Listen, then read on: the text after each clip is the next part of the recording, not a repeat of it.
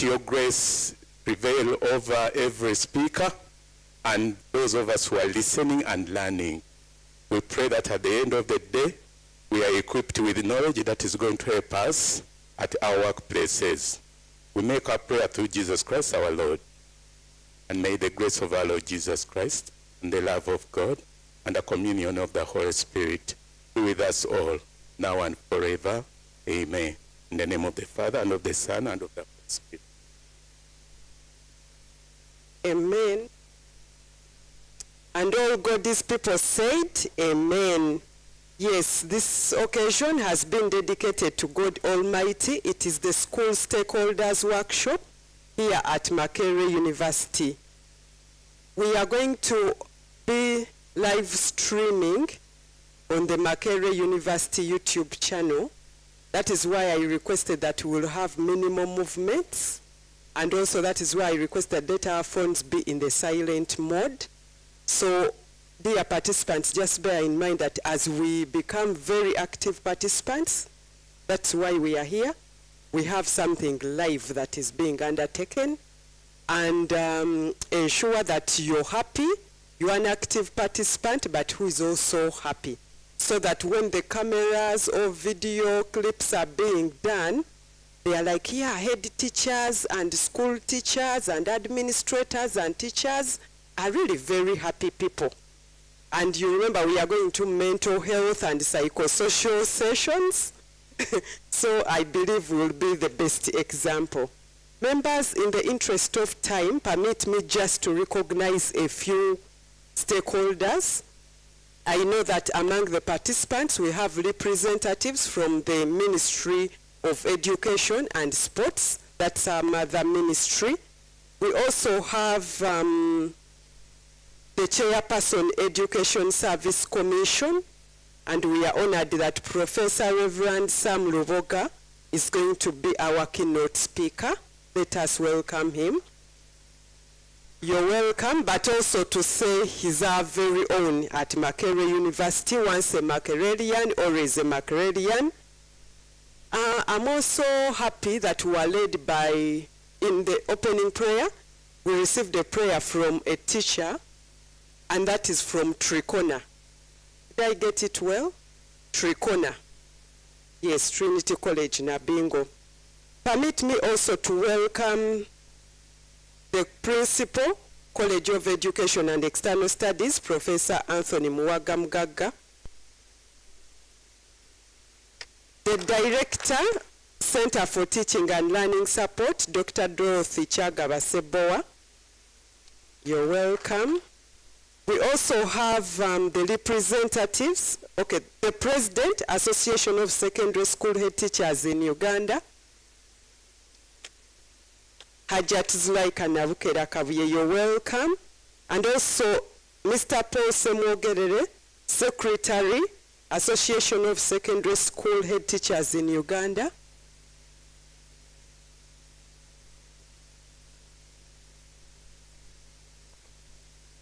Hey. Okay, I was given, okay, so sorry about that. Mr. Paul Serunjoji, right? Yes, you're welcome. That is the Secretary, Association of Secondary School Head Teachers in Uganda. We also have Brother Dr. Augustine Mugabo, the co-principal investigator and facilitator. Let us welcome him. And he has been very central in mobilizing for the school stakeholders workshop and ensuring that we are here. And then what this means is that we have head teachers, school administrators, teachers, and key stakeholders within the education sector at the pre-primary, primary, and secondary level, right? That is what I was given to describe the composition of our participants. Once again, our theme is strengthening school stakeholders' capacity to address students' mental health and psychosocial challenges. In a very special way, we are also honored to have Dr. Nsubuga Henry, the Director, Makerere University Counseling and Guidance Center. I'll be recognizing the rest of the stakeholders as the conference goes on. So permit me to welcome Dr. Anne Ampaire, Principal Investigator and Lead Organizer, to address us. Welcome.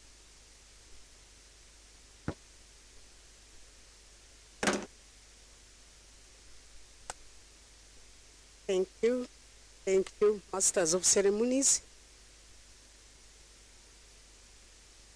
Good morning, ladies and gentlemen.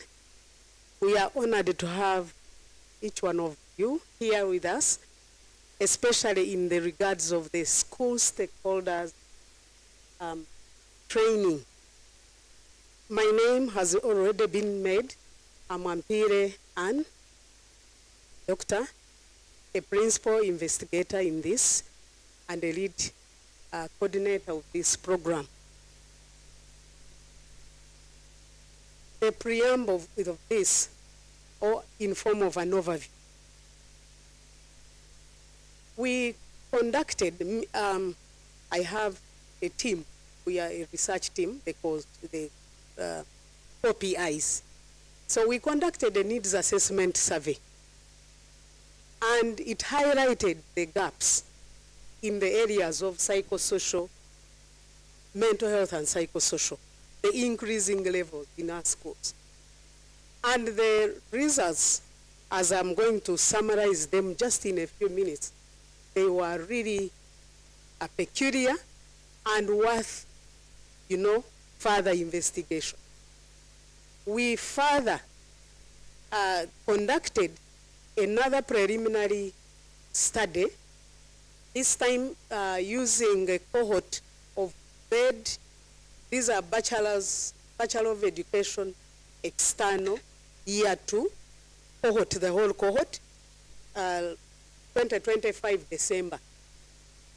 It also re-echoed or beefed up the findings that we got. And from that background, that's where this great need came in. Because we realized that from their responses, there was that yearning and a big gap in our school and across the education levels, right from the pre-primary, primary, secondary school, and higher institutions. But this training, it is for the other levels, pre-primary, primary, and secondary education.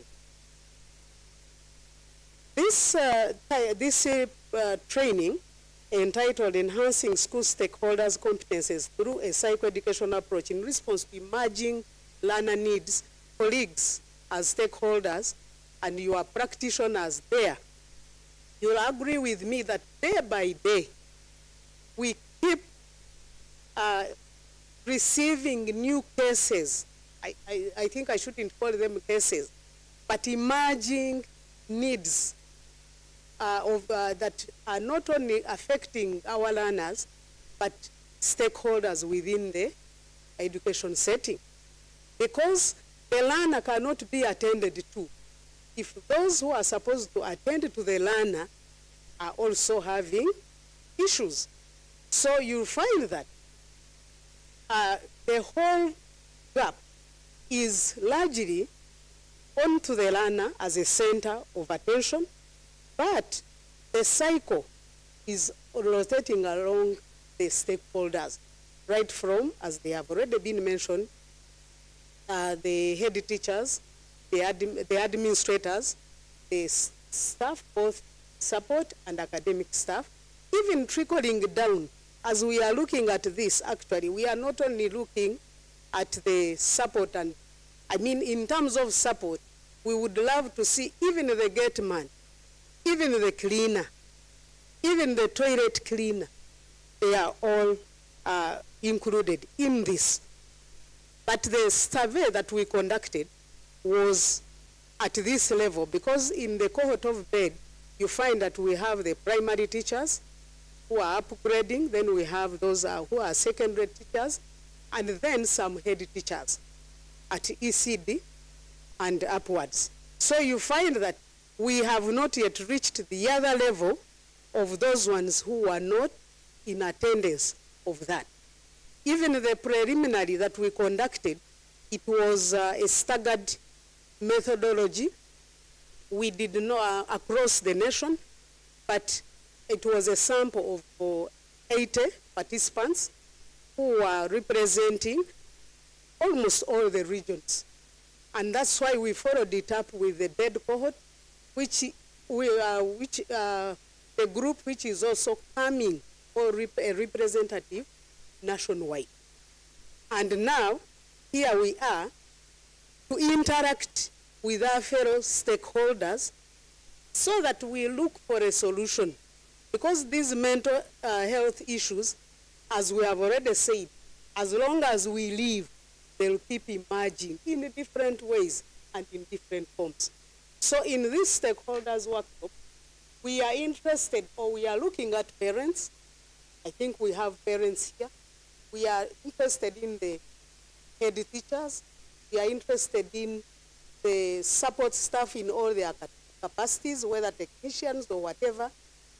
And together we can forge a way forward if we are going to look at this.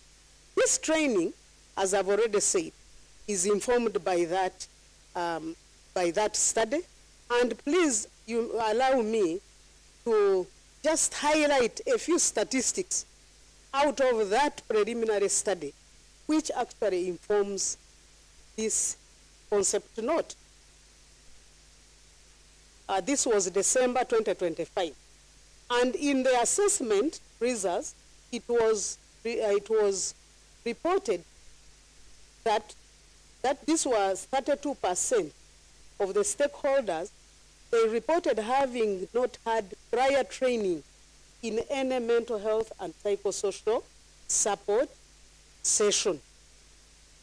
68% they agreed that they had had trainings, but quickly they noted that those trainings were limited to peer support group trainings in school. That is good in a way, but they were quick. And highlighting that, it implies that still they were feeling that there is need and a gap in that. Now, what does that imply? It implies that together we need a comprehensive, structured capacity development program that is going to help us address those issues. In practice, stakeholders reported in those two assessments that there were the challenges, a number of challenges that they were facing in school, as I'm going to highlight. Particularly in guidance and counseling, 55%, they said they needed further skilling and training enhancement in that area, followed by peer support processes. To them, they felt that in the school setting, yes, there are mechanisms, but they needed further enhancement. And then when it came to referral and partnership systems, these were 16%, which is also not a small number, that they needed that. What does it imply?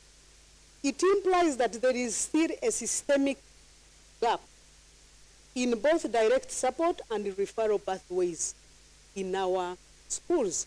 I'm glad head teachers are here, and other stakeholders in respective capacities. Then, while 55% of respondents indicated the existence of some support structures within the school, now here, you listen to it. A considerable proportion remained uncertain. On that question, they were saying not sure, and yet they are part of the system. They remained uncertain, suggesting inconsistencies in the implementation, awareness, and functionality of the systems that are speaking particularly to mental health issues in a school setting. Now, ladies and gentlemen, there was another item which gave birth to this training or this write-up. We gave them a number of, we highlighted about 12, there were 12 to 18 section areas for the teachers and stakeholders to highlight the areas if they were to get training where they would want, you know, the training to be. And this was one of them, which the mental health, literacy, and psychosocial support services emerged highest. Then there were issues of bullying and violence in school. There were issues of lack of safe spaces for self-expression.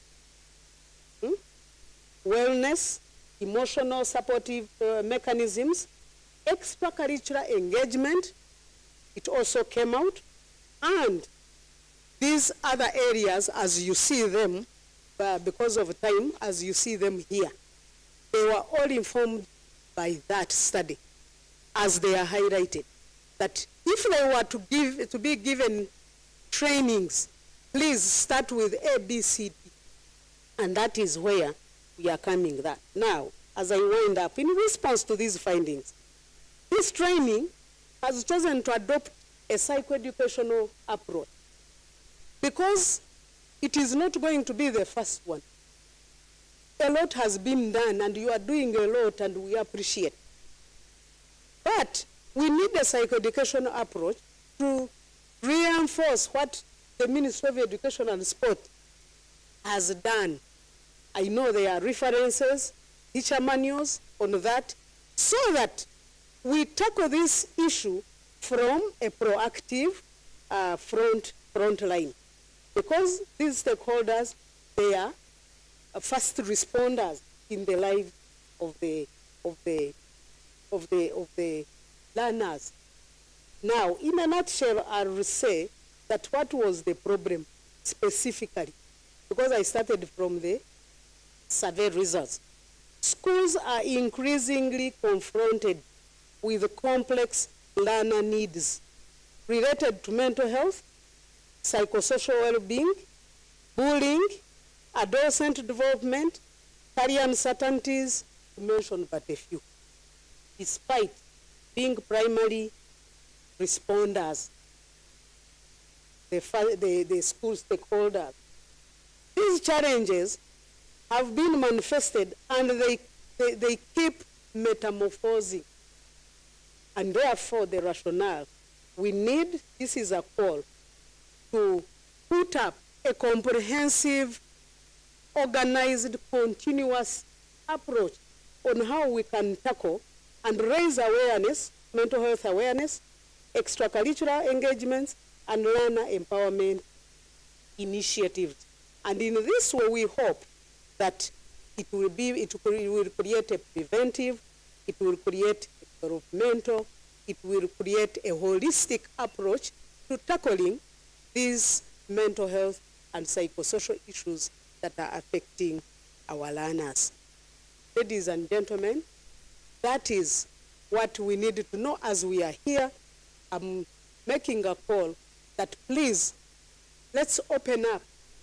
Let's put our heads together so that we see how we can get that model, that approach that can be proactive and help us, because we are tired of losing our young ones.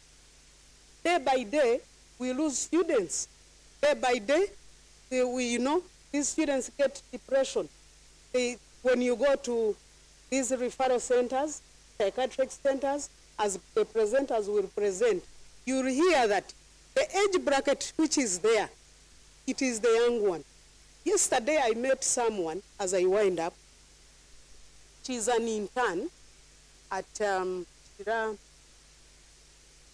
Chief Magistrate something.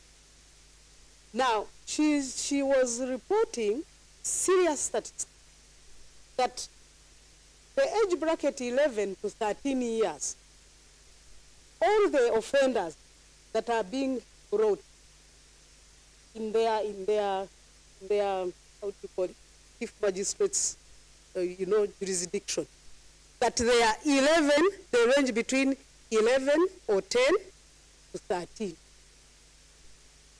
You see? And that is a big population. When I told her about this, she said, yes, this is timely. Some have dropped out from school, some have refused to go back to school, and every day. And because she's having a counseling psychology background, she was saying you cannot put these minors in jail. You need to take them into corrective center. So, members, let's open up and see how we can arrest or maybe help in this area so that we can prepare the future generation. Thank you.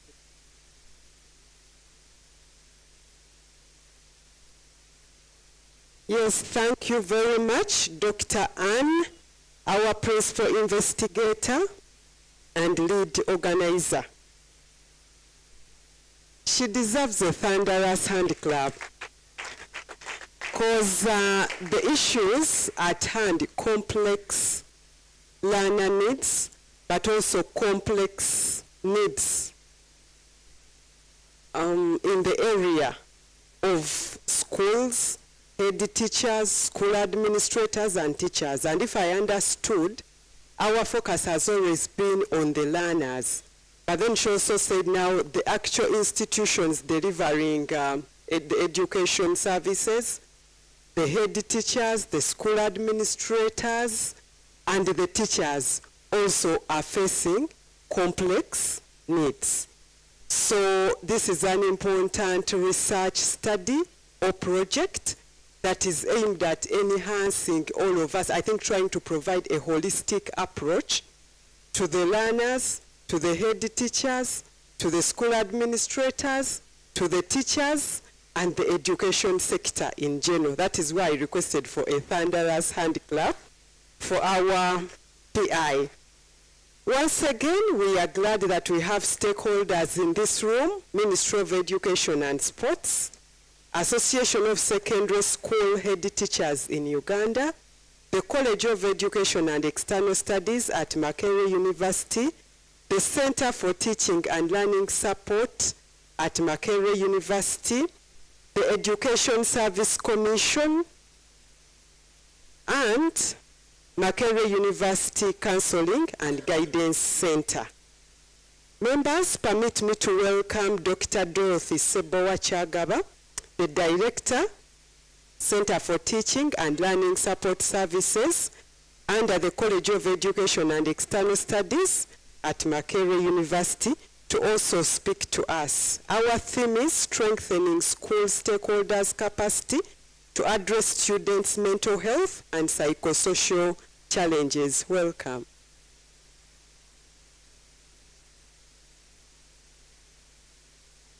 Thank you very much. The guest of honor, Professor Reverend Sam Luboga, the Deputy Vice Chancellor Academic Affairs, Professor Sarah Sally, who is represented by the Principal, College of Education and External Studies, Professor Anthony Mugaga, the Director, Makerere University Guidance and Counseling Center, Dr. Henry Subuga, the lead organizer of the Stakeholders Workshop, Dr. Anne Ampaire, dear facilitators of the workshop, our distinguished participants who are stakeholders at primary, pre-primary, and secondary levels. Ladies and gentlemen, a very good morning to you all. It is my pleasure to warmly welcome you to the School Stakeholders Workshop under the theme, Enhancing School Stakeholders' Competences through a psycho-educational approach in response to emerging learner issues in schools, primary, pre-primary, and secondary. That is hosted by the College of Education and External Studies, Center for Teaching and Learning Support. My name is Dorothy Sebowa-Kyagaba, and I'm the Director for the Center for Teaching and Learning Support. I wish to begin by acknowledging, allow me first to convey my appreciation to the guest of honor, Professor Reverend Sam Luboga, the Chairperson, Education Service Commission, for accepting our invitation. Deserves a hand clap. Thank you so much for providing leadership and support in education in this country. I would also like to sincerely appreciate the Deputy Vice Chancellor, Academic Affairs, who is represented by the Principal, College of Education and External Studies, for creating a supportive environment through research entities and centers that facilitate innovative teaching, learning, and strategic partnership. I would deeply appreciate the Principal, College of Education and External Studies, for his visionary leadership that fosters innovative teaching and research. I particularly thank you, sir, for your dedicated support to the Center for Teaching and Learning Support, and indeed steering us as we build for the future. I think it deserves a hand. Thank you so much. I'd also like to acknowledge the key people who have been instrumental in organizing and supporting this workshop. Our PI, who has been here, Dr. Anna Mpire, who is also the lead organizer of this workshop. We'd like to thank you so much for linking the university to the community. Thank you so much for leading us to the community, and above all, the thought of building stakeholders' capacities and competences in addressing learners' challenges in mental health and among others. We'd also like to acknowledge Dr. Timothy Tebenkana. Would stand up so you can wave to you. Thank you so much for offering insightful advice towards the success of this event and sharing your lived experience in the competence-based curriculum. Would like to appreciate Dr. Henry Nsubuga, Makerere University Guidance and Counseling Center. Thank you so much for accepting our invitation, and your presence here means a lot as Makerere University. To our expert facilitators, Brother Dr. Augustine Mugabo, we can't thank you so much enough for being here with us and for gracing this occasion. Thank you so much. To Dr. Naomi Namanya, you can wave. Thank you so much for working so hard to make sure that this workshop becomes a success. Dr. Wilbur Karugahere, yes, thank you so much for giving back to community and by sharing your knowledge and psychoeducational intervention on a timely and pertinent issue of mental health that affects learners in our schools. I think the PI has greatly emphasized how this activity is very, very pertinent and timely, and as stakeholders, we should be able to address it. To the CIS communication team, led by Madame Rita Namisango, maybe she could wave again, who is also our MC today. We can't thank you enough for your insightful advice, for creating time off to be with us today, and above all, publicizing the school stakeholders workshop. I'm sure you've heard that it's being screened everywhere. So we thank you so much, Madam Rita. And to the Secretariat and CTL Administrator, we thank you so much for making this event a success. To our dear participants, the school stakeholders present, I thank you for making time to attend this important event. Your presence here demonstrates a commitment to strengthen the collective effort to support learners' well-being and responsible stewardship. Thank you so much for coming to Makerere University, and we welcome you so much. Thank you so much, members. Let's give ourselves a hand clap. I'll briefly talk about the Center for Teaching and Learning Support. Is an arm of the College of Education and External Studies that is dedicated to innovating and supporting teaching and learning through facilitating learner-centered, activity-based and pedagogic processes at Makerere University and beyond. Our mission is to encourage and support effective learner-centered and scholarly teaching practices. And it's against this background that the center offers community and outreach services to educational institutions and school communities and the general public, and offers certificate courses that can be undertaken physically, online, and in the blended mode.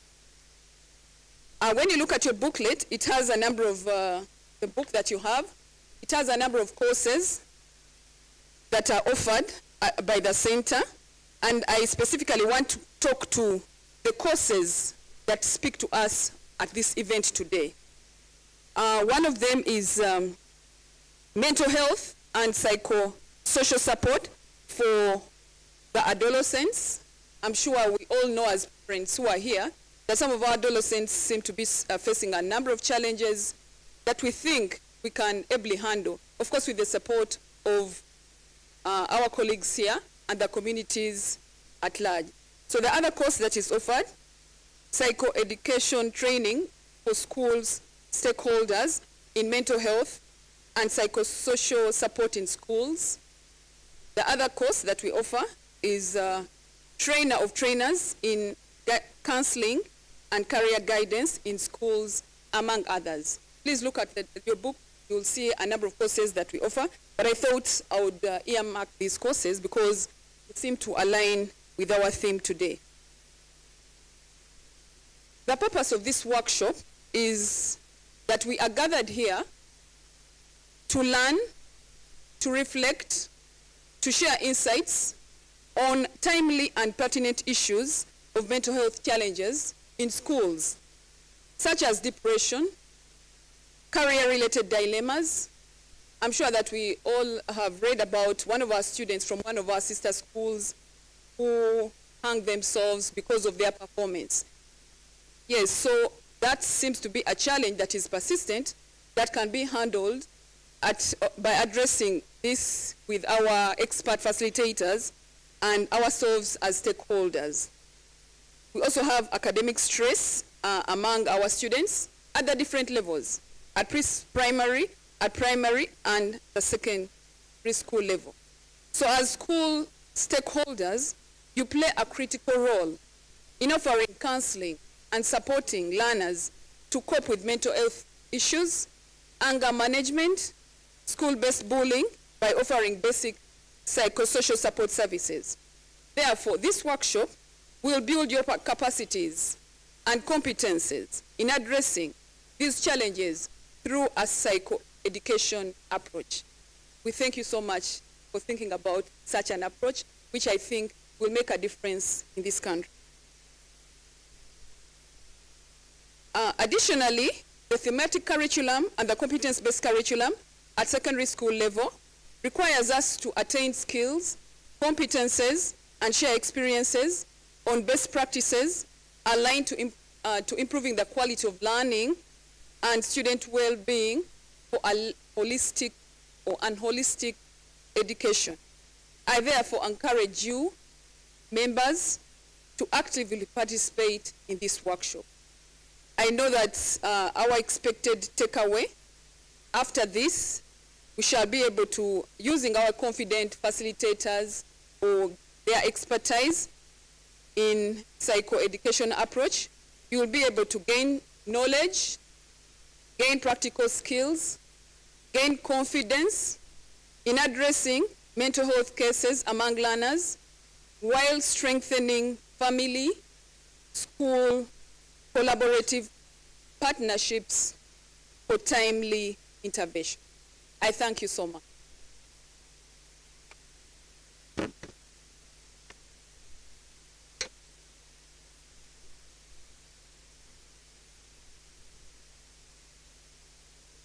I'm glad that the Director, Center for Teaching and Learning Support, Dr. Dorothy Sebowa-Kyagaba, acknowledged most of our partners and stakeholders.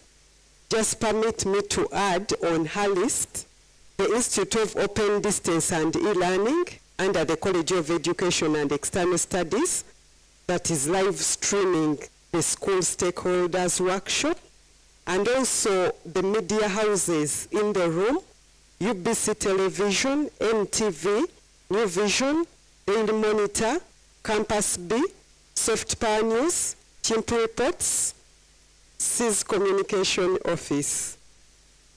I'm really honored to invite the principal of the College of Education and External Studies, Professor Anthony Mugaga. In this particular workshop,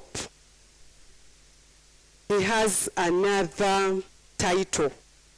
He's also the person representing the first Deputy Vice Chancellor, that is Deputy Vice Chancellor Academic Affairs of Makerere University, Professor Sarah Sali.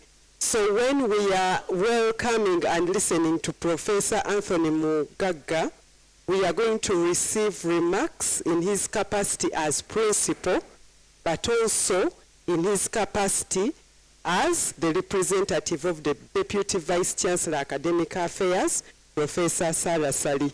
You're welcome. It is a blessing to have those dual roles like this. Thank you. Someone amused me. I'm not a scholar of literature, but it is in Chinua Achebe's Things Fall Apart where he said, when a child washes his hands, can dine with kings. Probably I washed my hands and I can have the dual roles. A very good morning, colleagues. I do welcome you all to this very great occasion. Our chief guest, Professor Vogo, the chairperson of, we used to call it ASH. We don't finish it, we just say ASH, with the intention of annoying the association,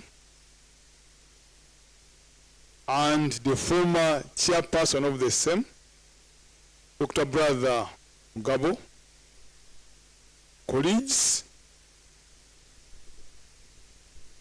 and the organizers of this training or engagement. I do welcome you all. And I do accord you your respective honors. I am Anthony Mugaga, Principal, College of Education and External Studies. I think it is the oldest teacher training facility in East Africa and Central. Been in existence since 1922, I suspect. And I think we produce the biggest number of teacher graduates every year. This year we threw out 3,000. And mark my word, throughout.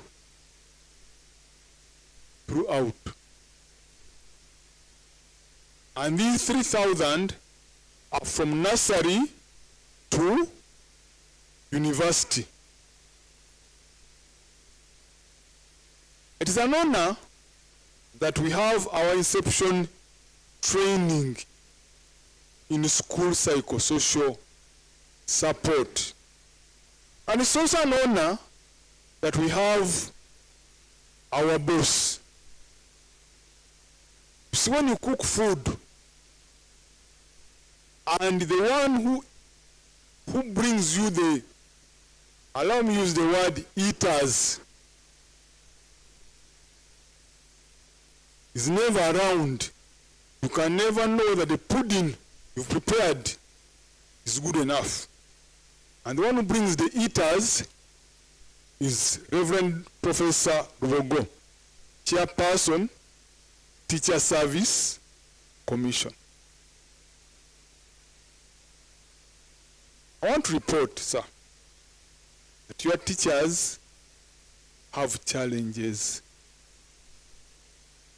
Head teachers, I want to report to you, Madam and Sirs, I know that is English, your students have challenges. Head teachers, I want to report to you that your teachers have challenges. And among you who are parents, I want to report to you that your children have challenges. Not economic challenges, but psychosocial challenges. Children are depressed, as they have noted. This very week, it was reported that a teacher of Mengo SS committed suicide because she had a student committed suicide because she had got 19 out of 20. And yet she expected to get 20. That is amazing. That one gets 19, which is AA, B, and dies because her friends are laughing at her because she had promised to get 20 over 20. Last year, a male teacher hanged himself, thinking Hoima of Fort Portal, because he was transferred and had nowhere to take his family. So the solution was to kill himself. Again last year, a teacher, I think in Wero side, killed herself and her children because her husband annoyed her. In 2023, a child killed herself again because she had failed P7. Again, in the just concluded results, we saw on newspaper, Bukede, a man who donated a border to his son because the son got 5 points. These are not normal things. Yesterday, in Rudaka, a teacher was caught trying to rape a primary child, I think, a girl of senior to primary child in Rudaka. It means that teacher is losing her. I mean, his what? Job. Probably even the wife will do what? Run away. These are not normal things. Colleagues, you may allow me to use that word. Dr. Nsubuga, the director, I call him doctor because he has just finished his PhD. Though not yet graduated, but he has finished. So, in the study, prior to coming to Makerere, he was working at straight talk. It's straight talk? Straight talk. And straight talk did a study and found that we are having a salient number of our children born with HIV/AIDS.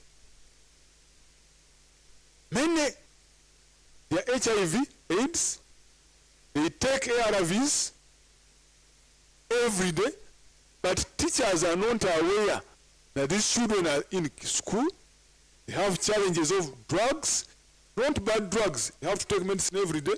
So when you see them dozing in class, you beat them because you think they are irresponsible, not knowing that there are some underlying medical and psychosocial challenges. Some teachers come to school with swollen eyes. They've been beaten by their what? Husbands, because the husband wanted sex, but the poor teacher was marking what? Papers. And yet the man wanted what? Sex. A teacher fails to deliver end of month results in time, and you dismiss or suspend him or her, not knowing there are other issues. Students fail in school and you dismiss them. I'll give you a very, very good example. I have a daughter, and this is a true story. I have a daughter, my firstborn. She was at Uganda Matters in Namugongo. She failed to cope completely. Failed completely. Senior 1, Senior 2, Senior 3 said, "Dad, change me." And in a Senior 3, I got a stroke. So the worsening cancer added on a stroke. She told the mother, change me, I can't. The teachers only pick those who put up their hands and who are smart. Then one teacher told her, I'll send Luganda and then I'll translate. Neddala mwana gwe oli mwana wa professor. Ng'oli musiru nnyo. But really you girl, are you a daughter of a professor? How come you are too stupid? That was, and this was their class teacher and a math teacher. She went down. Eventually in senior 4, pre-registration, they advised we take her somewhere else. I was very bitter. But remember, she had warned me. So I took her to some school at Charlotte called St. Jonah. She sat and got a 43. 43, you are head teachers. Would you admit such a student in your senior 5? Would you, madam, the one who was in Absusa, would you? 43, no. So I told her mother, let us take this girl to maybe Nancy, some PTC. The mother said, no, let us give her a second chance. That time I was sick. I was really sick. I suffered a stroke. Was not okay. The mother took her to Nagalama St. Joseph. And by God's grace, Madame Nsubuga, Agnes, accepted her. And it's a true story. My daughter, Maria Helen and Namaz Vesasila, took her to Nagalama. I'm mentioning the names of schools so that you can cross-check. Because we don't need to hide if you are ready to help this student.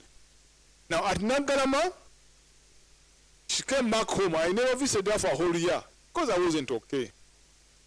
She came back and told me, Dad, I found teachers. Sinkanya Basomesa. Said, what do you mean? That these teachers call me by name in class. They know me. Even the mistress looks after the weak ones. My teacher, Mr. Kutosi, always looks for me and says, Maria, why are you dozing? To cut the story short, she moved. In senior 6, she got AAB. She's at Chambogo on government doing art and design, industrial art and design. Meaning the teachers who knew her problem, who were able to call her by name, played a big role in raising her esteem, while the other one killed her esteem. It's the purpose of this training that we as teachers can destroy or we can build. She's very okay now, very bright.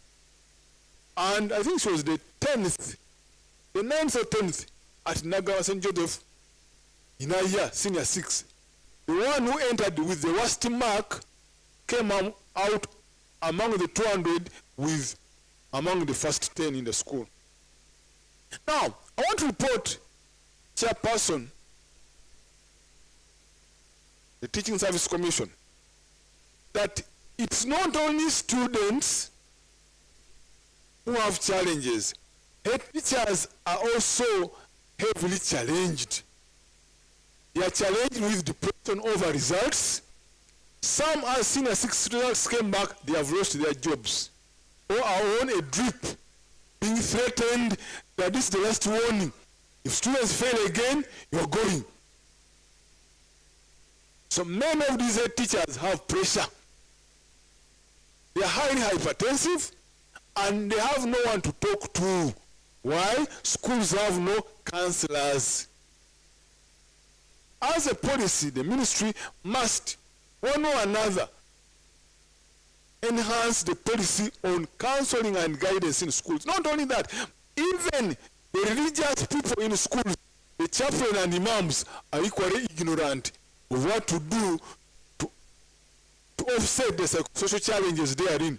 Apart from saying duas and masses and prayers, they don't know that once in a while you need to go to these teachers and talk to them. How is home? How is your wife? How are your children? Have they all gone back to school? How many of you head teachers ever sit down and ask teachers, have all your children gone back to school? You talk that you have a child in primary, in P7, has he got where to go? When you see teachers, you think that they come to you to ask for money. No. Teachers do not need money only. They need people to do what? To talk to. Many of us, when we enter administration jobs, we are novices. We don't know. My colleagues here can tell you. When I became principal of the college, one of the largest colleges in Makerere, have 7,000 students and close to 300 staff. How many of you head teachers have 7,000 students in your school and 300 teachers? And very stubborn ones. I have very stubborn ones, stubborn lecturers, stubborn students. Within 1 month of my ascending to office, I had collapsed. One, I was taken to court over a student who had failed PhD and a lecturer. They took me to court. A case which occurred when I was not principal. I was taken to newspapers. Every day journalists would come around to ask me for interviews. And also had other issues. A stroke hit. But me, I was lucky. When you become principal, you become part of top university management, so you have access to all the best health facilities around. But how many of you are made teachers from your Namukaka school? You don't know what to do, and then there are loans left over by your predecessor. Your predecessor cheated in exams. Your name is calling you to the what? To the security something to go and talk, but your predecessor is not there. At the same time, the results have just come back. The bishop has sent you a list of 100 students to pick. State House has sent you another 100. Colleagues have sent you, and then you only have a sort of 200. But already the bishop sent, in Mengo sent, Kampala sent, where, and then you are there. And then there is that loan. The bank says, Mr. Headmaster, you've not paid. How many of us? These are the things which are bringing us today. To look at, they are not from Mars, they are within us. Not only that, as I wind up, when we talk of psychosocial support and challenges, we tend to think that they only occur to big people and students at O and A level. No. Primary and nursery children, OECD children, have bigger challenges. Children wake up at 4 in the morning and they sleep at midnight, doing homework or waiting for mommy to come back and daddy because there's a maid around. And after that, they move in a bus the whole morning. By the time they reach school, they are tired and they are being managed by a nursery teacher who is a senior 4 dropout, who has never gone to what? To school. He doesn't know how to manage children. Beats them because of dozing, not knowing that they slept late, woke up very early, they have been moving around, they are already tired. So how do we help each other to know these scenarios? And this is our program today. All of us have our experiences, have our challenges, which we have met. So now today, these experts, me I'm not an expert, I'm a professor of philosophy of education, not an expert, will give us some clues.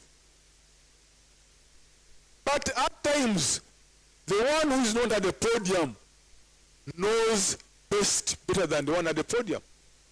Did you know that for us who watch Arsenal are better players than the players in the field? I want to wind up as a principal so that I give you what the Deputy Vice Chancellor told me to say. As a principal, I want to welcome you. I pray that today is not the first. And I want to thank one person in particular, Dr. Brother Augustine. when I was contacted by Dr. Ann, Dr. Namanya, Dr. Yose, I told them it is very hard to mobilize the teachers. And at the same time, there is someone who understands those things better, and that is Dr. Augustine Mugabo. So I gave them his number prior to even contacting him, and I told them that if you convince him, then he will attend and he will guide you on what to do. Because for us, we are academicians, there are many things we do not know. We talk a lot, but at times, practical things are, but for him, he combines academic and he has been at it. He knows teachers who have loans. He knows teachers who have impregnated 5 wives, 5 women, and one wife comes and says, I'm taking out the salary. No, one time, my dad was secondary school teacher as well. I taught with the Mr. Mukasa Simon, he's behind you there. Simon, we were with him from 1991 at Namugongo. 91, I went out to go and study to become a priest. Chased me, then I came back and I rejoined. So we were there. We had a colleague. Who, you know, all of us make mistakes. Went outside, and in one sitting, 3 girls came to Dr. Muyingo. That man made us pregnant, 3 of them. But he also had his official.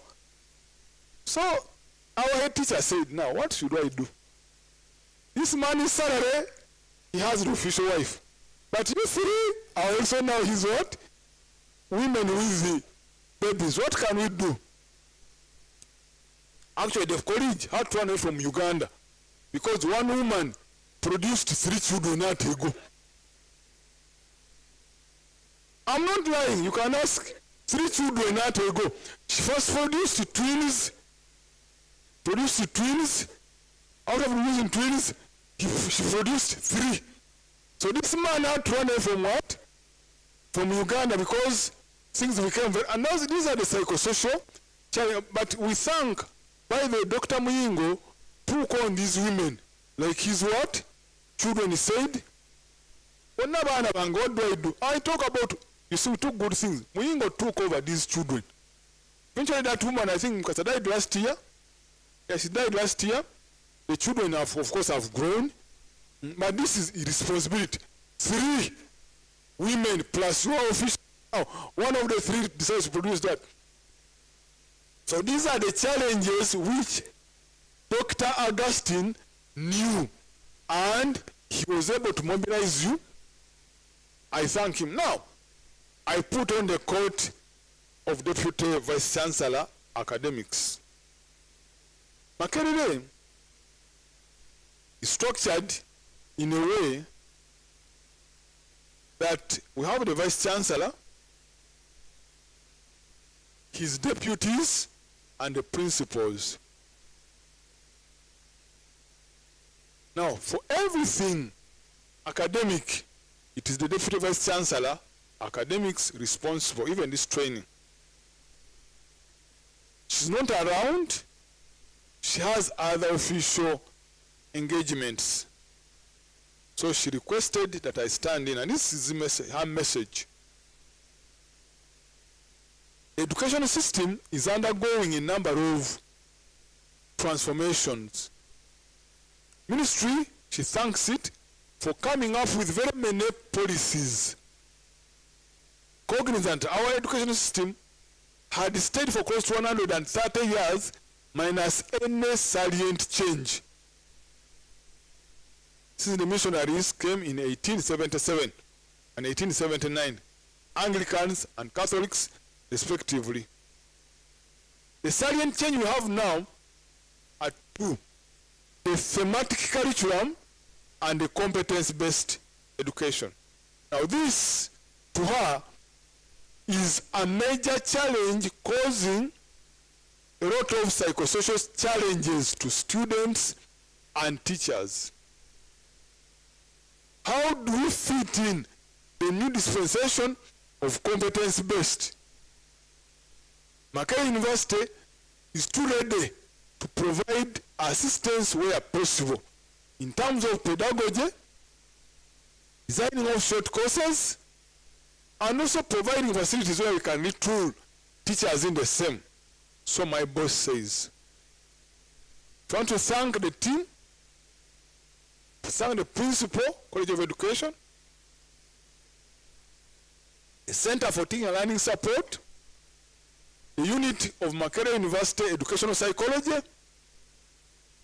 the coordinator, Distance Education, and the publicity of PRO of the college and that team for work very well done. She also welcomes our chief guest and says that she thanks the Teaching Service Commission for always considering Makerere University teachers. She says, please take more. That each time they interview them, the university is able to look at the list, how many are from Makerere, and indeed many are from Makerere. She also revealed that last week, National Council came to visit us and affirmed that we are doing some good work. Of course, there are challenges here and there, which she promises we shall rectify.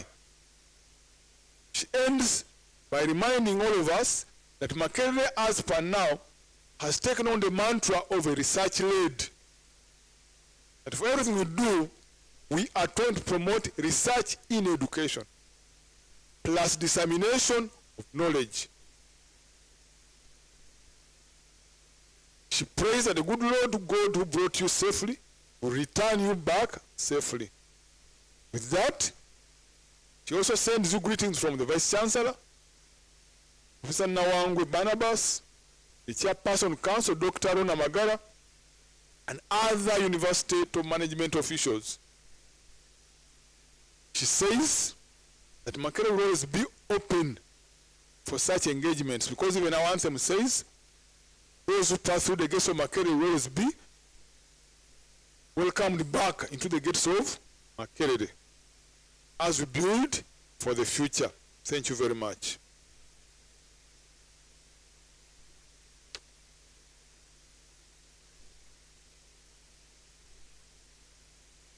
Yes, thank you very much, Professor Anthony Mugaga. He's a very good speaker. At least I took time to observe the audience, and everyone was active and keenly following whatever Professor Mugaga was stressing as the key points. The need to address mental health of the learners, the school administrators, and the people within the education sector. And I'm also glad that Professor Mugaga used personal experiences. You know, when you use the art of storytelling, it is easy to ensure that the audience follows what you're saying. I didn't know that Professor Mugaga, you had such a child, but for me, I'm glad and I'm grateful to God that they identified the right school, and I wish to testify that I'm also a product of that school. And I'm a proud product of St. Joseph's SS Nagalama. Now, in one of his highlights, Professor Mugaga has emphasized that the Ministry of Education and Sports, I wish to add on the Education Service Commission, which is represented, but also to invite upon to call upon the school head teachers. The issue where he said schools should enhance the counseling policy. Yes? So I know we are going to listen to different presentations, but let's note that and see from this gathering, how do we enhance this request schools should enhance the counseling policy. And I wish to say that it might be difficult if, for example, let me use the school, Trinity College in Abingo, if they set up a counseling unit. It might be hard for the teachers in that very school to work and go for counseling services in the very unit because there are privacy issues, confidentiality and all that. But I would like to remind you that if you find yourself in such a situation, we have a right place, Makerere University Counseling and Guidance Center. We have Dr. Henry Nsubuga. I'm glad he will be speaking to us. You could create some time and also utilize that space. Members, we are going to listen to our keynote speaker. We also have sessions on mental health literacy and self-care, school community referral and support systems, mental health and counseling, lived experiences in schools. I'm glad there is a word, lived experiences in schools, career pathways and self-management, crisis and anger management. Now, crisis and anger management, members, it is very central to all of us, right? Because we always have things challenging us, challenges from home, family, challenges from friends, challenges from learners. So crisis and anger management, managing bullying and school-based violence, basic psychosocial support services. After, we'll have action planning, session evaluation, way forward, award of certificates, group photos, and departure at leisure. That is why we are here. So I felt the best person who was going to introduce to us and welcome our keynote speaker was going to be Professor Anthony Mugaga, but permit me, I know Broad Dr. Augustine Mugabe is always prepared. He could use 2 minutes to introduce to us our keynote speaker and welcome him to deliver the keynote speech to us. Thank you.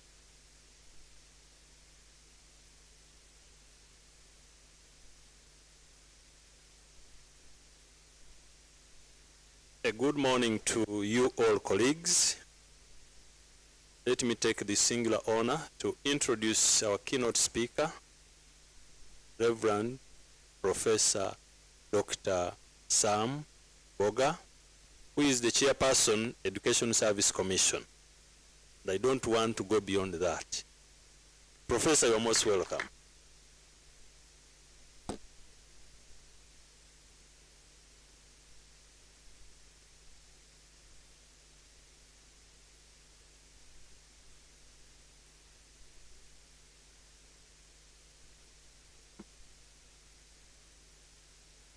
Good morning.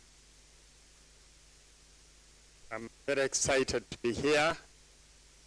I whispered to Brother Mugabe to just say my name, and he obliged. Thank you very much. I'd like to start by introducing myself slowly. My names are Reverend Professor Dr. Samuel Abimeleki Ruboga. Ruboga ends with A, not with O. And I'm chairperson of the Education Service Commission. This is very important to stress that this commission was once called Teaching Service Commission, but that ended in 1995. How many years ago?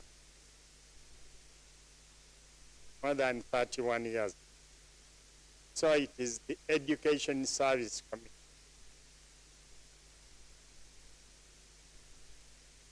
The principal excited us a lot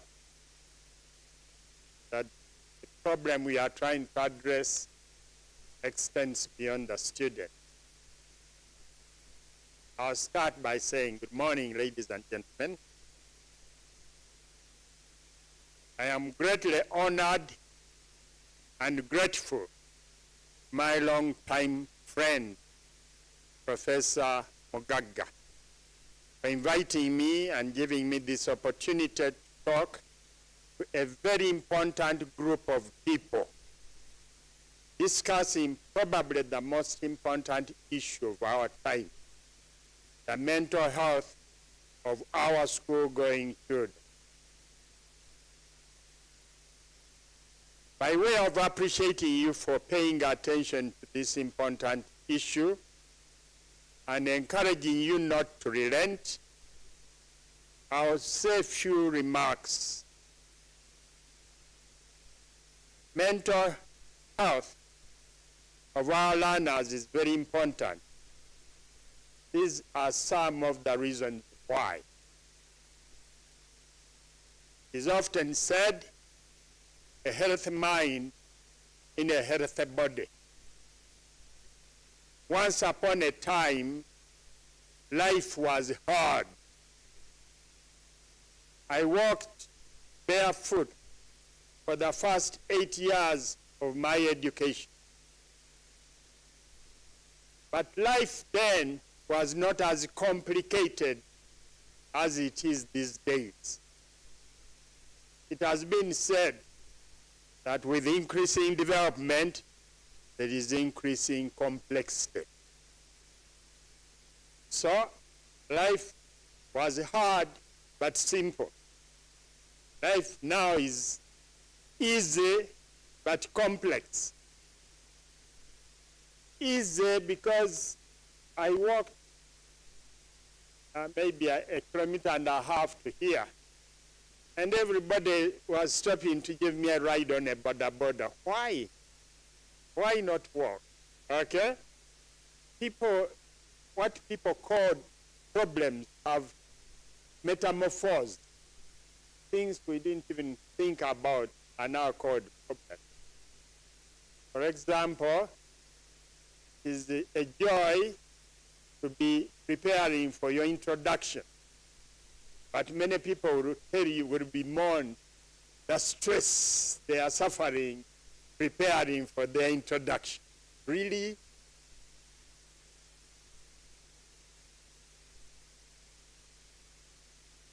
In addition to academic pressures these days, students these days are faced with multiple challenges, such as complex families.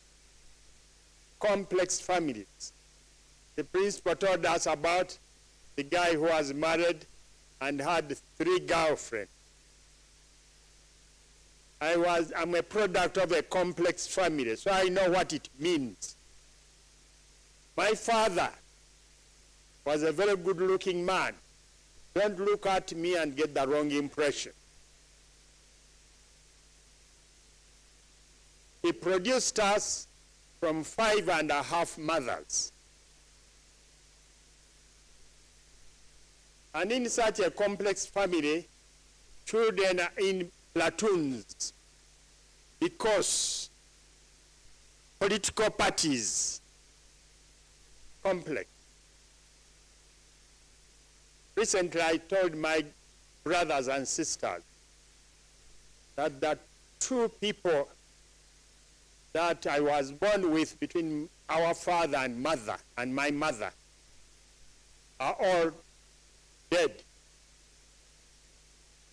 All the 5.5 mothers are all dead. And that person they used to rival for is dead. I have no other except you. If you want to continue the rivalries of long ago, continue, but me, I have no such option. Another issue facing our students is father and mother wounds, absent or as good as absent. I was born a long time ago, but I did not think I would live long enough to see ng'omusajja anoba. Men are running away from their family. I was told, and I don't know whether it is true, that difficult times produce strong men. And strong men produce easier times. And the easier times we are experiencing now produce weak men. Men have so weakened that some of them even fear to befriend girls. They are unmarried, not because there are no women, but because they fear. So I have once addressed fathers and told them to take time to educate their children about how to befriend girls. Mubayigiriza okukwana. And the father said, how can? I said, mujewe ekyejo, you know how to do it, and your children don't, teach them. These easy times are producing weak men. And I assure you, weak men are producing the difficult times we are here to discuss. Poverty and deprivation, shortage of everything, including food. I remember when I was a young child being reprimanded for something called okwebuguya. Okwebuguya means eating everything else which is not characterized as food, and therefore not leaving enough room for the real food. In our times, there was an abundance of both. My father was an agricultural officer, and his farm was a demonstration farm. And his banana bunches were this high. And he was the first one to sell a banana bunch for 1 shilling. There was so much food. We had enough michunga trees, so that although we are many children, 18 of us, each one had his own. And now there is a shortage of everything, including food. Social media, fear of missing out, which is also called FOMO, and the pressure to keep up with the Joneses. Everyone wants to acquire the car that everyone else has got. And in fact, a parking lot with posh cars has been characterized as the alternative curriculum. The curriculum you are teaching by is not what is motivating the children to study. It is that curriculum of cars parked outside. Availability of and pressure to try out alcohol and other addictive substances, due to a misconception that happiness is a commodity that you only need to buy and consume. Bullying, physically and online, and corporal punishment still persists, despite our claims to be civilized. We claim we are civilized, but we are still using corporal punishment. Recently, we celebrated 50 years in marriage with my dear wife. She couldn't come with me. You would have enjoyed seeing her because she's a veteran teacher. But our children stood up and said, we never beat them. But when you annoyed that man's wife, you wish he could beat you rather than talk to you. So there are alternative ways of discipline. Gender-based violence, especially in the form of sexual harassment and molestation, is still widespread. Teenage pregnancy and child motherhood are stealing our children's youth and are leaving lifelong mental and physical disability. The anxiety and depression generated by these and other factors are not only negatively impacting the academic performance of our school-going children, thus reducing the return on our genetic and material investment in them, but they are also imposing a great mental and physical health burden on them, and even contributing to the growing number of suicides among our children. We have indeed a mental health crisis on our hands.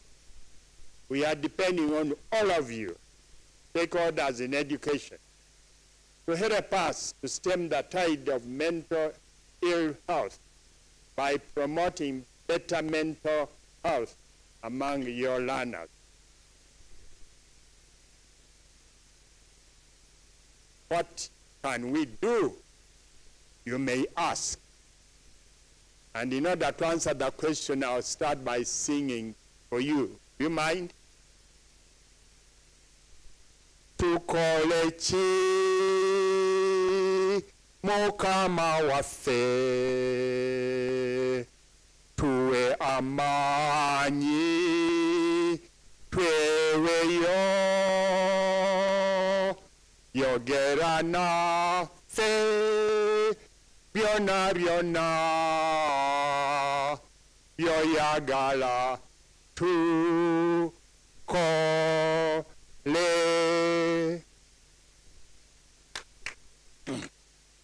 So, we should pay attention.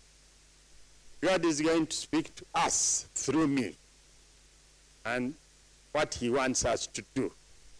The following are a few tips to help you recognize and appropriately respond to the mental health challenges and needs of your students. 1, know the warning signs. Warning signs include withdrawal from social interactions, persistent sadness, irritability, not concentrating on classwork, absenteeism from school, and declining academic performance. One day, I was invited to talk to Chambogo demonstration school-based student who was declining in performance. And the teachers were worried for him, and they invited me to talk to him.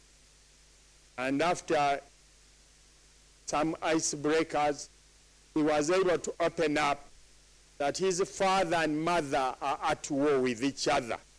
And this is keeping him awake at night and unable to concentrate in school during the day.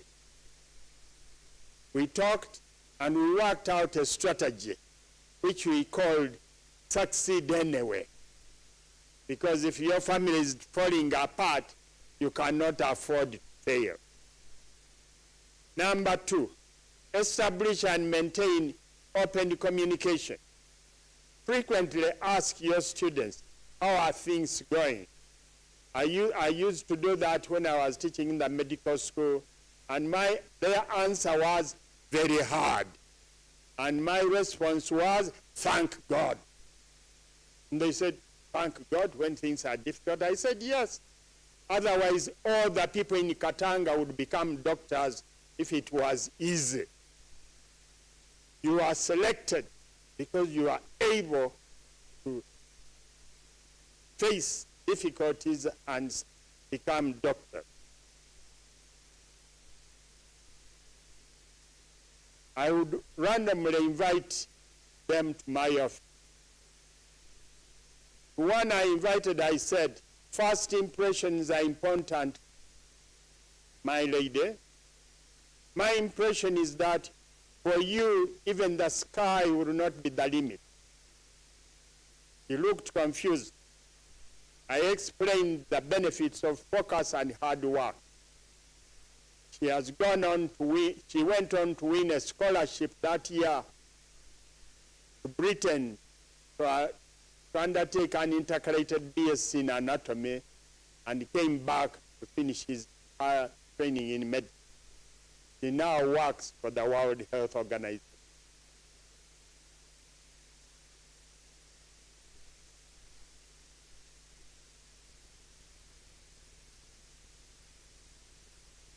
Another, I would seek help with a made-up problem and impress the student that he alone was the person who could help me.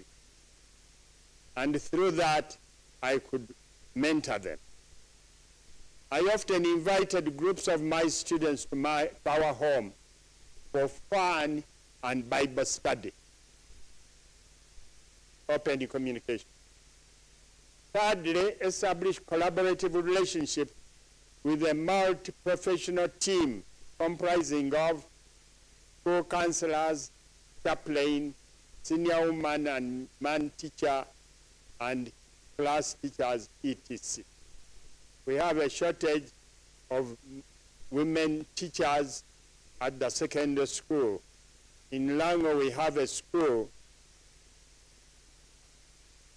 a girls' school with only male teachers, and the senior woman teacher is a man. Number 5, protect yourself from temptation. Your students are young, your students are attractive, but your students are vulnerable. You are to them a parent, and they are to you your children. As in Exodus 2, verse 9, their parents and God are saying to you, take this baby and raise him for me, and I will pay you. God will reward you greatly if you do that. Make sure you avoid all appearances of evil. For example, if you are not a corrupt teacher, why do you look like one?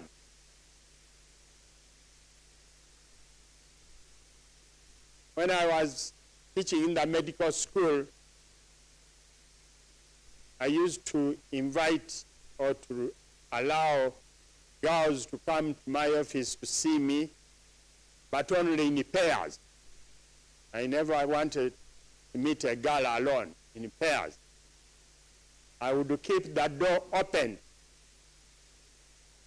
and I sat behind a huge table separating me from the student. Protect yourself from temptation. Set clear expectations and show interest in your student success. I used to administer a zero test when students joined the medical school. And I would draw a line across the performance list with a note that if your name is below the line, come and see me. And this student who came with high points into the medical school from none other but than King's College Buddo, who felt very self-esteemed. When I was talking to them about working hard, he was musing and looking outside. And I looked at him and said, how can you smile at such poor performance? That brought him back to attention. Many years later, I found myself in South Africa requiring a surgical operation. And he found out I was in South Africa, and he came to care for me. After the operation, he took me to his home and told me about that day. That when you were talking to us, I knew I was bright. I knew this was not a trend, and I knew I would pick up and succeed. I didn't think it was very important to talk to us. But that talk, up to the time of graduation, no other teacher had shown interest in how well I perform. So show interest in the performance of your student. Lead by example. When I was a teacher, I used to start my lectures at 8. Not 1 minute before and not 1 minute after, at 8. There was a clock in the lecture room, and I would arrive before, and I would wait for the second hand to hit the clock. At 10 minutes past the hour, I would lock the door so that nobody else entered the classroom. My explanation to my students was that if you had a heart attack, if your heart stopped, I had 3 minutes to resuscitate you. And if I failed to bring you back to life in 3 minutes, I must stop, because by that time your brain is cooked. I told them, since I'm preparing you to be doctors, and 3 minutes makes a difference between life and death, I'm not going to allow you to come in late. And they said, but it rained. To that I answered, it has been raining in Uganda for the last 600 million years. So if you haven't adapted to rain, you will never do it. I came with a raincoat and a hat and nice shoes, and even if it would rain, I would still be here on time. Make sure your students learn the why first before they learn the what. All efforts are pointless unless your students learn. If the students don't learn, you haven't done anything. Check understanding often and vary instructional strategies for different learners. There are no slow learners. I was appalled to find that in your schools there are streams according to how bright the students are. That is a travesty. You as a teacher, you should be embarrassed that you do that to our learners. Dr. Mugaga told us about what happened to her daughter. Let me tell you about what happened to another student. Was given a letter taken to her mother, and the letter said, your child is an imbecile, is not able to succeed to cope with the stand in this school. Take him to another school. And the mother didn't read the letter to the student, to the child, but kept the letter. And that the boy said, what the letter said, you are too bright for that school. Therefore, I have decided to put you in a special school. And this child went on to become a neurosurgeon of world class. And then his mother died. And when he was clearing up, that's when he saw the letter. This mother had hidden the letter of abuse that the teacher had written. May you never write such a letter about your students. There are no slow learners. Different learners use different styles to learn. Auditory learners learn by listening, therefore talk to them, tell them. Visual learners learn by seeing, show them, demonstrate to them. Logical learners learn by seeing the logic behind it all, explain to them. Tactical learners learn by doing, create opportunities for hands-on involvement. The competence-based curriculum encourages you to do that. Social learners learn best in groups, and so on. When students perform below your or their expectation, encourage them to consider the growth mindset, which is opposite to the fixed mindset. The fixed mindset states that there are people born bright, and I must declare that I'm not among them. But there are people who succeed if they work hard. They work hard and pray hard. You must do both. It's not good to just pray. I was counseling many committed Christians in the medical school, and I told them that if they failed, they brought disrepute to God, that people who are committed to him are committed to him because they are unable to succeed. So, pray, but while you work hard. Show your students how, not just how to read hard. I have seen some teachers encouraging their students to read hard. Reading hard is a waste of time. Show them how to study. There is a great difference. Study for success. Recognize and celebrate and reward achievement.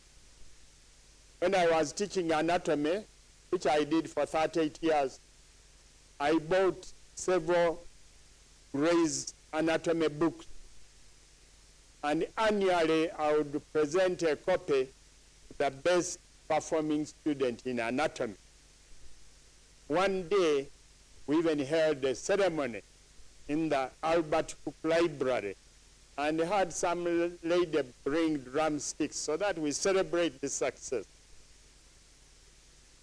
And while there, the mother of the winning student stood up with the father was also there, stood up with tears in her eyes and went to the front and hugged her daughter and repented and said, I almost aborted you. Now, the person who was almost aborted was winning the best anatomy student of the year. She went on to go to Cambridge, and I need to check what she has become now. So celebrate their achievement. Involve their parents and guardians in their learning. For example, you can bring them to the class to tell life-changing stories, and that will help the students as well. There is no limit to what you can do to promote mental health of your students. But I would like to suggest you should also consider encouraging physical health and fitness. I'm going to demonstrate to you an exercise which I have innovated, which is suitable for us as we grow old, because we are not growing younger. And it is a Soga word called okusononta, and it means running with small steps. And it is okusononta, okay? And you run, and then you run back, and then you run back. And if you do that, as I do for 41 minutes every day, and I cover 20 kilometers a day, it will help you as you grow old, not to grow old with grace. But also, if you are a student, it will help you saturate the blood so that your studies will not be compromised. If you are not sitting in wrong chairs, I would have asked you to stand up and practice the okusonon. Can you find out if you can? Here, practice with me. Okusonon. Okusonon. Kabale University has set up Okusononta Club, so you can follow suit. Okusononta.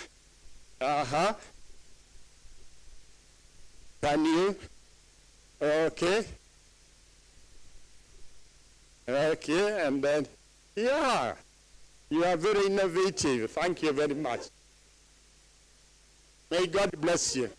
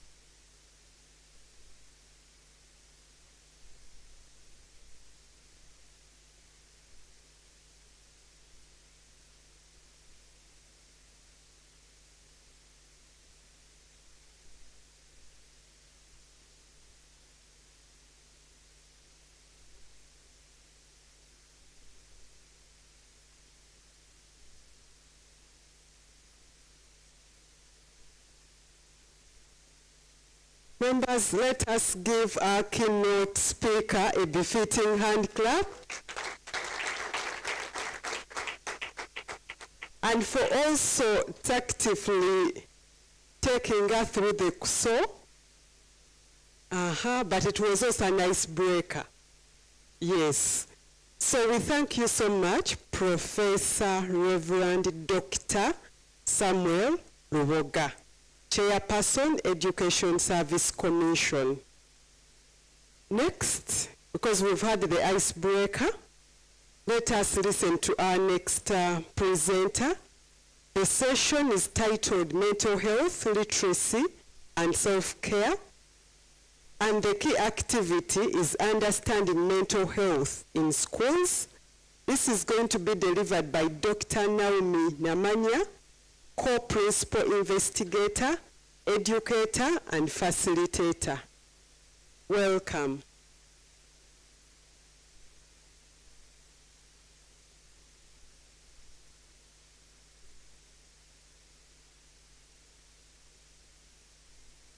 Wow. I've been requested to invite brother, I think bro means brother, Dr. Augustine Mugabo, the co-principal investigator and facilitator, to present first. I think after we've listened to his presentation, then it will build into the next presentation. That will be by Dr. Naomi Namanya. So, ladies and gentlemen in the room, we are going to listen to Brother Dr. Augustine Mugabo, co-principal investigator and facilitator. You're welcome. This is the school stakeholders workshop at Makerere University. Thank you.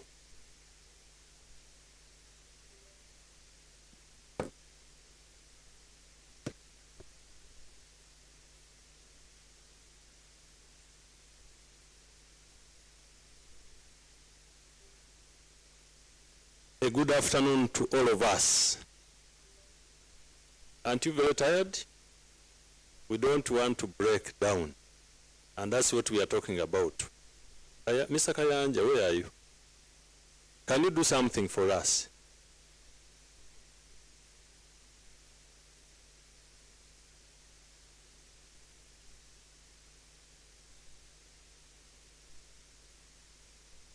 We want to be healthy, and whatever we do, we want to move on well.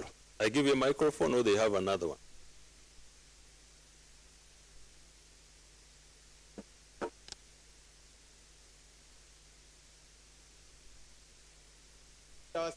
Of the song we sing in nursery school.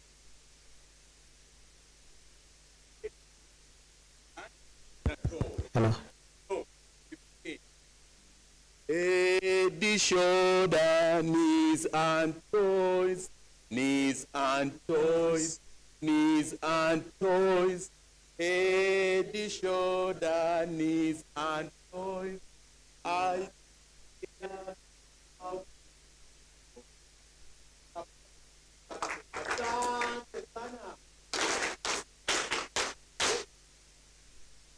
Thank you very much.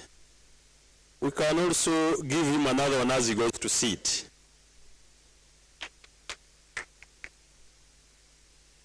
Our guest of honor, our principal, the directors who are here, allow me to welcome you to this engagement and an interactive one as we talk about what challenges each one of us in whatever we are doing.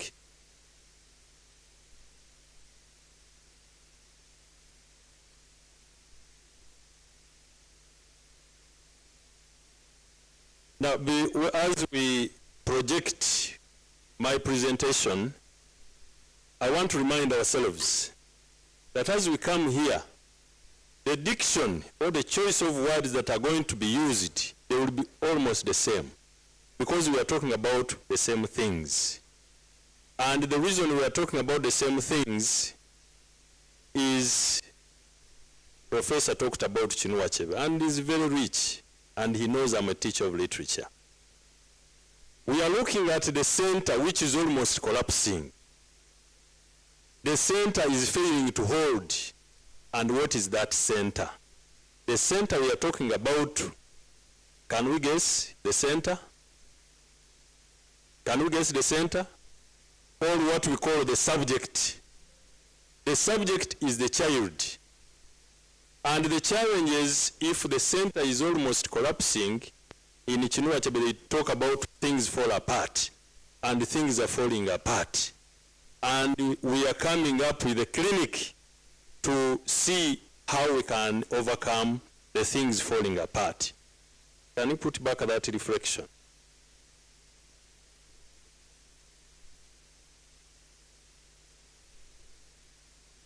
I need that reflection.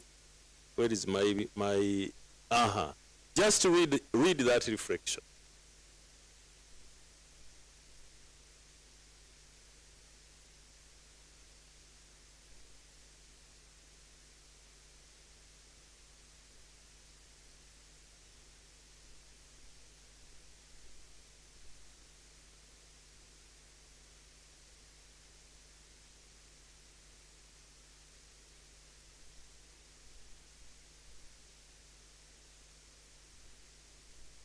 Are we through?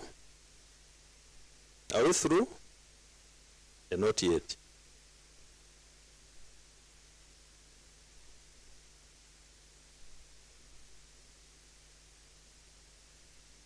I think we are now through.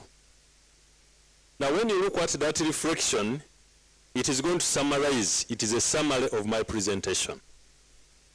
And when you look at the topic we are dealing with, strengthening referral pathways. And when I talk of referral pathways, I want us to simplify the terminologies we are using. The referral. And in this case, when I talk of the referral, you all know the hospitals. What is the lowest name of a hospital in your village? Health center what? So from health center 3, where do you go? 4, and after 4, hospital. Now, even in the hospitals, there are cases that must be referred. So let's understand it in that perspective. And we are talking of a psychoeducational approach to emerging learner well-being challenges. The learner well-being challenges are not new. So whatever I'm going to talk about is not new. But for many of us who go to church every Sunday, I think we read the same gospel that we listened to when we were young. Because we have, how many gospels do we have? There are 4. And we rotate. If now we are in the Lenten season, there are those readings that we take during this, and it is not the first Lenten season.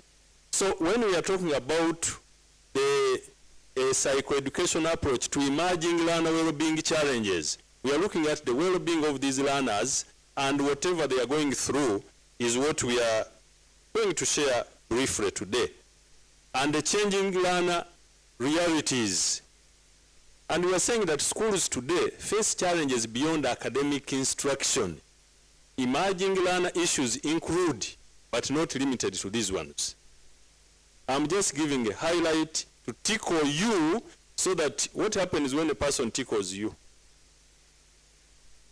Do you laugh or you jump?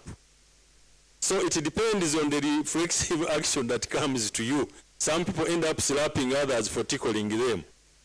But now we are saying emerging learner issues include academic pressure and examination stress. And you know what happens with these. But we are talking about all of these so that we can look at the referral. Where do we need the referral and what should we do? Anxiety and emotional distress. We are going to look at the results of all of these. Anxiety, you look at a child, you don't know what has happened to this child. The behavior challenges, you have talked about the delinquent behavior. And what happens to these children? In our schools and what have you, these issues do come. They are emerging issues, then the substance experimentation. Some of these children, when they are having challenges, they want to experiment. And what do they experiment? The substance, and you know the substance. A child says, now they are telling me not to sleep because of the above. I must learn to take some stuff that will keep me awake. And what happens when the child is kept awake? Increasing mental health concerns. I'm happy that in our presentations, you are going to deal with topics on these issues that we have seen. How are schools prepared to respond? When you look at all these things, how are we prepared to respond? And how do we respond? Uganda's examination-driven school culture. National examinations determine progression opportunities. So this is the culture we are talking about. And where shall we end? Strong parental and societal expectations. School rankings linked to performance. I want to thank Professor Mugaga. He mentioned all these things as if he had checked what I had prepared. Now, these rankings we are having, they are not affecting only children. They are affecting all of you, starting from head teachers. I want to thank Professor. It seems I'm not the only one who knows what is in the field. You also know. Because there are many who have lost their jobs. For you are talking about who are going to lose. They have lost. Because they were given a yellow card the other year. Now this year, they did not get the 20s. Now you can see the challenges that we are having. And the observation outcomes from these things we are talking about, learner stress and fear of failure. And what happens? When the child is stressed and fears failure, the issues are not the best. And when you go back to a reflection I gave you, you will definitely reported school incidents linked to distress. Is that new to any of us? Growing public concern about learner well-being. Now, whatever happens to a child does not end in isolation. It has an impact on the public, and the public is concerned. And this one is going to help us to move as we look at the referrals we want to engage. Now, the research report indicates rising emotional distress among learners. And among these issues, you have combinations. What happens to combinations? Everybody wants to do sciences. Suppose you are my child and for me, my DNA is arts. I tried to do biology because it was compulsory. And the results I got, I didn't get a 9, but nearer there. Now, if you want me also to do that, where am I going to end? Professor, I know you're a scientist, but you know the challenges. And is that affecting academic performance? Because we have centered only on that. Everything is academic, and we are leaving out the well-being of the child. And that is where things are falling apart. School environment factors influencing well-being. Now, you may have issues outside. When I was doing my research, I looked at the student support services outside the academic work. And I can tell you that I will disseminate the information I have that made me earn a PhD in Makerere.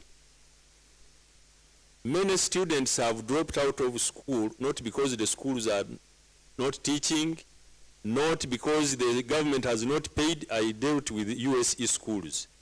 But why have they dropped out? There are so many factors outside the class that we have not paid attention to, and as a result, we are not the best. Learner well-being is now an education system issue. We should not separate the education system and we say it is outside the well-being. Because you need a child who is well catered for in order to study. And how often do we do that? Now, those of you who do, this is researched information and it is work in progress. When we talk of the problem, Despite the growing learner challenges, what do we have in schools?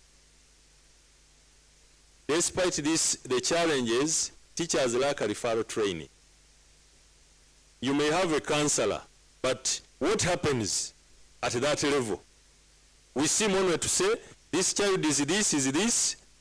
What is next? What do you normally do? What do you normally do? To expel. I am seeing the careers from Chitovu whom I left there, and I appointed him to do that, and he knows how I would grill him with those cases. This one we cannot manage. Okay? Counseling systems are limited, and sometimes even the people we deploy to work with these children, what type of people do you deploy to work as wardens and matrons? What type of people do you deploy?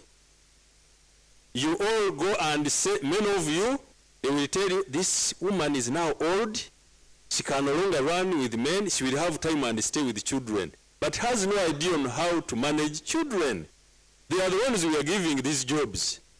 When I was still in Chitovu, there is no warden. Every warden who would apply would be a teacher. And I said there are many diploma holders who are teachers but not employed. So I would recruit those ones to work with these children. But we are seeing the nursery schools, we are seeing primary schools, the wardens, these people either have failed in academics, and we are saying, since she has reached her level of settlement, suppose you bring a person who has failed in his family. Do you know the reason is this person has failed in the family? And these are the ones you are bringing to take care of these children. And where are we ending? Because we are saying the counseling systems are limited. Collaboration with professionals is weak.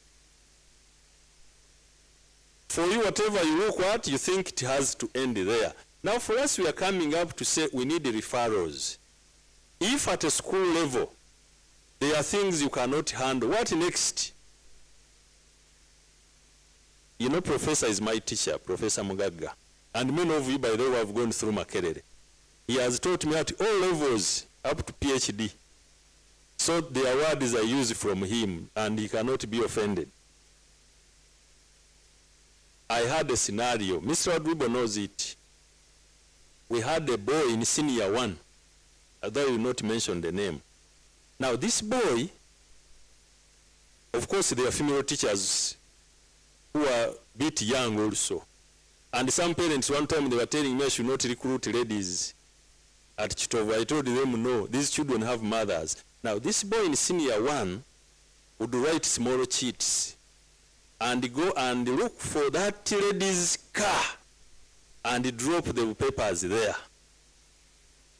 telling her, I am restless because of you. And at one time, she was asking this lady, why can't you invite me in your home in the evening? I'm interested in you, senior 1. Now I receive reports. This boy cannot be here, the behaviors are crooked. And the teacher was almost killing the kid because the kid has demanded and she is young. As if the license is only for the old ones. Now, at first, of course, for me, bring these cases, I would laugh. That was the first thing to do. Now, I took trouble. I engaged Mr. Odwibo and the team to find out. And of course, the teacher was one of those to be investigated, to ask what is the problem. Up to the time, and the boy one time told them, I will only share with the head teacher. I will not tell you. And of course, I could not share with him in the office. The brothers have a residence near. And the boy told me, I don't want to come to your residence, they will see me. But because in the evenings I would walk around, I started chatting with the boy. And the boy told me, I have no fear of old women. I have been having an affair with them. I started having an affair when I was in P4 with our maid. Now, the maid was a bit old. The parents would go to the village. This was a day scholar. And the boy would stay, they watch the film with the maid, and at the end of the day, they practice the film. So the boy got addicted. I'm giving you a true story because you are going to experience it. I got stranded. I said, I'm not going to send out this boy. I took trouble to invite, and I insisted. I said, I want the two parents. Don't come alone. Normally at school, when you invite, who normally comes? So I said, I need two, because the record shows the father is there and the mother is there. So they came. I chatted with them, then I started the funny stories. I said, the boy is here. I invited the boy. What I forgot to tell you from the start, in as much as I was talking about addiction, we should look at education as a Trinity. In the Catholic Church, we have what we call the Trinity. The Trinity is the Father, Son, and the Holy Spirit. So it is a triangle. We can, even in education, we have what we call the triangle of education. You cannot complete. For us who are traditional and who grew up in the village, not today, we would cook using how many stones? 3. You remove one, the saucepan cannot stand there. So is the education we are looking at today. So in my interaction with these parents, I asked them whether they know the boy, and actually didn't know the boy. Now, that's why we are talking about collaboration with professionals is weak in schools. They have nobody to help. They didn't know the boy. And when I started mentioning a few things, I asked them the name of the maid, because I now knew everybody. I used to tell my boys that I have so many handkerchiefs in my office, especially when the female parents come. Because every case they think they will resolve it with crying. And when I brought the issue, now the mother almost lost her head and started crying. So I had now to tell the father and the boy to first move out. You see the clinics you have in schools. Now, that's why we need to have professionals. I am not a professional in that line, but because of the job, I learned to be so. So collaboration with professionals is weak, therefore we need to strengthen it. Then ethical guidance is unclear. Where do we have the ethical issue in whatever we are doing in schools? Consequently, responses often occur after. Because we are not doing when I say they occur after and not before, because we have not looked at how do we solve prevention is better than cure. So many things are happening because we have not gone to that level. Suggested intervention. And when we talk of the suggested intervention, the psychoeducational collaboration and referral model.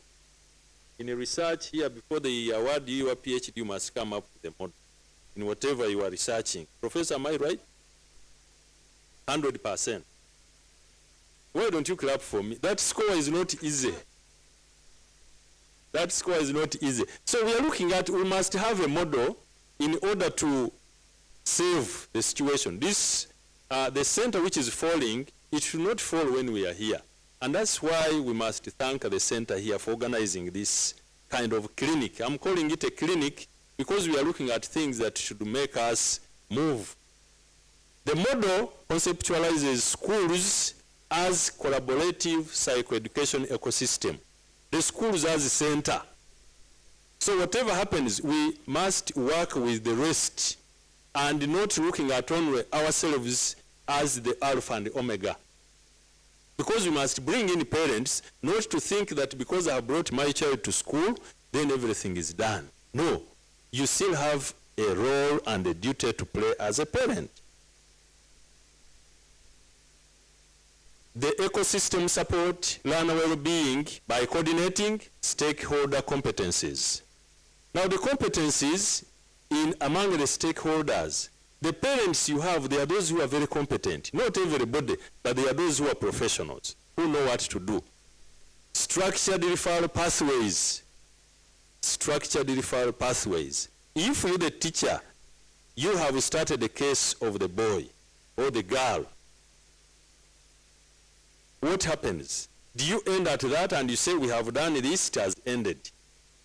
Let the case be forwarded to the next level that is beyond you. The way you can be in a health center and they refer you to a hospital. So even today, we need these referrals in order to have people who are better equipped to handle and save the lives of these children. Ethical safeguards. And you know what it means. I'm going to give you the outline of these ethical safeguards, but definitely as a teacher, I know you know all of them. It explains, now this is the ecosystem well-being, it explains how emerging learner issues are identified, addressed, because we are working with the others. We are no longer centered on ourselves alone and say without me, or whatever I have done with this child is the end.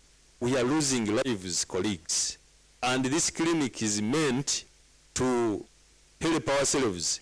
I did not sit down to look for this. This is part of the research I had to carry out among the children that we are losing. Because you visit Butabika and look at the age groups that we have. In as much as today we are looking at nursery, primary, and secondary, at the university it is worse, apart from Makerere. But other universities, it is worse. It is only Makerere, I think, where things are okay. Dr. Nsubu. Definitely, I know they are there because I was here. Okay? So we need to identify, address, and ethically manage through multi-level collaboration. We have to manage through multi-level collaboration. When I talk of multi-level, you understand what I'm referring to. Today, you are not the alpha and omega. You can go to Dr. Nsubuga here, that is his area. And I think Madam Dr. Anne talked about if you fear in the schools, you can utilize the services here. So the whole country needs, and the ministry needs also to strengthen. I advocated so much, and the First Lady knows. I used to tell her, why don't we recruit counselors in schools? And they are on the payroll and they are known.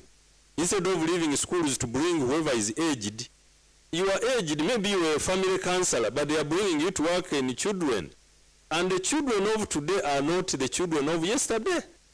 The demands and the challenges of today, you cannot call them the demands of the other time. I have heard always parents complaining here. I used to tell my parents, the children of today belong to the parents of today. And that is what is happening. So ethically manage through multi-level collaboration. We must collaborate in order to bring out what we want. If you work as an individual, do you know what used to happen in African tradition? Wherever a child would be getting married, the boy would be sent to Koja, and the girl would be sent to Senga. And some people took it. Today in the social media, you find people who are vulgar, they are calling themselves Senga, as if that was the intention of going there. I think it was beyond sex that would take these people to these old people. Are we having the referrals to deal with these children, to know that today I'm here, I must transit from this level to another level?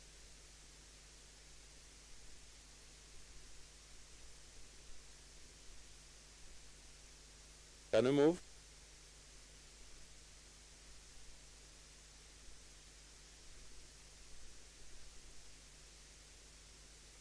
Okay. Now, the model we are talking about, the model integrates the psychoeducation theory. Some of these theories, we shall not go through them. And since you are also teachers, go and read some of these things. Because the time we have here cannot enable us to speak the whole day. We are here only to tickle you so that you can move to what we are doing. The model integrates the psychoeducational theory, ecological systems thinking, preventive intervention models, and ethical professional practice. And this is where we get challenges when it comes to ethical professional practices. It assumes that the learner well-being improves when stakeholder competences, structured referral systems, those we have been talking about, ethical collaboration operate simultaneously with a supportive school environment. I told you that with the sciences we fell apart long ago. But I remember there was who teaches mathematics here? There are those things you say that solve simultaneously. What does it mean? Mr. Odubo, you teach mathematics, so you kept quiet. And for you, I know you. I could ask myself, how do I solve this number simultaneously? This side and this side? So how do I solve simultaneously? But for me, I'm saying that we need to handle these things simultaneously. The well-being and the academic part of the child should not be separated. You must bring, that's why we are talking of holistic education. And many of us will talk about holistic education, and you find somebody on the TV, we are offering holistic education, but ask that person, what holistic education are you offering? And the person will tell you they play football, but the well-being of this child is not catered for. No single actor in isolation can adequately respond to emerging learner challenges. Do you agree? So that's why we're talking of referral. Know that there is that level where you cannot go beyond, but there is somebody else. As you know that from P7, I have gone to senior 1. There is somebody in senior 1 who is trained to handle the senior ones. Don't say because I'm in P7 and this child cannot do this, therefore this child ends. And that is where we are losing our children. Can you move? Now, resulting challenges, what comes out because of that? Anxiety and stress. I am not going to add a lot of fresh here, because you know what comes out of that. Emotional distress. You remember the reflection I gave you, and what Professor shared, and what you know. These children who are killing themselves, it is a couple of many things. In fact, when I saw that thing where a parent gave a child a border because he got 5 points, for me I thought it is this social media drama. Because they were saying, in other words, photographic interpretation, the parent was saying nothing else you can do apart from going to border. So what do you expect from that child? Again, with my own experience, there is a boy I supported from my village in Kabuoko. Very poor. I had to buy shoes, I had to buy everything. But I want to thank the teachers of Chitovu. You have helped me, even when I left. Now, this boy came to senior 1 with 5. But he had no money. I am the one who sponsored him. And he finished senior 4. He got, I think, 9 or 10. I don't remember. He went to A level. Now things came up. I think he got disorganized. And he got 10 points. And the boy called me, what next? Should I go to the farm now? I called him. I spent a day with him. I took him out. For the first time, I took him to Serena. You can imagine from that village. Even entering that machine check, I had to hold his hand. And we went through. So I asked him, what do you want to take? Of course, as a child, he said soda. And of course, I made sure he ordered whatever he wanted. At the end of the day, I asked him, what do you think you can do next? And at the end of the day, the boy told me, give me an opportunity to go back, because I know the problems I got. I told him, and at first he told me, I will not go back to Chitovu. Can you get me another school? Now I had also to meet him again and convince him that these people know you better from senior 1. Where you are going to begin a new life. And people will be looking at you as a repeat and nobody will give you time. And the boy accepted. And these results that came out got 19 points. And you know the boy I'm talking about. Mr. Baguma, you know. Mr. Mwonga, I don't know that you know him. Kato. And he called me, was very excited. But remember, when he got 10, I gave him a gift. I gave him a gift and we became friends. Even when he went back, you thank Madam can see me when you go back.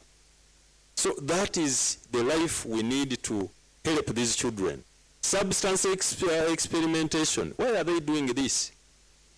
we need to know why they are doing whatever they are doing. Withdraw all risky behaviors. I want to assure you that these children who are hanging themselves don't think it just comes as an accident. But take the example of Professor's daughter. If people had not identified the challenges of this child, do you think they were going to save the child? And at the end of the day, you can see Professor is very happy and even recovered. He recovered because the child was in trouble, he was in trouble. Now he had 2 attacks. There is a professor with a stupid child, as called by somebody who did not know that these children need support. This context layer represents the problem environment, the environment we are having at the center, because I told you that the schools are now the centers. But how are these centers managing? Are we identifying these challenges and be able to take them to another level? Very often, Professor, I want to thank you very much. Even when we contacted you, you told me anything to do with the teachers, you cannot miss. Just in a day, and the professor accepted to come. And I want to thank Professor Mugaga. You are very flexible. We used to fear you so much when we were young, but now we enjoy your your talks. Only that I didn't buy black shirts you told us to buy when we were beginning to teach. You remember the black shirts? He had 2 black shirts because he was teaching in many schools and had no time to wash. So we would change the same black and then go towards the same. So, Professor, I want to thank you. So, we have another layer. We are on the other model. These are layers we are looking at. School capacity layer, psycho-educational school response. Schools are first responders through psycho-educational competencies. Because the children are brought to us and people expect us to know what to do with these children. And the key actors in this are teachers, school leaders, guidance, counselors, and peer support systems. Do we have this kind of journey in the schools where we are? Or you have somebody you have appointed, sometimes you only ask a teacher, you are the counselor. I had to take Mr. Adubo for training because a teacher, you cannot end at that level. You go and train so that you are able to give what you have. Now, core competencies that we expect from the center are identification of warning signs.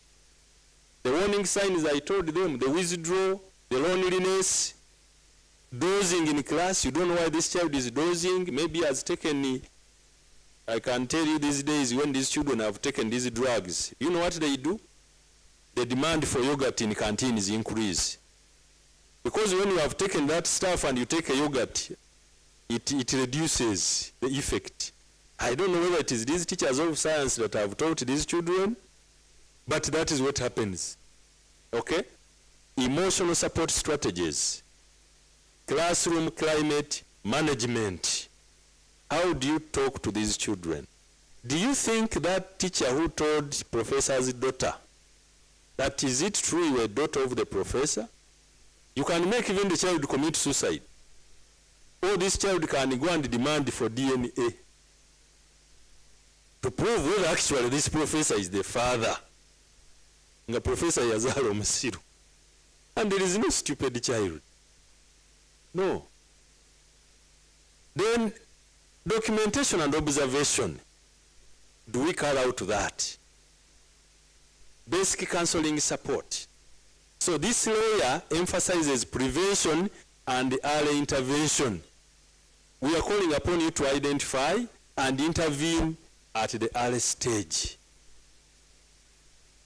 I'm not a Muganda, but the Baganda have a proverb. Professor, I know you are a real Muganda, and the original one.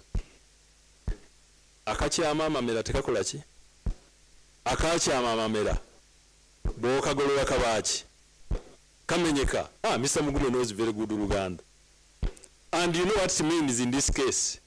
A boy who has reached, they can reach a level of no return, but they are These things are happening when we are watching. So this layer emphasizes prevention and early intervention. That's why this model has 5 layers, but each layer cannot be on its own. They must complement each other, and you cannot handle them in isolation. Now layer 3, intervention layer, referral pathways and collaboration. When school level support is sufficient, structured referrals are activated. We have internal and external levels, or referrals if you want. Now when you talk of internal referrals, we have a teacher who will refer this child. You have identified the problem with this child. Now you are referring this child to the counselor to the school leadership, and then school support team. Do you see how we have moved this child and has not been lost at the other side? Because sometimes when you get the challenge with this child, you put a full stop. Then we have the external. External, we have school. You remember the parents are invited. I didn't give you the whole story. At least I gave you the scenario of the boy who was being used by the maid. And by the way, it was not just a maid, it was a relative who was in Mbarara University then, and the child was in P4. Now a university girl and a P4 child, don't you think there is something wrong? This is a small boy. And you are at the university, you are also having other issues there. And you are bringing those issues to this child. And recently I read another very funny scenario. And this one we must guard against it. Some of us, especially ladies, you have boys and you make these boys because sometimes you are a single parent and you say you love this boy so much, you begin sharing a bed with a boy. Recently, I read about it, and I know some of you read that story. You know what happened? The woman went and got drunk because they are used to staying in the same bed. And when you are in the same bed, you know what happens. And when this woman came back drunk, she slept. In her own confession, she says around the midnight towards the 3 there, she had the bed shaking. And when the bed was shaking, I think she woke up and to find the boy was doing the drama. Now, her worry was, she had 2 worries now. Either the boy has impregnated her, or she has made the boy contract HIV. How many of you read that story? These are things that are happening in life. So we must guard against them. That's why we are talking of external. Let us involve the parents of these children. The psychologists, you have the doctor is here, and I think is involved in that. Health professionals and social workers. Because you cannot do it on your own and end there. Collaborative mechanisms. Case conferences. Are we doing one? Parent consultations. Don't invite a parent only to send away a child. Where are you sending this child? To which school? If I had sent away that boy because he wanted the teacher, and at the end of the day, by the way, I invited the teacher to interact with the parents, and the teacher got involved to go with the boy to the counselors now. And I can tell you he's a gentleman now. But because we consult the parents and bring them on board. Multidisciplinary teams. We have so many people who are involved in this, from one level to the next, and then you get the product that you desire. This country deserves better human beings. Community partnerships. This one is weakening in many, I think today. After all, many of you have your Bikomera, you enter nobody brothers. Even in the village, you cannot touch somebody's child. Even if you find that child abusing everybody, you must walk up. That's why people are calling them children rights. This layer represents a coordinated professional response. Coordinated, I want you to underline that word, coordinated. You are not working in isolation. You are dealing with other people so that you are able to help this child. Can you go to layer 4? I am about to finish. There are not many. Layer 4, regulatory layer, ESCO safeguards. This layer is cross-cutting, and I told you that all these layers are one. Cross-cutting, since ethics operate across all stages. And what are these ethical principles? Confidentiality. And I want to tell you, I don't think children got to know what this boy was going through, the one I've referred to. Apart from Mr. Wadribo, I think, because he's a counselor and he was involved in that. Informed consent. If a child is maybe above 20 or something, you cannot just say, "Gwe bakutwale butabika." You must have a way of doing it, and this child, there is consent and assent. I think assent is when you use the parent to accept that this child must be handled this way. Learner dignity. Let this child be respected in whatever you are doing. You are in a class, you are using words to describe this child to make him feel that he's a nobody and can never reach anywhere. Professional boundaries. Professor here was telling us in his office that he had a very big, you said a table? I don't know whether it is only the head that would be remaining, and then the girls would be the other side peeping. Even the boys, they would come too. Okay. Now the teachers, you know what to do. But we are talking about professional boundaries. And we must know that when a handshake exceeds the elbow, it ceases to be a handshake. In my training, they would teach us how to shake hands of women. And by the way, first of all, I'm not supposed to offer a hand. I shouldn't be the one to start. You should be the one to start. And when I hold your hands, I should not hold you firm. I should follow your pace.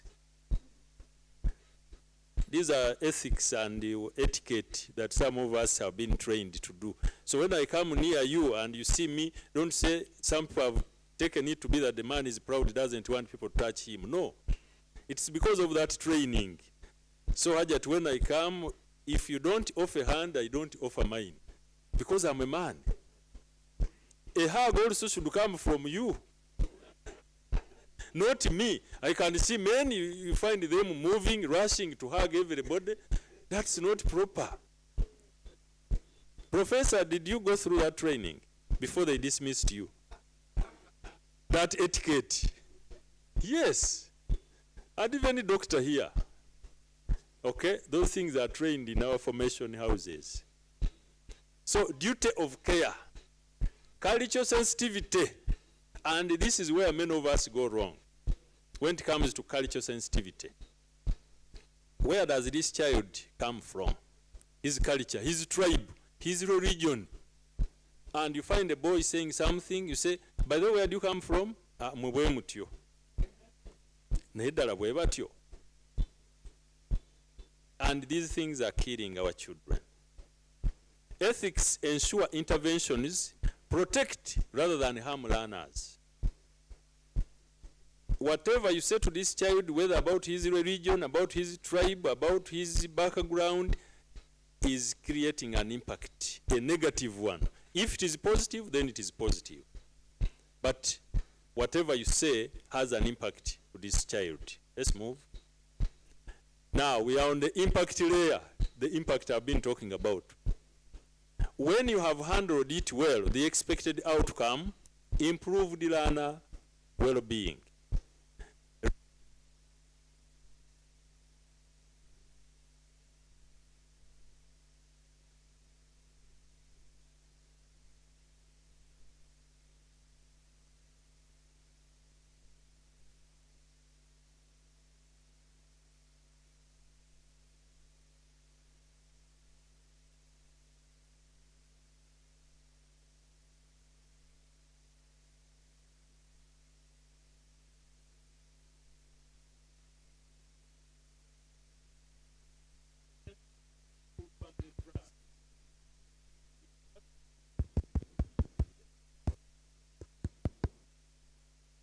the family will trust that school that has involved them in the upbringing of this child. But also, as they trust you, don't think that things are smooth. You might do it well with well-intentioned plans for referral, and the parent will turn against you.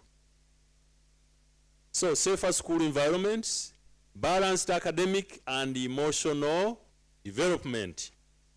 Because you have done the proper referrals and these layers, the model we are developing is going to guide you in your next level of action. Let's move before this microphone also gets off. Now, this is the 5-layer of P. Now, that PECRM is an acronym of what we are talking about, the psycho-educational, collaborative referral management, or referral model for that matter. You can look at all the things, the learner pressures we have been talking about. There is academic stress, social expectations, and anxiety. And then from there, you move to school psycho-educational support. You do the observation, then in the observation you guide, and then you give emotional support. Then referral and collaboration. Here we are looking at how do we refer. Then referral and collaboration, coordinated action. The action should not be constant and then follow up. Learner well-being outcomes. What are these learner well-being outcomes? This is a summary of whatever I've been talking about. We have the reduced anxiety, improved engagement, and then holistic growth, because that is our core. And the ethical safeguards, we have confidentiality, informed consent, duty of care, and cultural sensitivity. Culture, even old people have that challenge. By the way, the things we are talking about here, they are everywhere. They don't end here. Okay?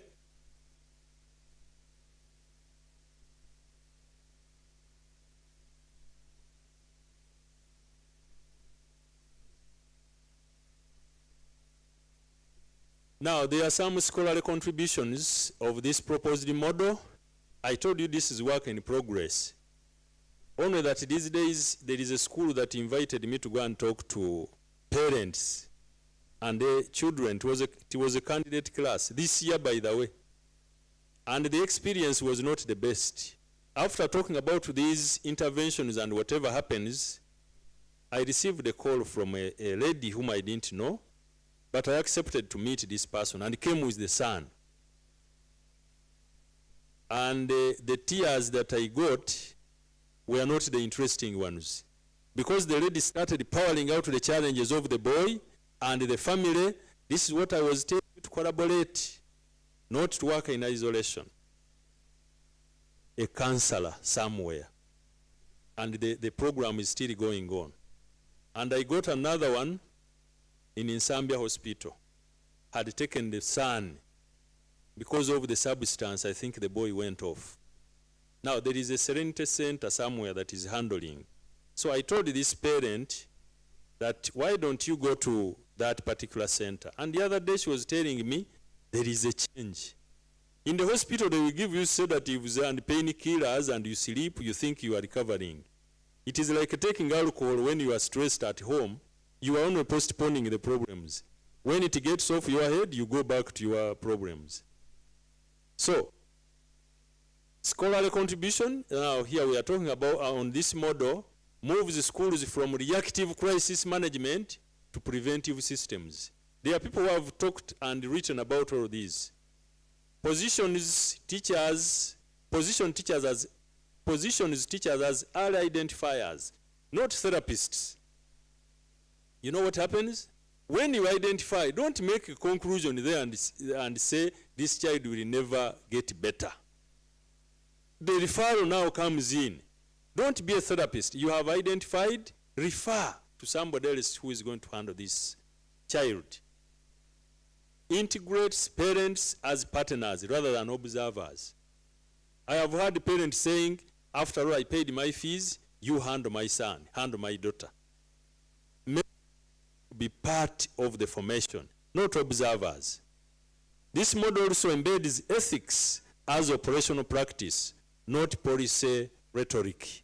To keep, I said this, hands on, in order to help these children come out the way we want them. It provides this model, a scalable model for pre-primary to secondary education. I think after the secondary education, I will go in university and also continue my research. It is not yet complete. Policy and practice implications. These are recommendations. Professor Mugaga, is that chapter 5 or chapter 4 of our research? The recommendations. So I can't do research and leave out this. Now schools, we are asking schools to establish referral teams. You have women, is it senior woman? Do we have senior man? But we normally talk of senior women.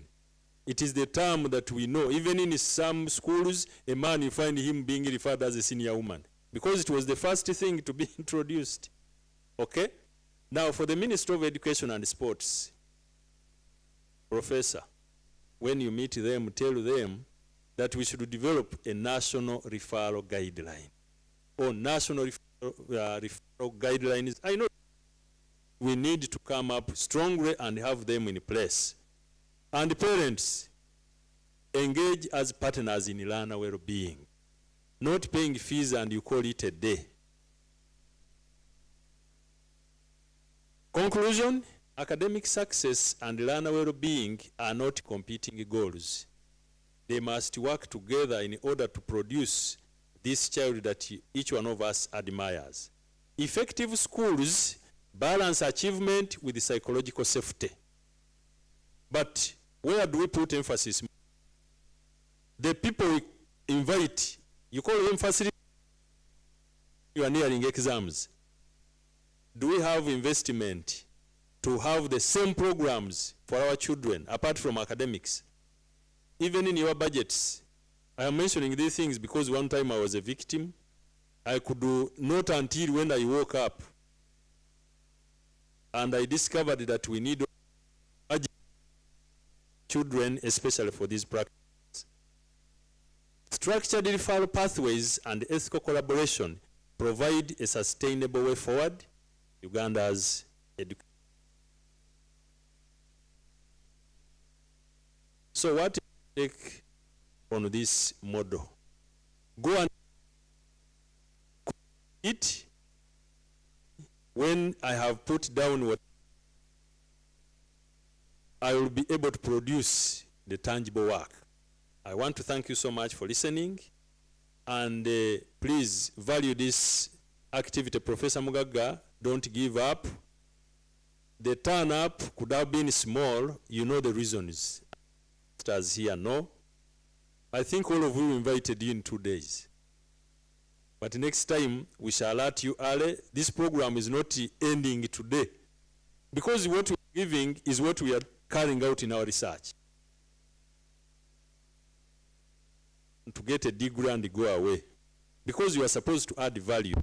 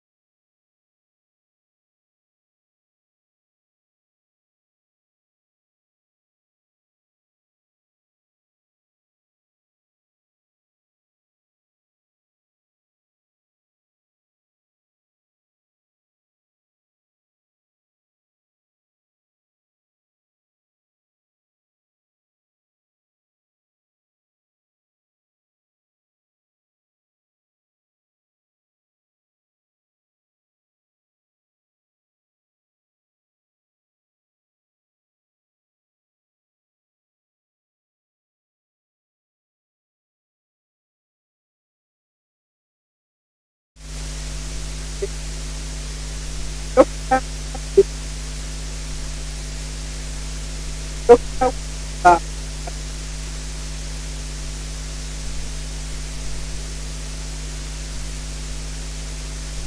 First,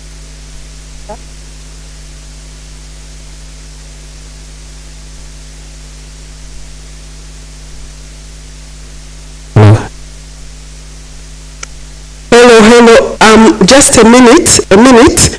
Help me push this side. Up to here.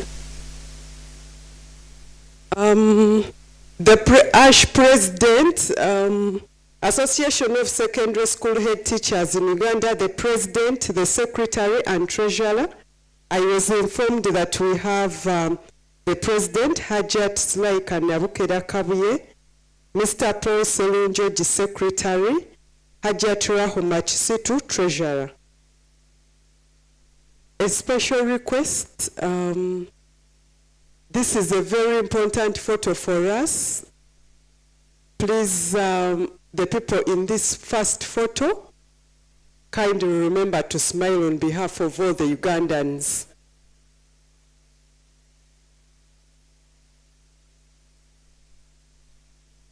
And then I request you that you do not leave, you remain where you're standing, then the rest of us kindly join this photo. So when you join, you're going to take the steps and get onto the stage and you stand behind these people. Let's be fast.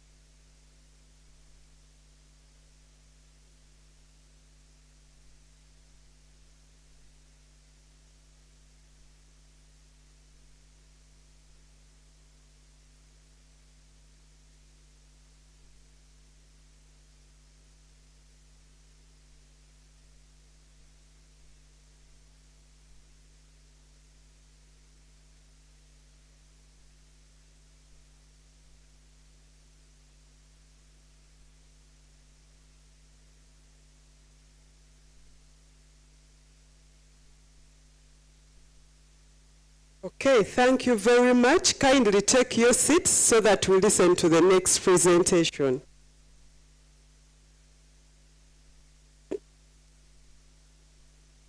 And it was also important that we used the time to stretch.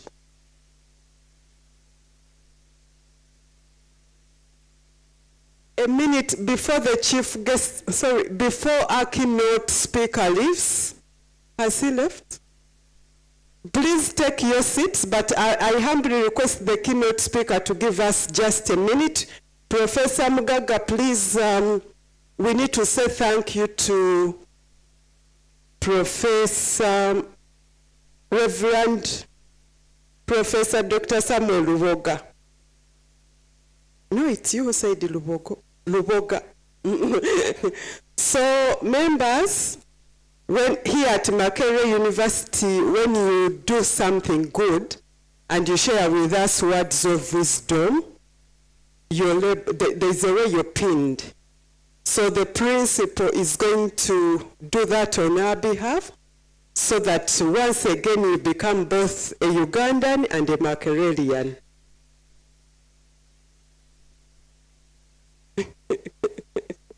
A Ugandan and a Makererian.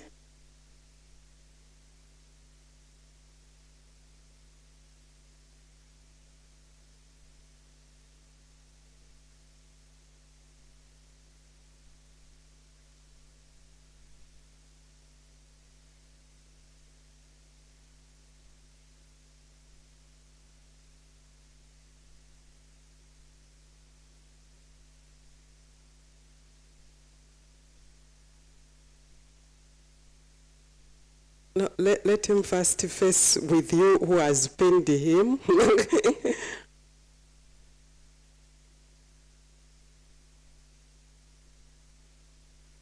And then a souvenir to remind you about Makerere University.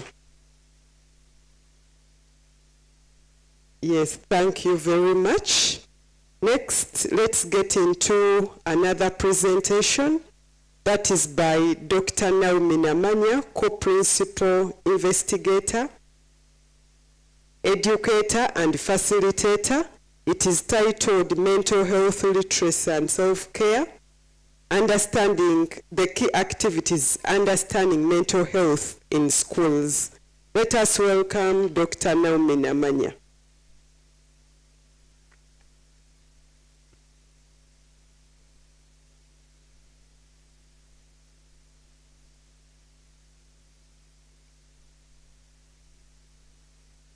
Yes, good afternoon to us. How are you?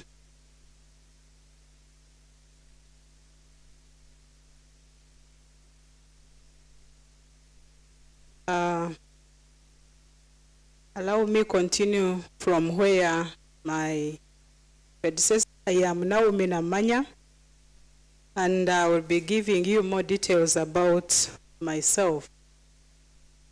I recently finished a research where I was scanning through our education system ethically, and I found out a lot of gaps, and it's from those gaps that are informing most of the work that I do after. So today we are handling mental health, literacy, and self-care in schools, and as they have already highlighted, it is really a multi-layered, complex issue. We must tackle it in a different way, and we see what we can do. Yes.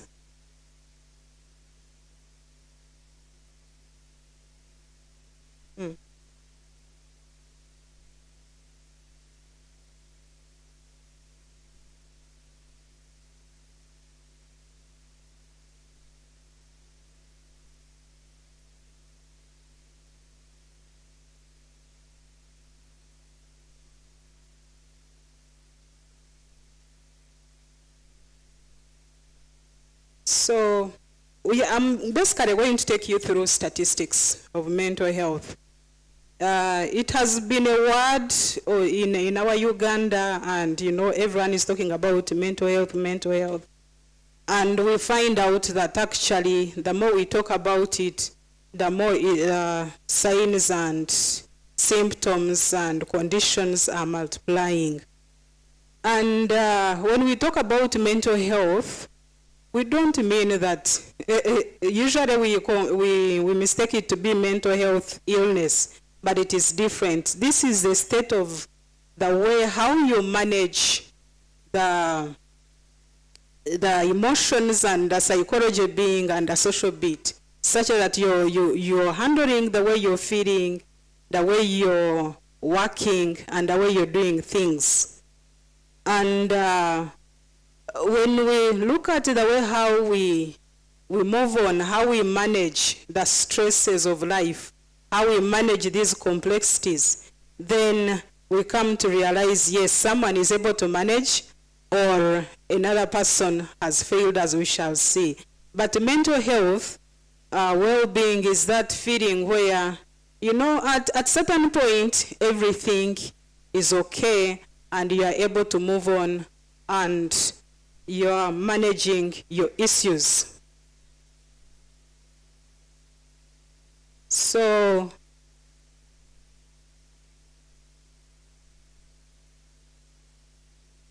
and when we come to mental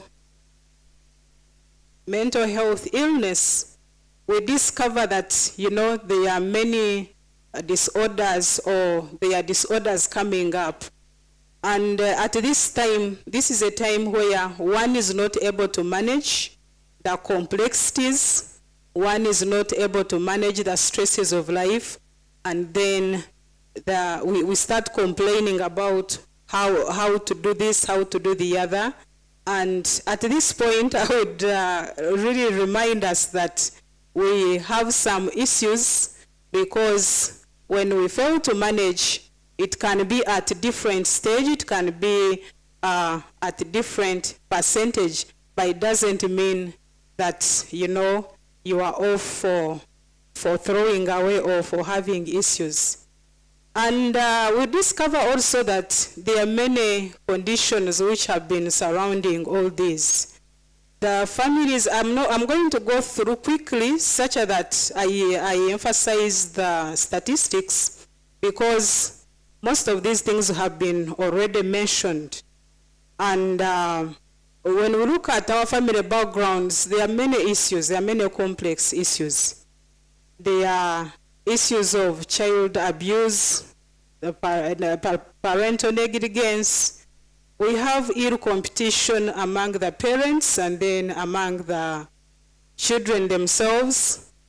Then we have the standard of living. And we are like, you know, I must be like so-and-so or this or the other. And we have the political condition, where most of the students have been asked to do sciences. Even when they cannot manage, they still move on and they are still forced. And then we have the academic pressure. And to the academic pressure, currently, when we get the updates from Butavika, we realize that most of the children are having issues, and these are school-going children. And the issues are arising from what is going on in schools. So if we are continuing like this, and of course, as the previous speaker has said, the center is no longer holding, because if the child is now disorganized at this time, we cannot see how to progress later. When we get to the world statistics of mental health, we realize that 12.5% worldwide, people are suffering anxiety and depression, which are signs of mental concerns, mental health disorders.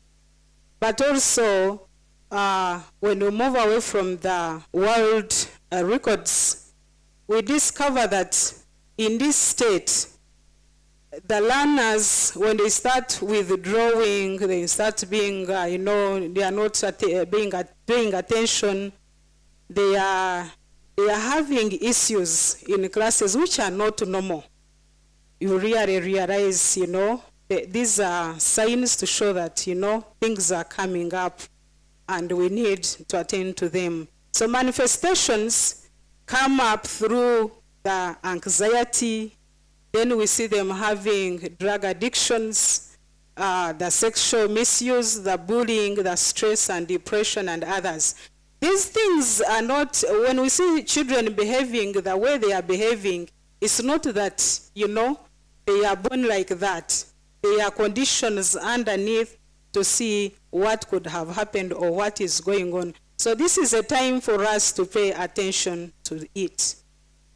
When we come to the African level, we find that out of 1.5 billion, 10% of Africans are having mental health disorders. That is 10%. In other words, in 1 out of 7 individuals, they are carrying the disorder.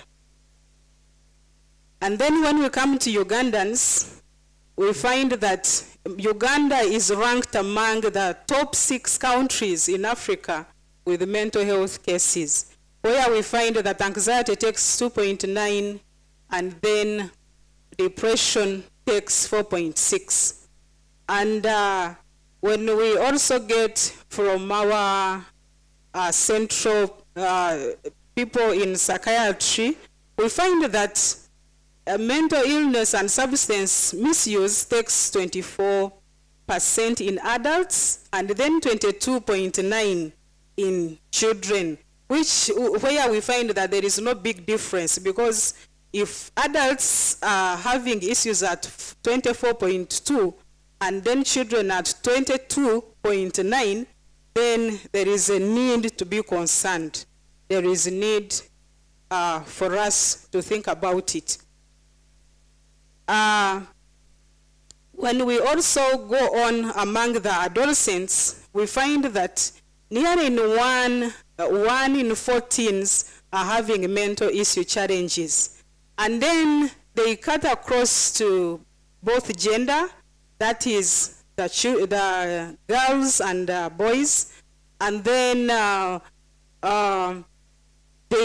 girls are prone to 72% of depression. And then when we go on with boys is 49, but again, within the percentage of depression at 74%, you find that the girls are more affected, and then the boys are affected more on drug abuse at 21%. And those are some of the outcomes or how it is being expressed. And we've talked about these things, and then you find that, you know, when we go on and on and on, you find at the end of the day, everyone is singing stress, even a child. Because at times I have sessions with university students, and I'm like, can we identify some of the issues that, you know, we are having, or some things that disturb you? And most of them are highlighting stress. But stress, of course, comes last when you look at the whole order of anxiety, of epilepsy, depression, and alcohol misuse.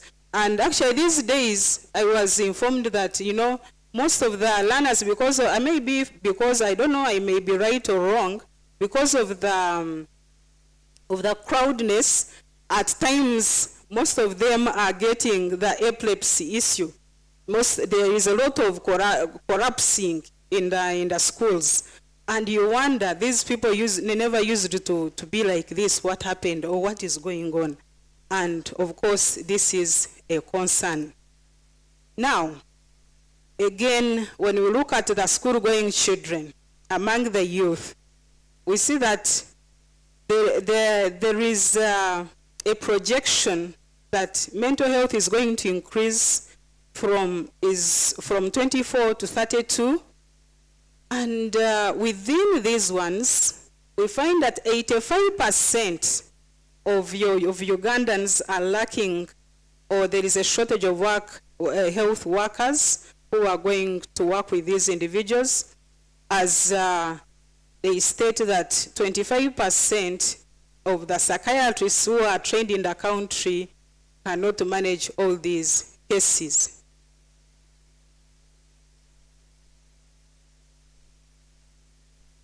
So, I don't know why it is not moving there. Maybe I can continue here.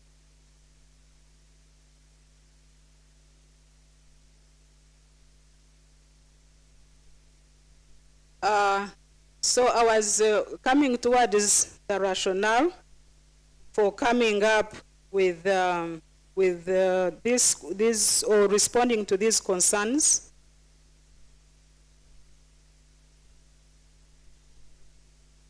Now we realize that, you know, with all that is going on, with the few psychiatrists who are in the country, then there is a need for teachers, the school stakeholders, people to be trained or to be brought on board such that we are able to help these learners. And we cannot help these learners when you are just a teacher alone, when you are just a head teacher alone, or when you are just, when you don't have a parent. Whether we want it or not, there have to be a collaboration.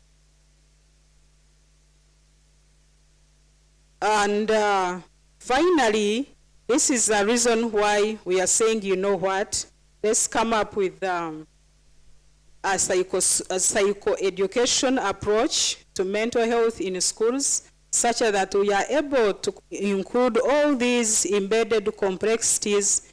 Then we see, okay, what is the way forward?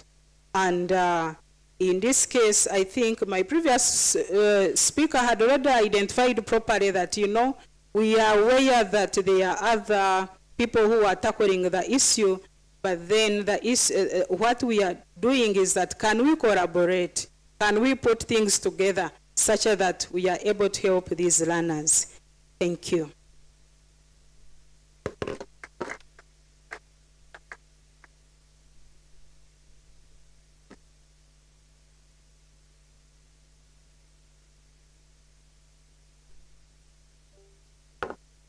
Yes, thank you very much, Dr. Naomi Namanya. We are coming to the next presentation, then we will earn our lunch. So the next presentation is mental health and counseling, lived experiences in schools. The key activity from that session is school lived experiences.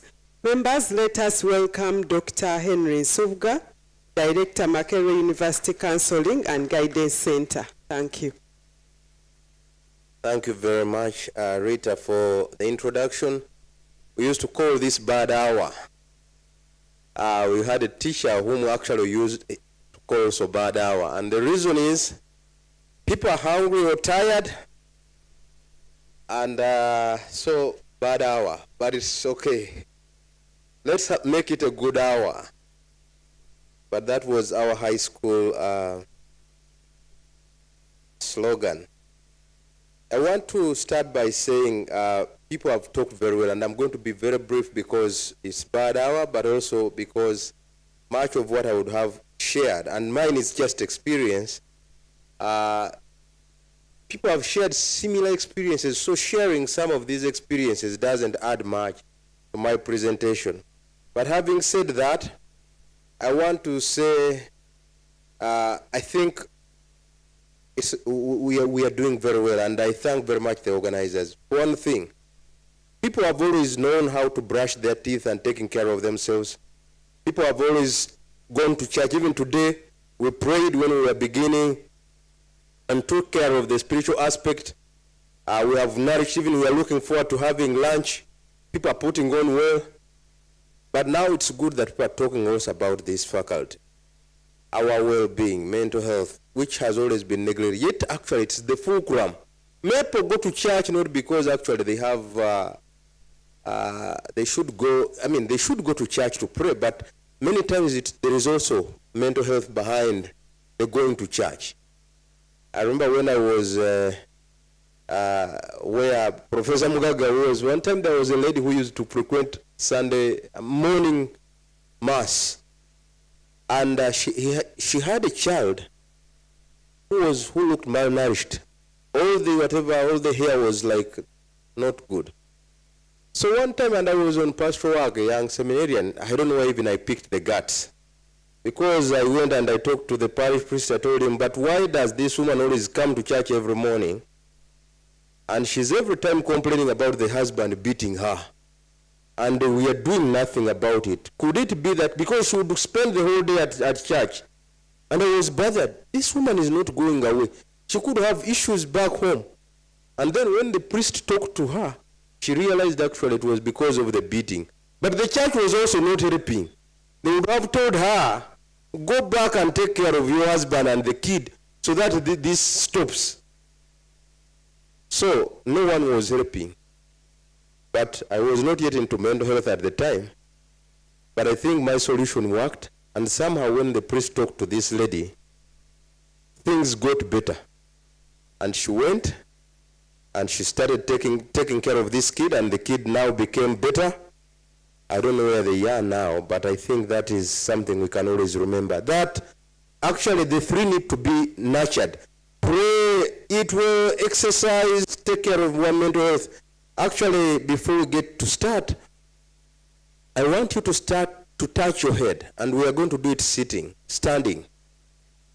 We're going to do it standing. Because mine is experience, I'm just sharing experience. So, and we are going to say, as I think, so I feel. As I feel, so I do. As I do, so I have. As I think, so I feel. As I feel, so I do. As I do, so I have. That is going to take you actually, even us as we are seated here. What we think normally translates into how we feel. If you think that woman is going to be, to blame me for something, you are going to reach home when you are timid. Have you ever gone for all of you have gone for interviews? When you think things are going to be bad, what is likely to happen? You are going to feel something. And as you feel something, it's going to make you either win or lose. Many times you get there and you are fumbling, even the answers you know you are not going to say them, so that's what you are going to do. And what are the results? You are going to have poor results. So always, it's bottom, it is top, bottom. As you think, so you are going to feel. As you feel, so you are going to do. As you do, so you are going to have. And that's why you are here, because you have done a lot. And you have thought to write, you have felt well, and you have done something, and then you have something. So can you please have a seat? Yeah, when I was coming here, one of the people I have been able to mentor asked me to share experiences, since she had seen that my presentation is about experiences.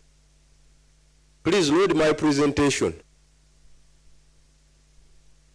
It has to do with the school something. Yes. But please get me Mbabazi. Is she around? Get close. Yes. Mbabazi, she's the counselor at Makerere College School. She asked me to share her experiences, and if it's good, I will not even share mine, because I don't think I will need all that time. But as she comes, people sometimes don't know, what do the counselors in schools do? And that's what one slide I want to present here. They do individual counseling, that you know. They do crisis intervention. We have different crises in schools. I don't know whether people know that if, say, we get a major hiccup in school, we should get counseling in that school. Sometimes we let it move on. Say, something bad has happened, no problem, let's go on. There must be something done. But also group sessions and, of course, career guidance, as you know. But most importantly, which is least done. Next slide, please. Here they are showing my office. Next slide, please. Collaboration with teachers and parents. People have already talked about it. It is something that, in my experience in school counseling, I think it's not done well. There is little collaboration. The counselor comes, they go in like a small room if they have one, and then they don't interact with the rest of the whatever. And I think, in my view, sometimes there is fear that probably this guy is going to take away our power or something. I don't know what is happening. So you find that there is that disjointed effort. The counselor is always there in the locker room, and the teachers are there, the head teacher is there. Yes, they pay this person, but no one is even bothered about what she's doing.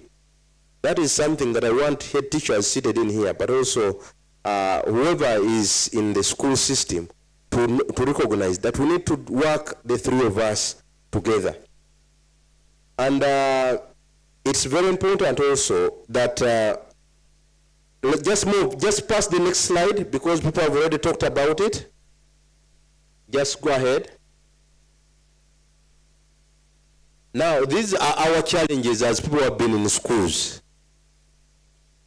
We've got burnout. Many of the counselors burn out. They work and they never get to replenish themselves. I've always told them, one time I was president of Uganda Counseling Association, that self-care is very important. Sometimes we take care of other people and we don't take care of ourselves, and we burn out. But also, there are confidentiality dilemmas. Think about it. I was in a school, I had gone there, and this is what happened. This person comes, and the girl says she's lesbian. And knowing that reporting that to a head teacher is going to cause her problems, they're going to send her away. Of course, we have already told her, please, we have confidentiality and all these other things. But then she tells me, for me, I am what? I'm lesbian. what would you do in that dilemma now? Because the school, the head teacher is going to expel this person. But then you are there, and you have that dilemma to deal with. So sometimes, even head teachers would want you to share some of what has been discussed with you in the counseling room. But I think we need to, and that's why the integration is very important. That is the time when we need to let ourselves know and discuss with them that this is how far we can stretch. But I can bring this to your notice, that there are issues of this kind, and then we can discuss it at that level. If it calls for, sometimes like if it is suicide, that's when we are allowed as professionals to tell the teachers and whoever is responsible that this person is about to take their lives. Please take watch.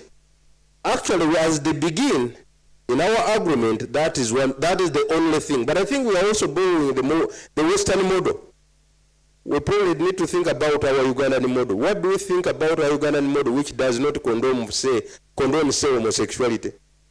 We discuss with the head teachers and we support this because it's a rampant thing.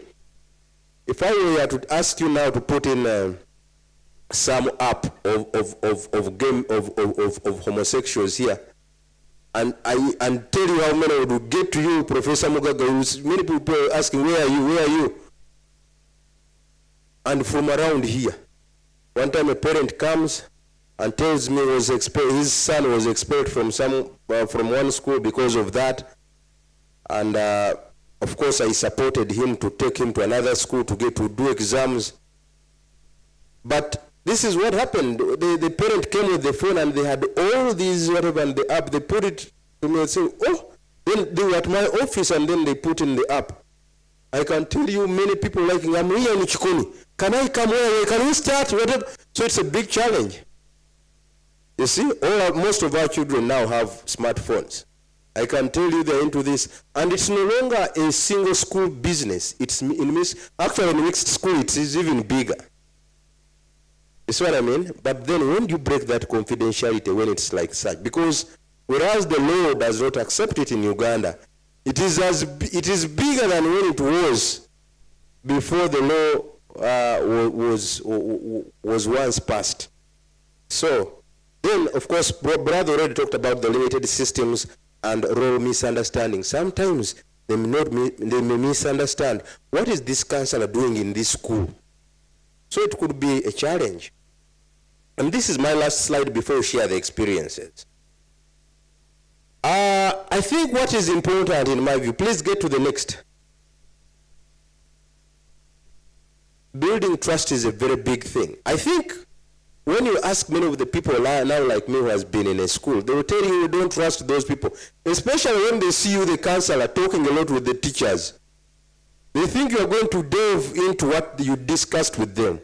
Now, all these are issues. As we are planning for this very good model, I want us also to think about this already.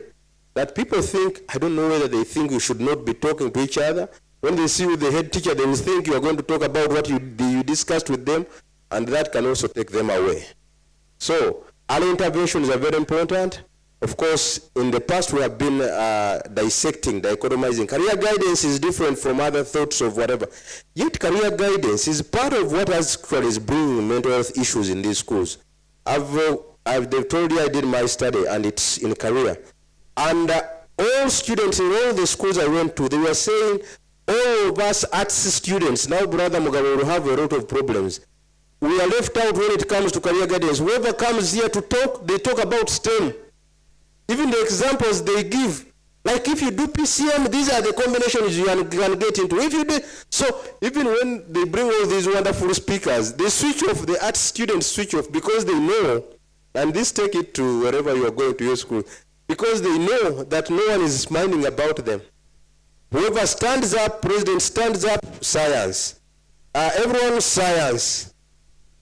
Even when we are giving loan scheme science, now I sit on the selection committee of MasterCard. Even we say, again, more science is given for scholarship. So you think about what these art students are thinking about us.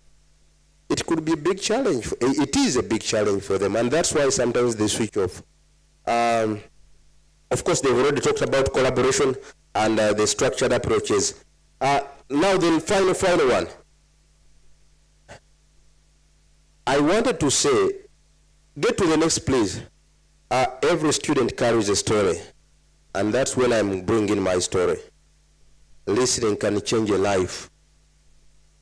And I'm advocating for a whole campus school intervention. I like the fact that people have already talked about it. People have been operating in silos, but we want to have what we call a compassionate campus, a compassionate school, where the gatekeeper is compassionate, the warden is compassionate, the whatever, all this, if all that, because what is killing people actually, sometimes many people don't need even to go for counseling, as long as the environment is wonderful. I've shared this and I'm sharing it again. I think I was once invited in Ijitov, that's when I said it first, that there are 4 things that have made all of you seated here successful, and this is according to science. Number 1 is a significant other. Somebody important who will say, how will Namazi take this? Namazi is the mother of Professor Mugaga. She's 103 years old. Yeah? 105 years? Can you imagine? This man is going to live long also, I think. 105 years, but still sane. Think about it. What has kept people like you progress? If you look back, you had somebody whom you can say, this person. Number 2 is a positive school environment. And thank you very much, team, for thinking about this engagement. School environment, regardless of how small or poor the school looks, if the school has a good environment, it will nurture a good person. The 4th one is sense of self-worth. Sense of self-worth. And also this is built by the 2. If my parents or whoever is in charge of me puts me high, there is a reason that I'm going to have that sense of self-worth. If the school is also interested in me, I'm also going to have self-worth. And the final one is social connectedness to the world. Now what has died in our society is we are no longer connected to the world. We don't know our grandfathers and our grandmothers. We are not connected to our aunties. I was talking to her and we were like, we used to have our aunties giving us pocket monies and they would even be interested in how we have performed. But no, even now when our brothers' children finish P7, we don't even call them to find out, or even they don't call us to say, oh, Nagwadi got this mark. Because we are no longer interested about, so it was a village taking care of this. Now that that has gone down, that's why all these problems are erupting. Unfortunately, sometimes it's difficult to get back to what it should be. At this time, we are going to the stories. Experience. One time I was in a school, and fortunately I just passed by. And an English teacher had given an exam, and they had asked them to write an exam on defilement. And do you know what happened? They just saw a young girl breaking down as she was writing on defilement. So when she broke down, everyone was concerned. Why is she not writing? And somehow these were bright teachers and wonderful teachers. They reached out to me. So we started talking. And when we talked, I like, it's similar to what Brother Mugabe, the experience he shared. This girl was, had been defiled in their home since she was 6 years old. So now she was in A3. And no one knew, but she looked like not clean and smart. I don't know even where the Holy Spirit came from to help me. But always we move with the Holy Spirit, you know. The Holy Spirit gave me an idea. Normally, in counseling, you can do what we call confrontation, or you can tickle. So I ask, how do you feel about yourself? Feeling is one of the things we check out for. And then this guy says, I feel bad. I said, no, feeling bad is one thing, but how exactly do you feel? And then she says, I feel dirty. And now, I feel dirty. Do you feel dirty is feeling dirty is not a feeling, but I think I'm dirty. And actually, when you look at the girl, she looked dirty. Because of what was always unkempt, because of what was going on in her life, she saw her body as dirty. Because everyone was entering into her and dirtying her. So that killed her esteem, Now think about such a kid in a class, that is likely going to kill the performance. And this guy always feared to go back home. Now, those are some of the many stories that happen and that occur in many of these schools. And what happens? If you don't give that environment, as I said, the positive school environment, it's likely that many of these guys, very intelligent, actually after the session, several of them, this guy went away, and now she allowed me to tell the story, much as no one may never ever know her. She allowed me to tell the story, and now she's at campus. But she said if that had not happened, she was planning to die by suicide. Because every time she went back for holiday, the same abusers who were cousins and whatever were doing it again and again and again and again. Who knows whether it's not even happening in our families? It might. So those are serious things. As you come in Mbabazi, time is up. You are going to be, she told me only 1 minute because we are time constrained. Yeah, and she has wonderful experiences. So Mbabazi is also going to tell me to share her story. So you realize that our young people are really struggling. And because of that lack of societal fabric, we need really to be, actually we need to give them more our ears. People sometimes don't know, they know you may not be a therapist as a teacher, but when you listen to them, you are going to help them actually do better. Just listening. So quickly don't judge them, just go and listen to them. Just imagine if this teacher has just said, what's wrong with you girl, you're crying, why don't you do the exercise, whatever. But that ear, and it made that girl recognize this teacher more and like them because of what they did to her. So thank you very much, and now I'm giving the mic to Mbabazi here. Thank you so much, Dr. Nsuka. Good afternoon. Good afternoon.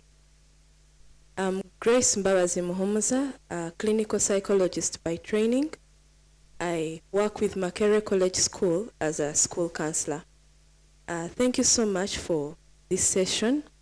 I'm actually here representing the school because the invitation was short notice. But I want to take this opportunity to continue to maybe add some meat to what was being shared. As a mental health practitioner in a school, sometimes I also break down, not because of the cases, but because of the ignorance in society, especially when it comes to the stakeholders, like our parents. We are having students who are totally broken. When I say totally broken, a child comes to school expected to perform, but as shared by many presenters, is being sexually harassed. They lack basic needs. They are in blended and broken families. And when they come to school, they feel safe. They feel this is the place to be. And then maybe they might meet teachers who are also broken. So such a meeting, such a workshop is very essential, not just for the Makerere University community, but even for the school stakeholders. I highlighted some of the things that have been so key. I've been to also different schools, met students, and I usually do assessments. I ask them, right, what are the challenges you're facing? What would you want people to know? And one time a student wrote and said in one school, I'm scared of going back home. My caretaker sexually abuses me and I have to take contraception. Of course, it was anonymous. And I have this pressure. What can I do? So I had to address a group of over 1,000 girls to give them tips on how to handle such. And in my heart, I was thinking, where are the stakeholders? So because of time, my plight is, as different stakeholders, can we take this to the schools? I have met young children, very broken. I have met teachers who are wondering, yeah, abaana b'ennaku zino baba ki?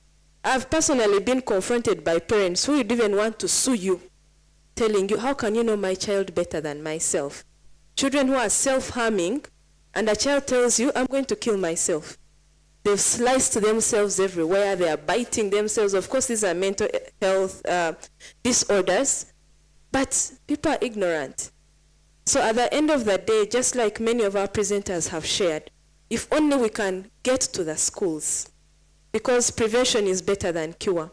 Many of the cases we are seeing in Butabika and the rehabilitation homes could have been prevented if at all we went to the schools, enlightened the stakeholders, especially parents. Dear parents, we are the greatest contributors to our children's brokenness or self-awareness. If a parent tells a child, you're stupid, you're very stupid, your grandmother was stupid, simanyi na kyendi kujam, I'm trying to use some of the words they use, and then you expect this child to come and get 20 points, get the triple A, all the A's, it is not possible. We are dealing with a human brain here that if at all it is broken, even at that tender age, you don't expect to have better fruits later. So thank you so much for this opportunity. And I know that this is not going to stop here. Thank you so much. Thank you very much for sharing such a wonderful experience. And I am very grateful that we are here. And as I conclude, the best moments I have had in this life, in this career, is when students say, for the first time I feel heard. And that is, people are yearning for that. They want to be heard. And I think it's not also us, a problem of us parents or older people. I think we are very much wounded. What do you think? I think adults have been wounded. One time we got a lot of money when I was in Straight Talk from Danida and Sida. And the reason they gave us all that money, they said we need to have a teacher talk. You remember those pull-out they used to call teacher talk, and I was the head of counseling in Straight Talk. So a teacher talk. And teacher talk was brought because they said teachers can't take care of children's mental health and reproductive health, sexual whatever, when they are not whatever. We have talked about the other people, but actually we are wounded. And I want to urge us, including myself, that it is always good to check ourselves, because when hurt people hurt other people, hurting people hurt other people. Many times parents also don't want to hurt their children, but they are very hurt. They are struggling in problems. And so they end up saying, what is that? Sometimes they say, but why did I even have to say this? But when it's late, they also hurt. So I want to urge us, I have told my people that even for me, I go for counseling. And I go for counseling for 3 reasons. And I'm ending with that. Number 1, because sometimes we have a wounded past. A wounded past can make things very bad for you. I know people who have been like us, like me and Professor Mugaga, who have left seminary and hate church. They are wounded. And every time they talk about church, they hate church like nothing. No one has brought them to say, please, please, please, wounded people. Number 2, I go because, and who hasn't been wounded anyway? Even as we were growing up, somebody was talking about your parents and said, even you don't have a poor, you are very poor, and everyone was putting you down, and they wounded you. Somehow it might be affecting you in your adulthood. You never know. Number 2, because tragedies come. All of us, even as we get out here, you can get a puncture and you get a problem, or you knock a border man and the problems come. So many things happen to us every other day. Number 3, because we are growth-oriented. We want to improve every other day. One time you are struggling with anger as an old man, and you want to learn how to really manage your anger. And it's good to learn even at an old age. I'm struggling with that, and then you grow in that. So I want to say, also us, we need to take care of ourselves so that we can take care of other people better. And with those many words, I want to invite Dr. Timothy Tibenkana to lead our discussion. It's going to be for 10 minutes and we go for lunch. That's what they have put here. Thank you very much for the opportunity.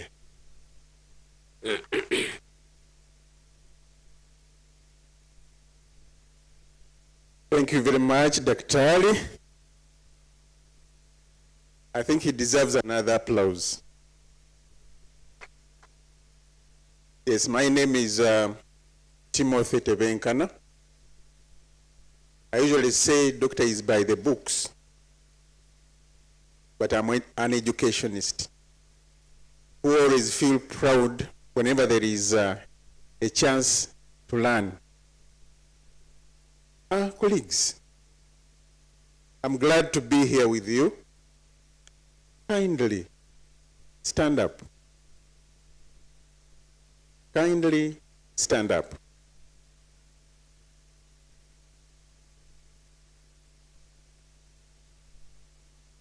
You may be wondering why I'm telling you to stand up anyway. Again, simply face your neighbor. Turn and face your neighbor.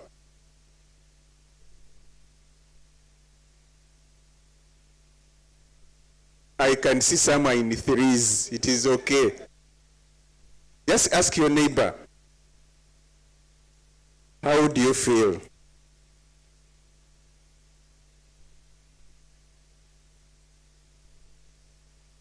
Did that person respond? According to your observation, was that response genuine? All right, you can sit, you can sit.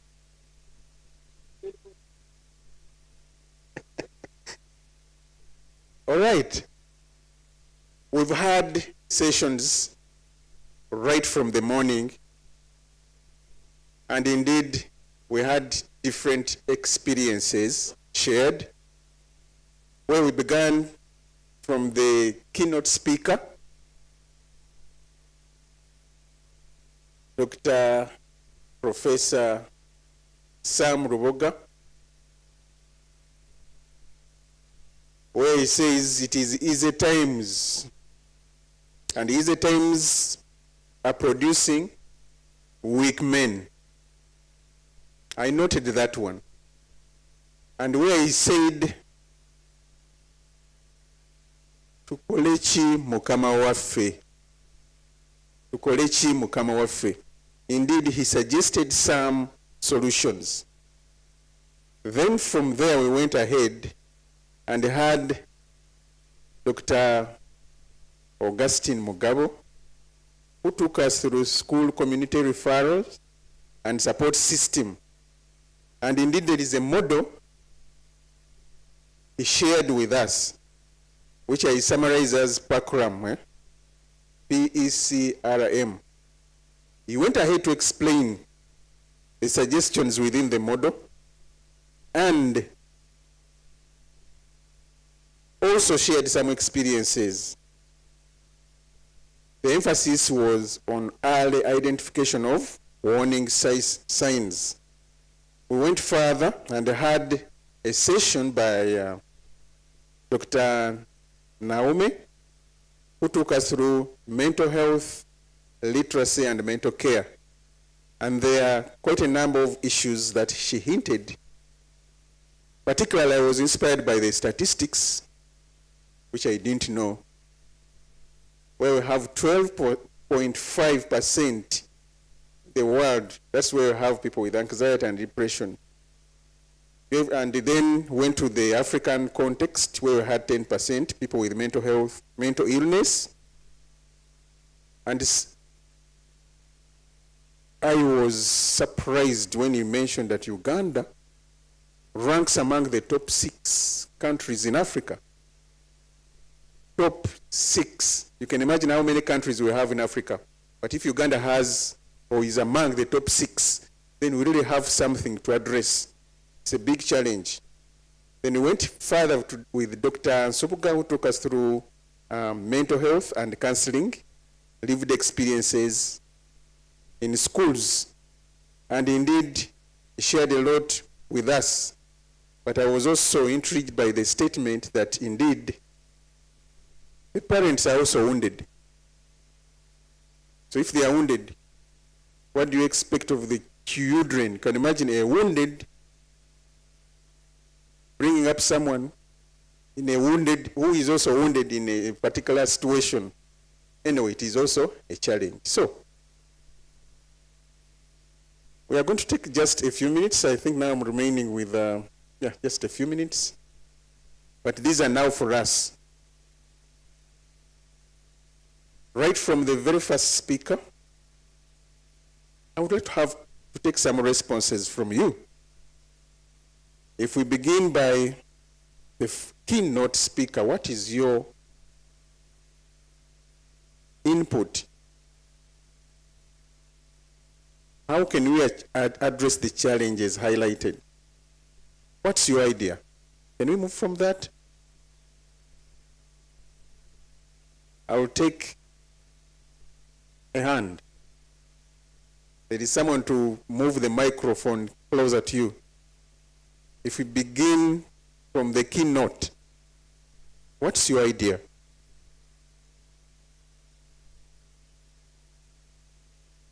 How can we address the challenges highlighted? Any idea? There is a hand here. Oh. Can we begin with, okay. Yes, we have somewhere in between there. There are two hands. We begin with the lady on the third row. Then from there we go to the fifth row.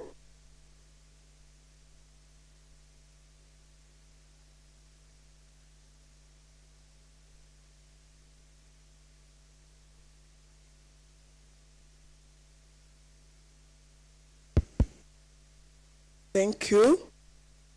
I've discovered that most problems of learners begin from home. The parents of today are running away from their cardinal responsibility of looking after their children. When a child disturbs them at home, they say, I will take this stupid girl to boarding. I will take you to boarding next term. So they throw their so-called stupid or stubborn children to boarding. They throw them to us, the teachers. They run away from their role, and then they expect us, so teachers end up playing the teacher role, the mother role, the guardian role, the singer role, everything. So it's necessary to also counsel the parents. As we think of counseling the learners, there's need to counsel the parents. Because I found myself, as I'm trying to talk to the learner, I discover that even the learner's parents have a problem. It needs to be addressed from home. And then domestic violence makes it even worse. So while the teacher may be responsible for some of the mental health issues from the way we handle learners, but the biggest problem comes from home. There's a need to engage these parents more by doing outreach programs. Thank you so much. The problem begins at home. Parents are wounded already. And she's suggesting having some counseling services to the parents. Probably schools, some schools have organized that anyway. But she's adding a voice to that. Thank you so much. Can you go to the fifth row? Thank you. Now, adding to the issue of the parents, remember all teachers are parents. So whatever is done by those other parents somehow comes back to us as teachers. And if only we could act. In many ways, we would assist those students. How I wish such is brought to the students, to the schools, or reorganized for teachers. Because we do a lot, we change those students negatively and positively, so much than even the parents. So my humble request, can this be brought to the schools? Because we are parents. Thank you so much. Actually, the point highlighted here is that the teachers are also parents, and therefore there are many roles that teachers play. And indeed is urging us to extend the service to the schools. Thank you. Thank you very much. I also want to add my voice on the discussion. It's no longer fashionable to chase away the so-called stubborn students in schools, because we still need each and every one, and we never know who's going to make it. We must take it upon ourselves to counsel, to guide, to parent these children so we can make something out of them. Thank you very much. No expulsions. According to him, no expulsions. I remember there is one participant who said, you send the child away to which school? Eh? I overheard that question, to which school now? Thank you so much. Yes, gentlemen? Thank you, sir. According to me, and the question you posed, which I was saying, what should we do? To me, I think as teachers, the first answer, rather the last answer presented by the counselor, can answer that question very well. We need to begin by listening. Through listening, we shall get to deep understanding of exactly who these students are. After knowing the challenges, then we have to address them accordingly. So my response is, we need to begin by listening to the learners and address their concerns accordingly. Thank you. Be active listeners. According to him, we begin with being listeners to the learners, because it is through the learners that we shall get to know where the challenge is. Thank you. Yes, madam. Thank you. It's good. He has advocated for listening to the learners. We have seen that almost all these challenges come from home. Now, here there is a scenario. A student can pose you an issue. Maybe the parents have failed to pay for her fees and tuition and all other things. But here comes, there is someone who stands in the gap to take care of her, and is a man. So after that, there is sexual abuse going on. But remember, the girl is in the hands of the what? This person abusing, and the girl bears with such a burden. She's tortured, but however, this person is the one taking care of her. Now she comes to you, and you listen probably. But now at the end, you see the parents can't afford to take on her responsibility. Someone has volunteered to do that, but at a cost. Now, here as a teacher and a parent, we have now two dilemmas. You are feeling for the girl who is suffering and is being tortured, and I'm wondering whether this girl will really perform.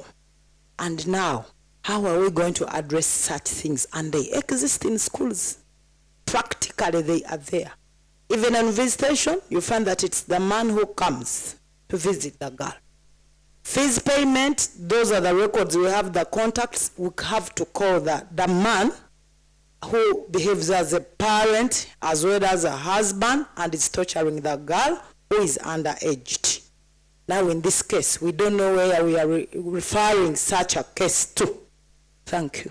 Thank you so much. Actually, madam has raised a pertinent issue here, because there is also a scenario where I had, and indeed there was a consent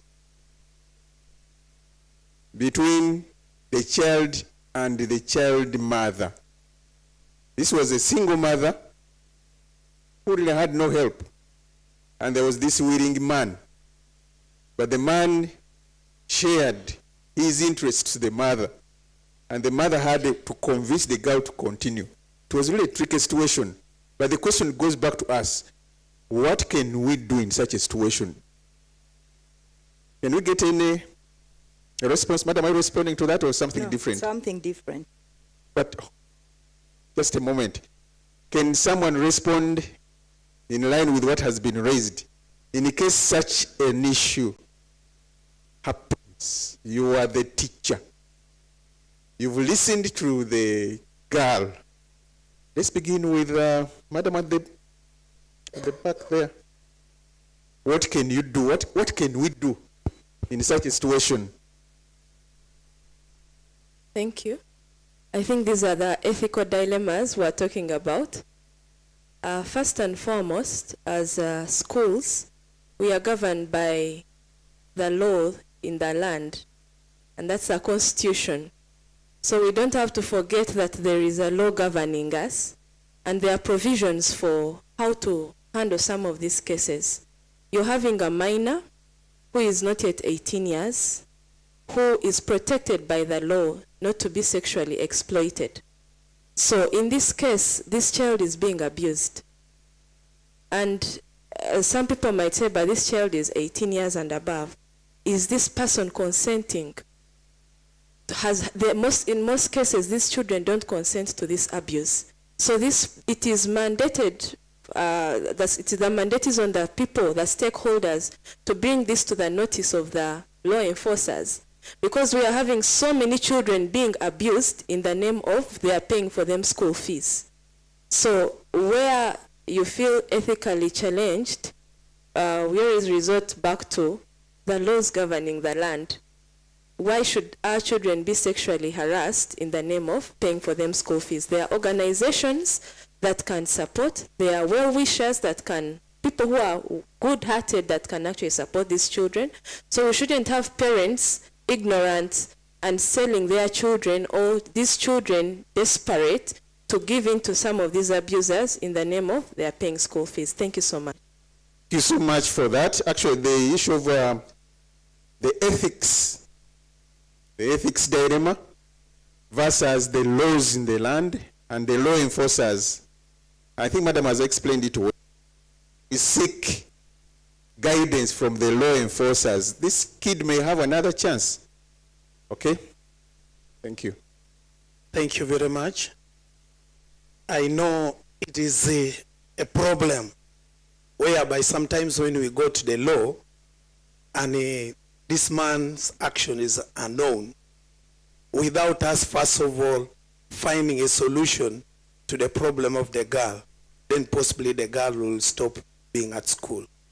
To me as a teacher, if the girl opens to tell me about the story, in the school, I have my head teacher. I would go and share with the head teacher that can we accommodate this child, solve the issue of the school fees. If we sponsor this girl, because not all the girls are abused. If this particular one, the head teacher can recommend that we can cater for the tuition, and even though if it is meals are the problem, if it is a boarding school, let her benefit all.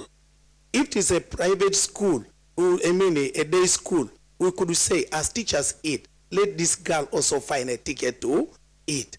Then now, a head teacher can have also a mind and say, we can get the well-wishers. There are people who can help, NGOs that can help. Can we care? Then tactfully, we can withdraw that girl from this what? This man. User. Yes, thank you so much. Thank you so much. That's another solution. Could we go back to Madam here? The second row. Indeed, there are other solutions that may come along the way. But in the interest of time, let's pick the last one before going to lunch. Thank you very much. I have two observations here. I've come to believe, and I've always, I think, seen this, that most of these challenges, social challenges that come about, especially among the teenagers, is a result of comparisons, comparing themselves with others. Even as adults, when you're driving a small car, you go looking at all the cars that bypass you and you feel like you should have been with the other one. So the problem of comparisons, I want to relate this to what Dr. Suvga shared about sciences versus arts. I'm a teacher of geography and CRE, where I teach. I'm a senior lady and a member of the counseling bureau. So one day I go to this school. In my school, if you don't mind, I'll say it, it is Rosira SS. Sciences are doing much better than arts. So I went to ask, and as a head of department, CRE, I went to ask some class, why are you not passing CRE? And yet it is one of the simplest subjects. So one boy told me, Madam, the world is going science. Now your CRE to come and waste a lot of time here, people are leaving us. They are going science. So we don't have time to concentrate on what? On CRE. I simply felt bad, and I told him, we may end up getting people with minds that have no brains. But I didn't go much deep into that. But I think as teachers and also as parents, we need to be careful not to create situations that are going to make these children compare themselves with others by telling them that the other group is better than them. It is so deep, and we may not correct it. The second observation has to do with referrals. Brother Mugabe talked about so much about referrals. Now I think when we are making referrals, it shouldn't be that quick. There are children who are challenged, and by the time they open up to talk to you, it takes ages. You see them wanting to open up, but the fear holds them back. But when you refer them, in that short period before they open up to you, they close completely. And some people you refer to, especially when you refer to parents, especially those parents who have not been trained in mental health, they take it the other way, and they even make the worst situation bad. Or is it the bad situation worse? Whatever the case it is. So as we make referrals, I think we need to first go deep into to the best of our abilities to help these learners. And as my brother said, when we send these learners out of school for wrongdoing, we are sending them to worse situations, and we are not solving a problem. Thank you so much. Thank you so much for that response. I wonder, my minutes are over.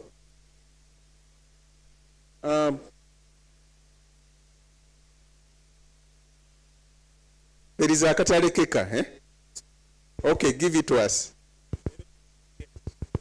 Hello. Thank you very much, sir. We are ending on a note of from the previous contributor that we should not send away these children. Where are we sending them to? And remember, this is a school setting where you have schools and regulations, where sometimes suspension and expulsions are meant to deter the reoccurrence of serious grave offenses. I'm wondering what we are planning to have here. We cannot have a situation where we are sending away people who have committed grave offenses because we are minding so much about their fate and their future. And what are we doing here, sir? Our brother is deeply concerned that there are some grave offenses, if I may call them so. Can we get the microphone to Dr. Brother here? He has something to add. Allow me to stand, since we are talking about the referrals, and my sister here was wondering, when you refer the institute, that's why we said it starts with you, the teacher. Identify and get to know the problem before you refer. Don't hear and refer immediately. That is where I wanted to clarify on that. Then when we talk about the school rules and regulations are there, and it is true, but before we take up a decision of expelling, have we done what we are supposed to do? That's where the issue is. Because if the student has escaped, let me use that. The school rules are very clear. When you escape, you go. Why has this boy escaped? Suppose there was bullying and he feared these students and he took off. Then for you say, they have brought you here, you escaped, go. That's where we want to change our mind. If the boy has escaped, before you take the action of go, have you known why this? In other words, we are saying, Do not work with solutions in your pockets. Because the scenario is this, yes, in law there is, I happen to study some law. We have the law precedents. And we say, omusango omukadde, naye gwabadde gutya, the situation is the same. That's where now the innate wisdom comes in and self-evaluation comes in. The school rules are there, but every law has got its uliteeka lina interpretation, lina situation yalyo.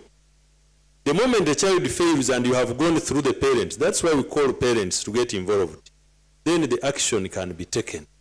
We are not saying the child has stolen, you have told him he has stolen again, and because we are saying we are worried of the future, we keep him to be a senior thief.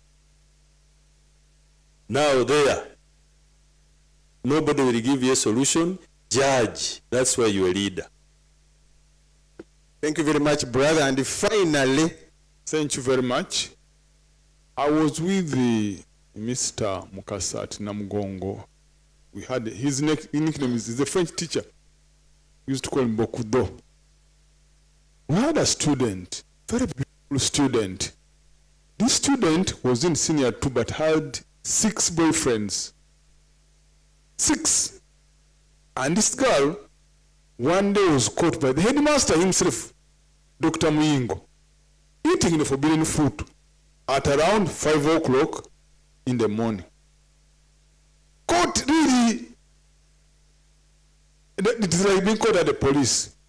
But she had recurrent cases of boys fighting over her and so forth. Very bright, and doctor said that girl should go. They caught her, Nyai caught her because he woke up very early, the doctor. And so by then, we had a priest called Father Magandas. He died, the late, he died. He was a chaplain, said, no.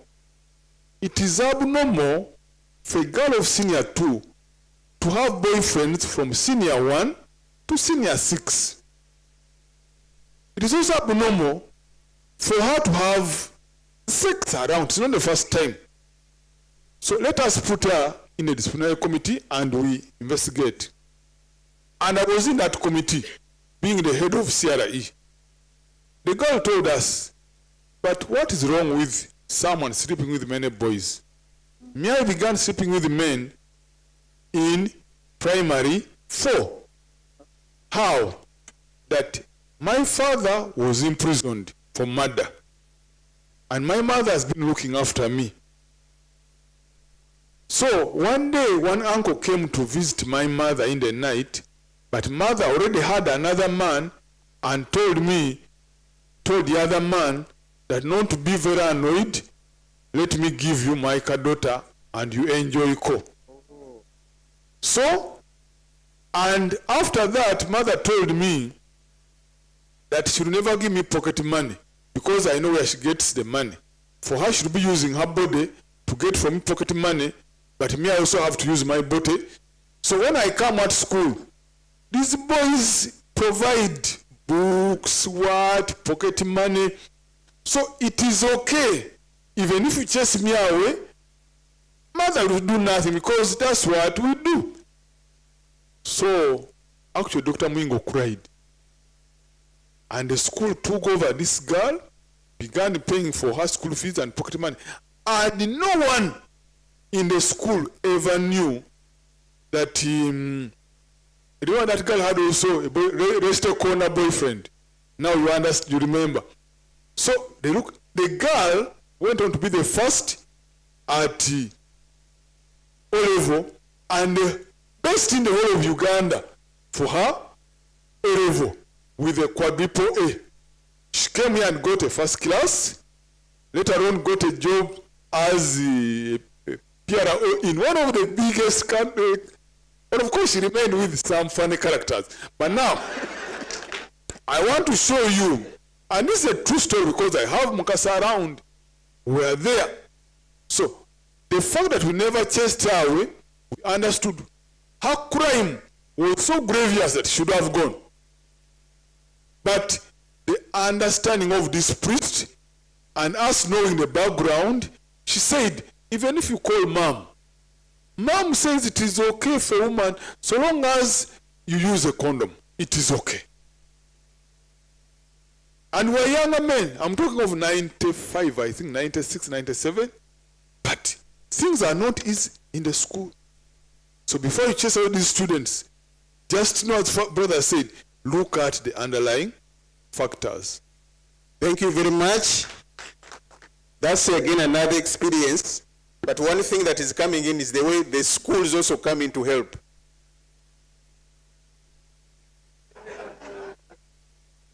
Colleagues, the debate will continue and continue. Even as we go for lunch, you can still share with a friend so that we are in the next session of discussion, more ideas will come up. Dear colleagues, thank you so much. Kindly, the lunch is ready, but we need a prayer. Can a volunteer give us a prayer to lunch?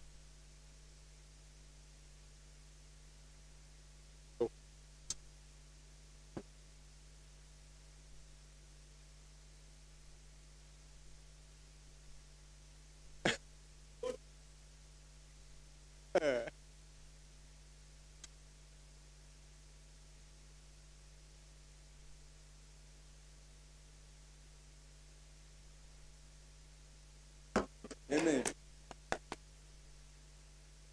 Okay, members, it's time for lunch, and I humbly request the live streaming team to pause.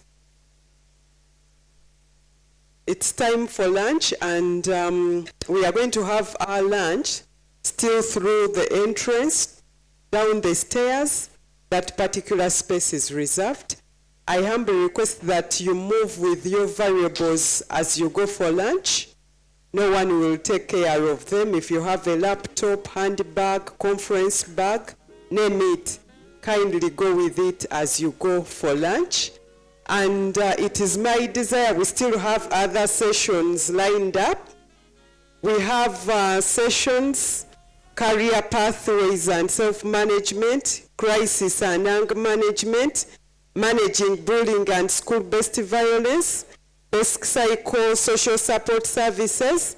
So kindly, it's not yet time for networking. Just use the few minutes that we have, 20 minutes, to partake of your lunch, and then please return to this very room for the next sessions. Lined up, we have career pathways and self-management, crisis and anger management, managing bullying and school-based violence, basic psycho-social support services, action planning, session evaluation and way forward, certificate award ceremony, and departure.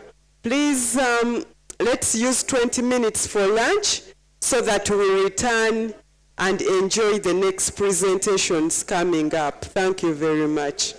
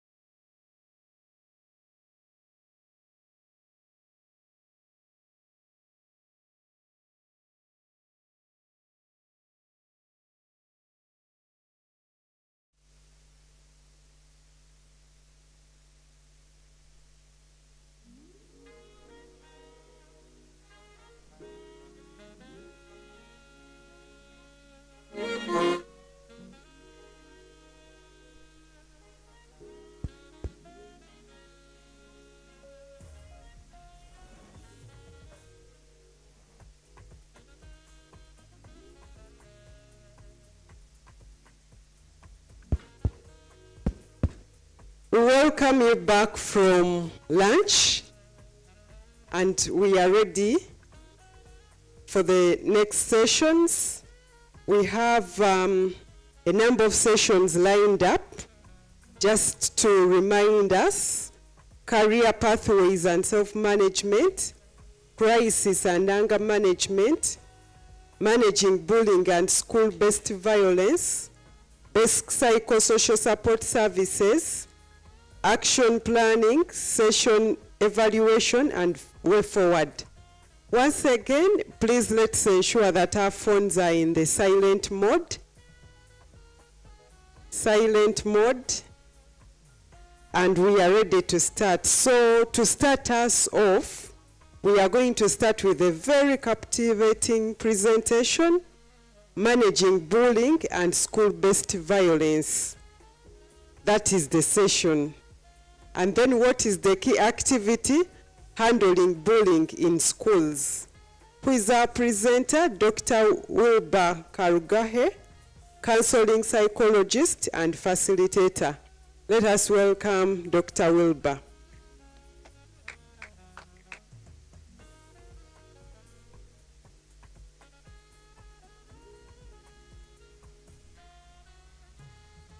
Good afternoon once again. I want to take this opportunity and welcome you back from lunch. I was actually telling the organizers that they gave me a very hard topic, bullying. Okay, so I need to begin by asking the team up there to display my slides, please.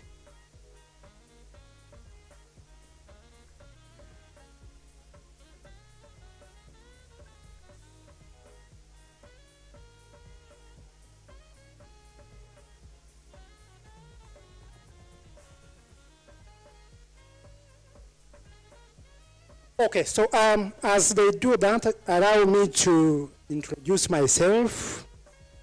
Wilbur Karugahe are my names, and I am a counseling psychologist by training, and I work with the School of Psychology as a senior lecturer.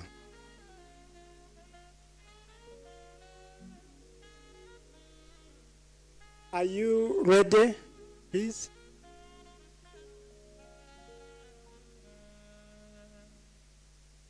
Okay, so allow me to begin this presentation by asking a question. I know I am speaking to teachers, and I know you're honest people, so please be very honest with me.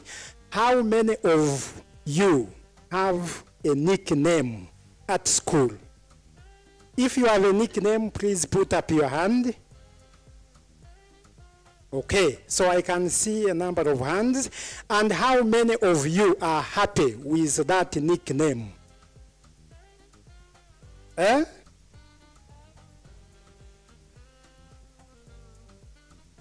Okay, yeah, I can also see a few hands. And basically that takes me to my first slide. In most cases, when we talk about bullying, many people think about a victim and a perpetrator, isn't it? Eh? And normally, we think about students as victims, and indeed they are. And in most cases, a fellow student is a perpetrator, but there are other perpetrators as well, as we shall see. But the cycle does not end from there. We need to add a third person in the game for the cycle to be complete. And who is that person? A rescuer.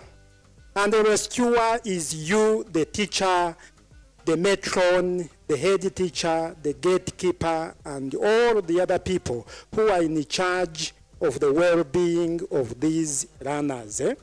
But there is something very interesting that I want us to talk about. Is it a must that the perpetrator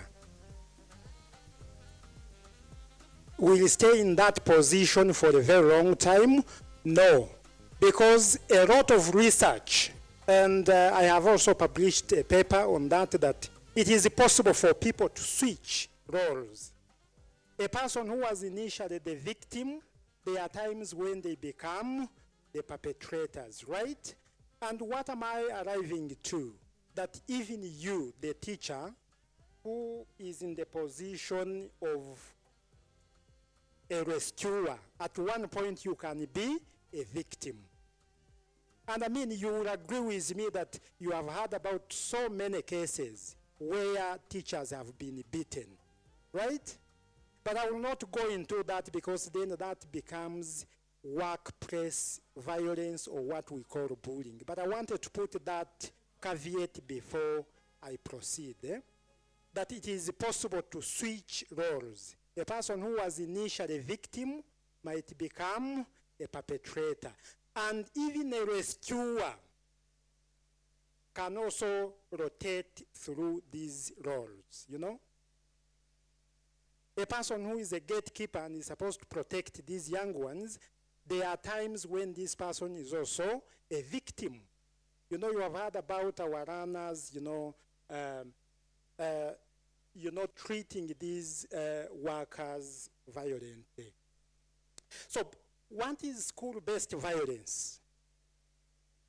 School-based violence takes a number of forms, and in most cases we know the common ones: physical, psychological, and these forms of violence are perpetrated by fellow students. But I also want to inform you that there are times when people within the school or nearby the school may actually be the ones perpetrating violence. Okay, so I will quickly go to the forms of violence. And as I mentioned earlier, the common ones that we know include the physical violence, which basically means the physical attacking, a person. Corporal punishment also comes under that. But then we have psychological violence, which is actually said to be the most hurting or the most severe form of violence. Why? Because in psychology, we actually say trauma never heals completely, So humiliating someone, calling people by, nicknames, and that is actually why I asked whether you have a nickname. You may have a nickname that you are happy with, yes, but there are times when you basically don't like the nickname, and that potentially means you are a victim as well. Then we have sexual violence, which basically takes many forms, but it includes unwanted touching and unwanted sex, but also coercion. When you use your position to take advantage of someone. And then lastly, we have school gender-based violence.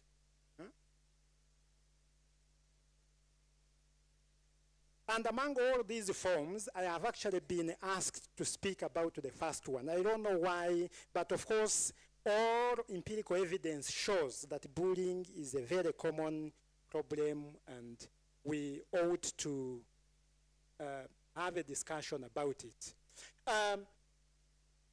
The statistics reveal that the boys perpetrate violence more than girls.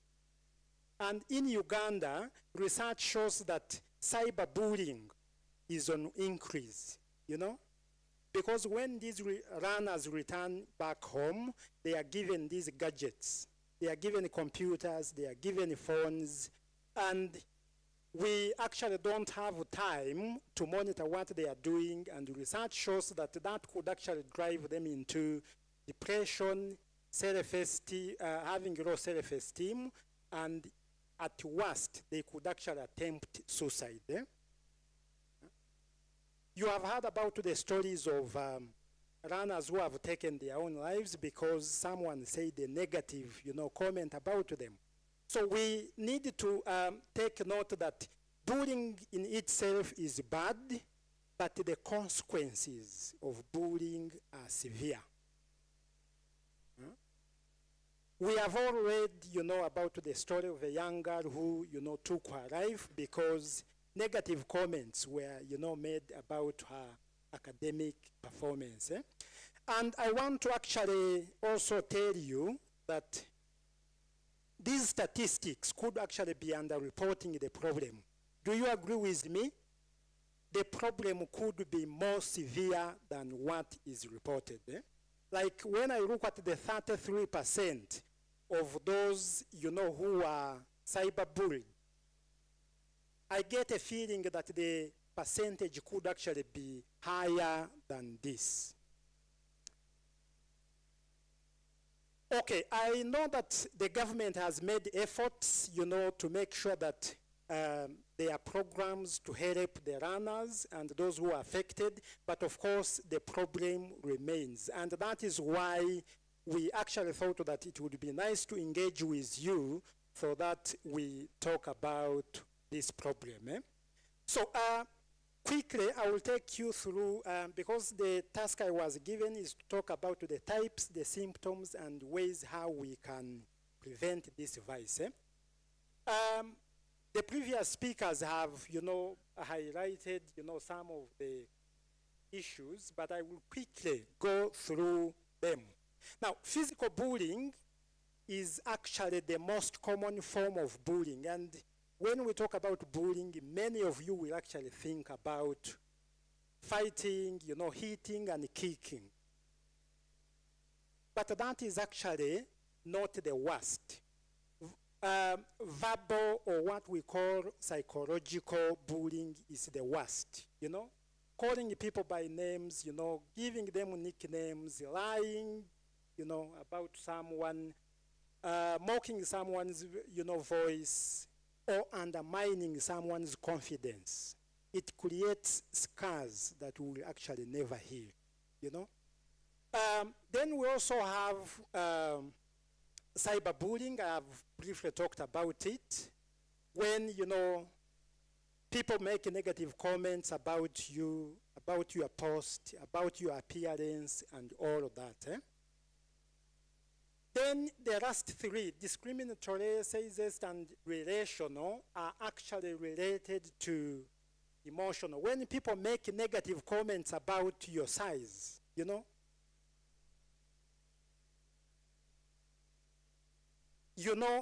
at one time, I was a student in Europe, and I didn't know that telling someone that they have put on weight is a negative comment.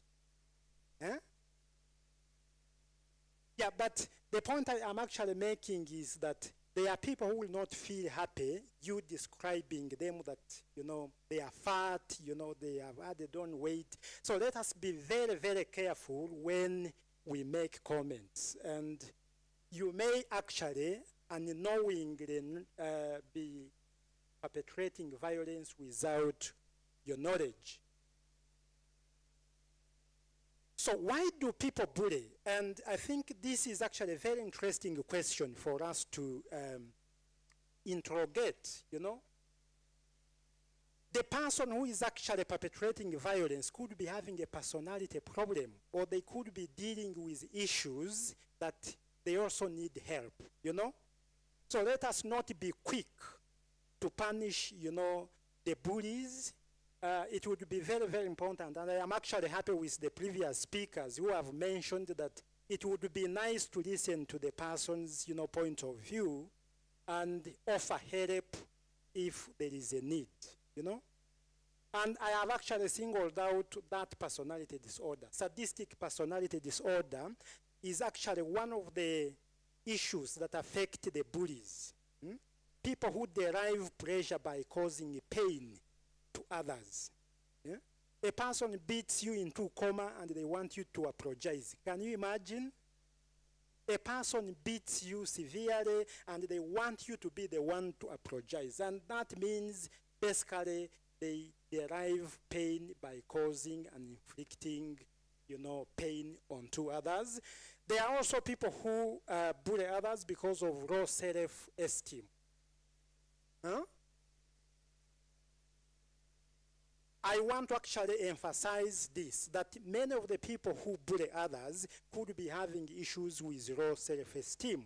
A person feels, inferior, and they think that the only way they will make you notice their presence is when they bully you. I don't know whether you have seen this in schools.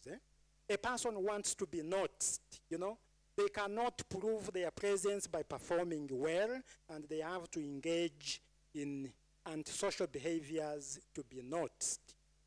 And I am actually glad that the issue of parenting kept on coming up. In psychology, we believe in printing behavior. Printing behavior basically means that this young person is picking all of the bad manners, the violence that they witness at home, and they are printing or replicating it within school. And that is why it is very, very important for us, as teachers, as, psychologists, to always listen to this person who is perpetrating violence before we punish them. They see, the father beating the mother at home, and they think it is okay to hit someone. Then issues of social status and peer influence also have a role they play in influencing bullying, then seeking attention, and the school environmental policies. I know all the head teachers who are here have policies within schools, but we need to make sure that we identify the weak ones and revise them and improve them. And then lastly, the win-lose method of resolving conflict has also been cited as a cause of bullying. It could be an argument between, runners, and the other person always wants to win, and then the other person must be a loser. The ideal would be a win-win conflict resolution. But once you want someone to lose, the chances are high you are going to hurt their emotions, you are going to hurt their feelings.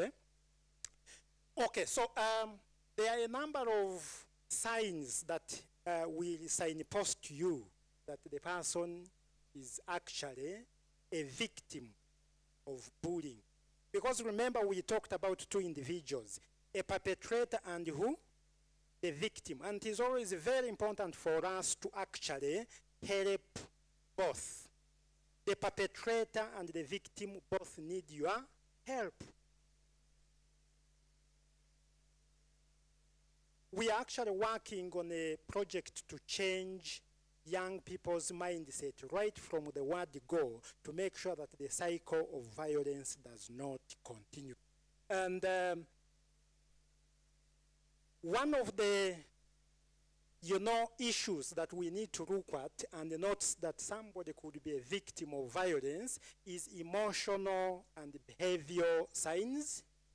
People who are hyper-vigilant, people who are very conscious, they will never allow you to, talk to them when the door is closed, That could be a sign that this person has been a victim of bullying, and they always want to escape. That is why they prefer that you speak when the door is open. So if you're a head teacher or you're a teacher and you notice that this person is really not comfortable being in isolated places, that could be an indicator that the person is a victim of bullying. Social withdrawal, aggressive behavior, and then secretive behavior. Secretive what? Yes, the person does not feel comfortable talking about their own life or disclosing any information about themselves. So those are some of the symptoms that the person could actually be a victim. Then unexpected injuries. I think this is very common, and I know you as teachers, every time you look at somebody with injuries, you will be inquisitive and you would want to know what happened. Then decline in academic performance. I think as teachers, that is actually probably the most used yardstick to know whether someone is a victim of bullying. Suddenly somebody's, academic performance declines. So as a teacher, it would be ideal to make sure that you have a word with this young person and get to understand what they are going through. Distress after online activity. A person gets, frustrated, a person gets agitated after using a mobile, phone or after being online. That could be an indicator that probably this person was told bad words. Then sleeping habits, could also be a symptom that somebody is going through a lot. A person wakes up, in the middle of night and, they will tell you, I can't go back to sleep. That could be an indicator that someone is a victim of bullying. Okay, so what about perpetration? If I know we are all, parents, but I am always very, very careful to make sure that when my children have money, I know the source of that money. What about you? It is a very, very important thing. Why? Because it could indicate that this person is actually getting money from unclear sources. Or they are bullying people and probably asking for, money. Or if a person gets into physical and verbal fights with others regularly, that could actually also be an indicator that the person is a potential bully or is a bully.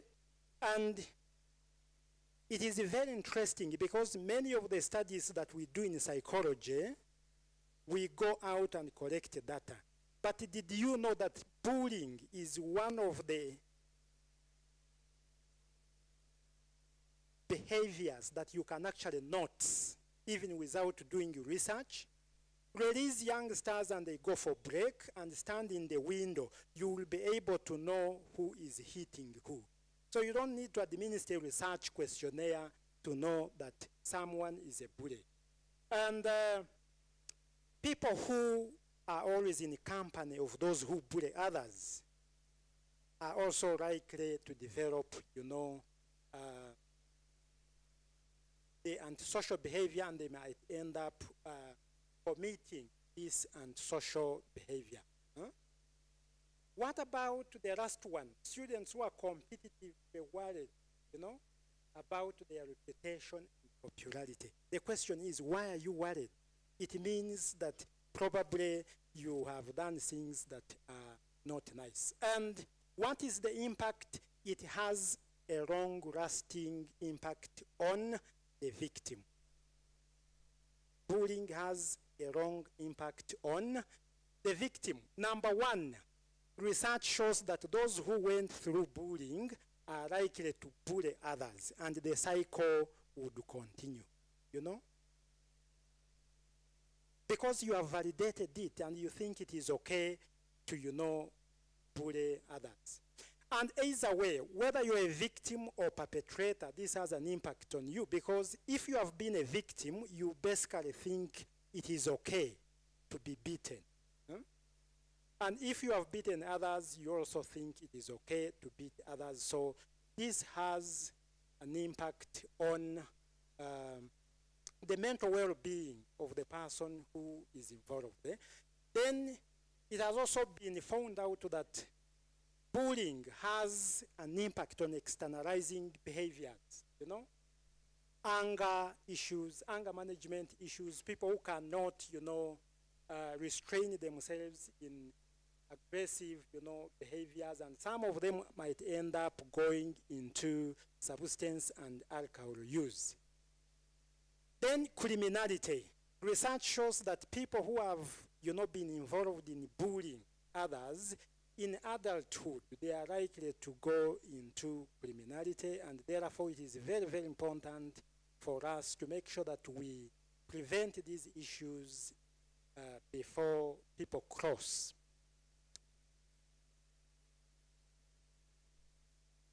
Okay, so how do we then deal with this problem?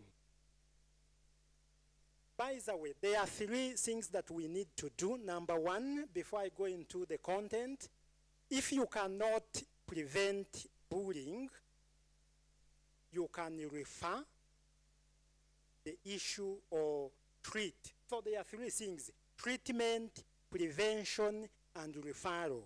And I'm actually glad that the previous speakers have talked about referral pathways, and we are not actually putting you under pressure that you must be able to solve these problems, because you may not have the expertise, but you can refer. So number 1, as a staff, one of the things that you need to make sure that you do is to have regular meetings and talk about this issue in your meetings, and if possible, use what we call ICCT, interaction competencies with children, you know? Instead of punishing, ask these youngsters to step out of class for 5 minutes and then come back. And I know you have policies and rules, but these must be enforced at all times, and then you need to make sure that all the staff are also trained. The teachers, the support staff, you know, the gatekeepers. How many of you agree with me that the gatekeepers are actually victims of this vice? Yes, I can see so many hands. They are.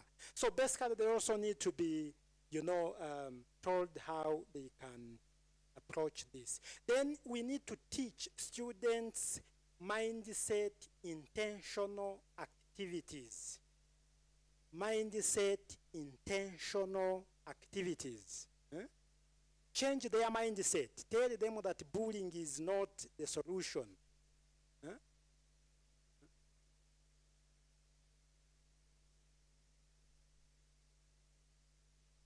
That it's not okay to hit, you know, each other if you have issues. Then you could also look at having posters that speak against, you know, bullying. Put one near the notes board and, you know, let everybody look at it and know that it is not nice. People could have poems, you know, speaking against bullying, and that might also help. And then you could also have role plays. You know, when you get these learners to sit and then play through the 3 roles that we talked about, of a victim, perpetrator, and then the rescuer.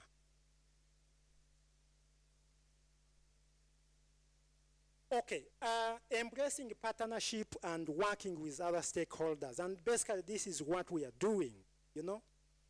Make sure that you don't break your head trying to solve all of these problems. Run to the professionals, you know. Speak to the psychologists, you know. Invite counselors to come and talk to these people, and that might actually help. Then at the national level, we need to create a safer environment that actually improves, you know, the well-being of these learners. How many of you would feel comfortable teaching a class of 300 students? The numbers are huge, you know. So let us create an environment that will enable us to know our learners by names. I'm actually glad that Professor Mugaga, you know, mentioned that. When your daughter was called by name, it has an impact, you know, because a learner knows that you know them by name, you know their needs, and that has an impact on how they will perform. And then collaborative and, you know, creating partnerships. I have singled out the professional associations. I am a counseling psychologist, and definitely it was important that I mention Uganda Counseling Association. Invite these people to come and talk to your learners about bullying, you know. And then at a family level, yes, we also need to create awareness and sensitize the parents. we need to sensitize the parents that it is actually not nice to allow these learners, access internet or use phones when they are not being monitored, because we don't know what they will actually meet there. And then finally, counseling and psychological support has been found, to be helpful when it comes to helping those who are victims of violence. And I will specifically talk about one approach that we call CBT, cognitive behavioral therapy, which basically aims to help people who perpetrate violence change their thoughts or change their mindset. Cognitive behavioral therapy that changes the perpetrators, mindset about the vice, and it will be helpful in two ways. Actually, to the victim, they will know that being a victim is not the end of the world, so they will go out and speak to someone. But also to the perpetrator, CBT or counseling could help the person stop re-offending. Remember, we have two people that we are trying to help here, the victim and the perpetrator. So counseling can help, yes, the victim to deal with the mental health issues that we have talked about, issues of depression, issues of suicide. But to the perpetrator, counseling can help that person to stop re-offending. Re-offending means repeating the antisocial behavior every now and again. And as I come to the end, because I see I have come almost to the end of my time, I want to repeat this quotation that says, bullying can leave scars that do not heal. So the best thing is for us to prevent bullying before it happens. Even when people go for therapy, even when people go for counseling, sometimes these scars don't heal. And with those few words, allow me to end there.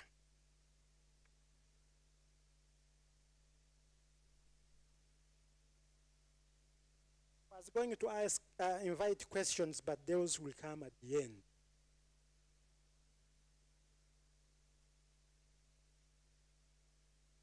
Could we give Dr. Wilbe a befitting hand clap for those few words?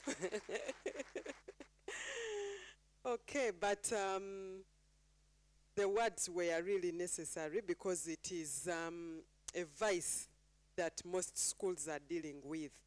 Sometimes it's a silent vice, you may not know, but at least it happens, and it is important that as school administrators, head teachers,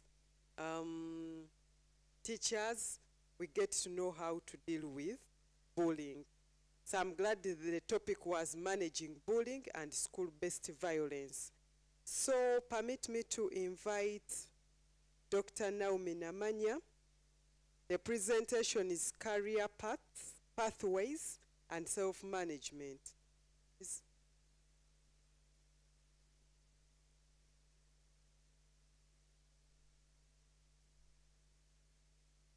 Then we go back to, all right, so I've been guided. Let's get into another presentation titled Basic Psychosocial Support Services and the Key Activities Understanding Psychosocial Needs and Support in Schools by Dr. Anne Ampaile. Thank you. Thank you. Good afternoon, ladies and gentlemen.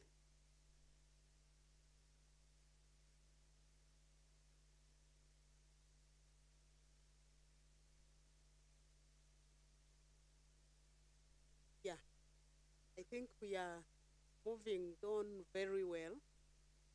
School stakeholders. Along the way, we are seeing that if each one of us plays their role, I think the world will be better. So this is the topic, you just move on. That is the presentation highlight, school stakeholders' responsibility. Right from the start, I'm not going back there. We know who these stakeholders are. Each category has their roles and responsibilities. And as Brother Doctor had said, with the learner at the center. Thank you.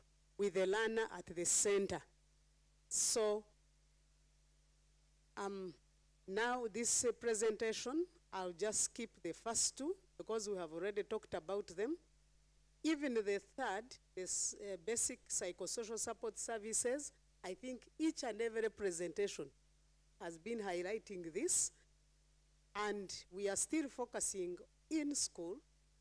Psychoeducation model has been elaborated by Brother Doctor. So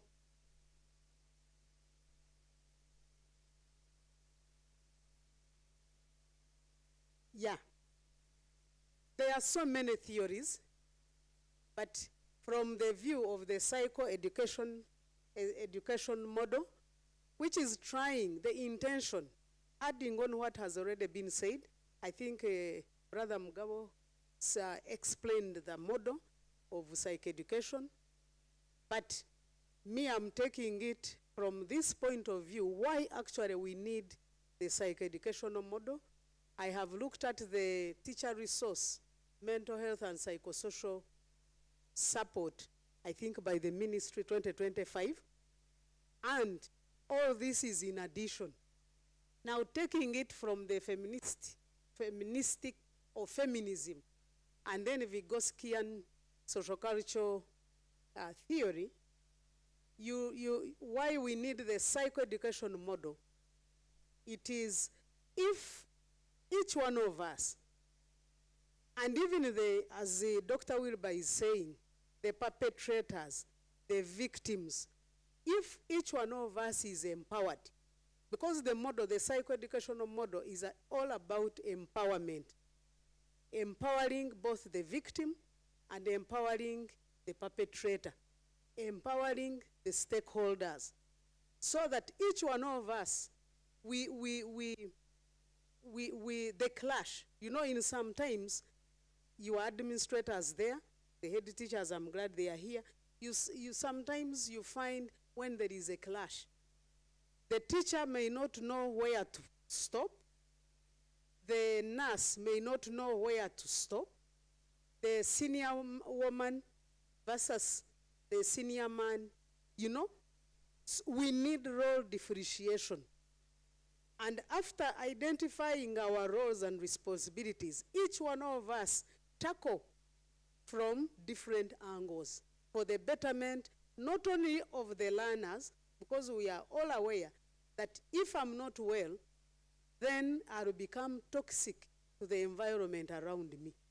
In most cases, teachers and other support staff, they create that toxic environment because of the issues, as Professor Mugaga and other presenters have already said.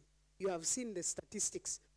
So now with this theory of feminism, for it always advances the vulnerability of the vulnerability of the victim. And maybe taking it from the model, all of us we are aware of that the female gender is always taken to be the most vulnerable. And that is, if you're looking at the feministic or feminism, the theory of feminism, you are looking at a continuum from this angle and then from this. Now, these feminists, I mean, those who have been trying to create this vulnerable syndrome among the women, they are only looking at from one angle, that a female is a weaker sex. A female should not do this. A female, you know, you cannot compete favorably for maybe this position. You always need to be. And that one has also ended up crippling the female gender. And It is now in the minds of the female gender that we are weak. We cannot do this. You can't climb a tree. You can't pull down a mango. Now they have forgotten the other side.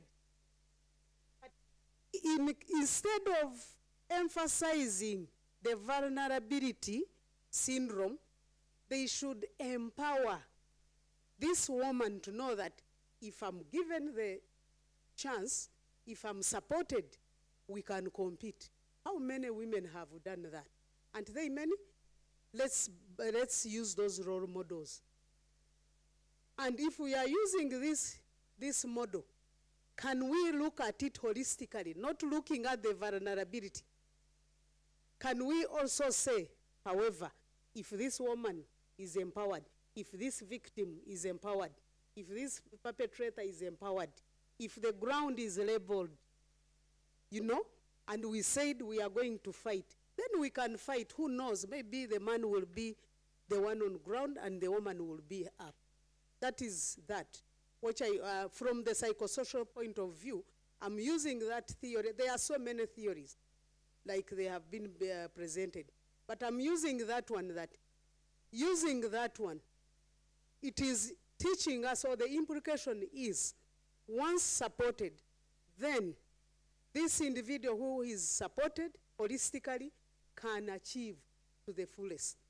Now, looking at Vygotsky's social cultural model, for him, he's also looking at those traditions surrounding us, the languages, the others. But, however, from him, we are looking at what he calls support systems. In the same way, the ecological systems theory also supports, which I don't want to go into because of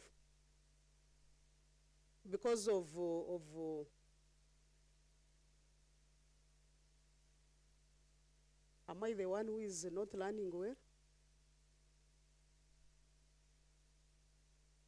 Yeah. Basic psychosocial. So basically, as I've already said, everything, what is wrong with this? Had someone talk to me?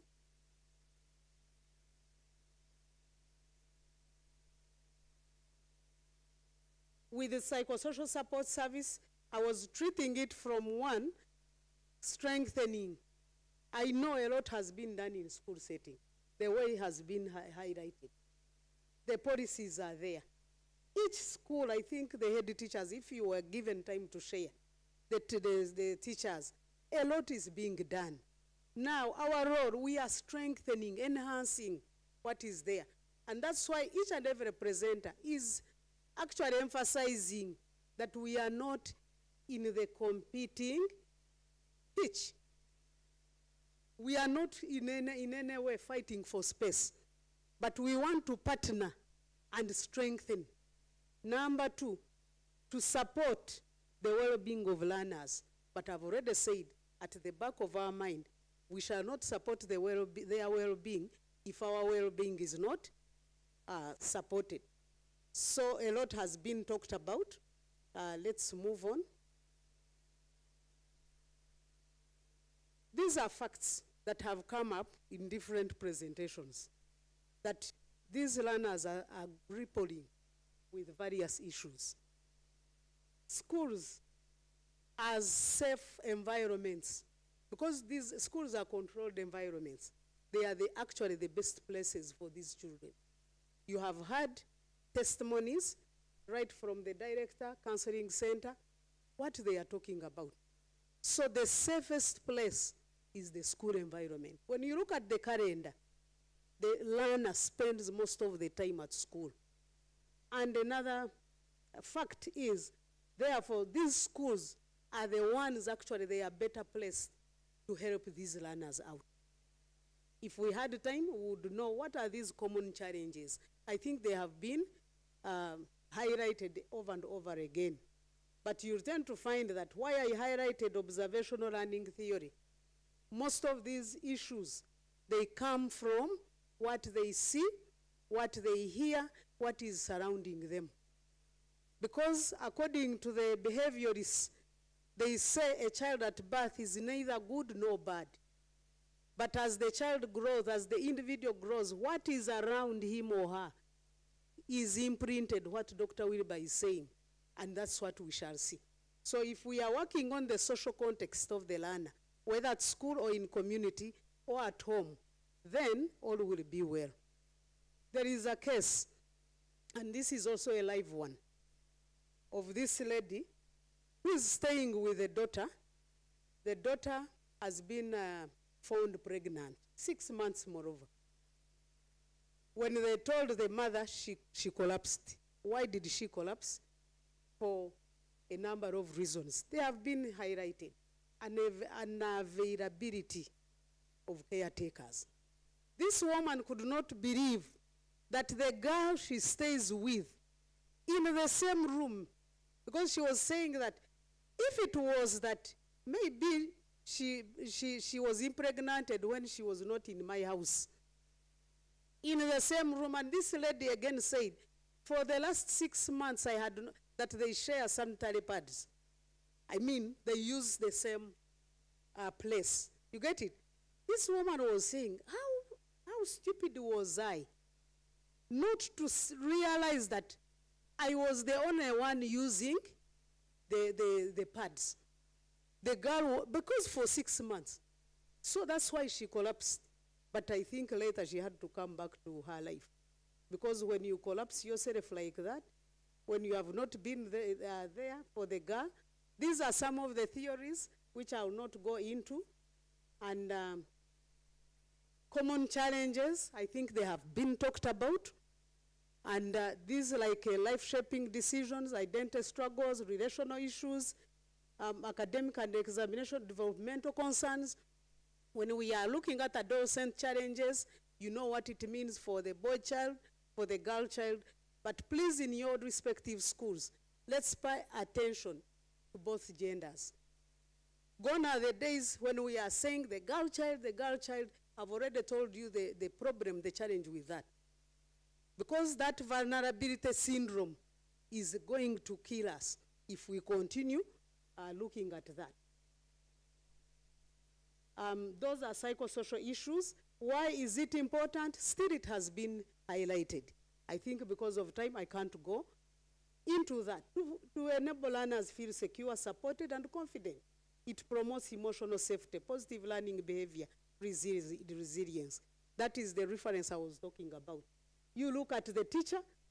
Now, if you take your child in this environment, who is helping who?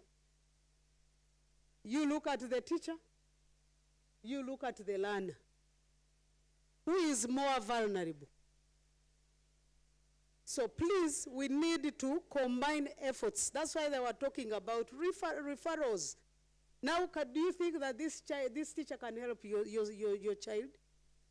So, in that kind of environment, you can guess what will happen.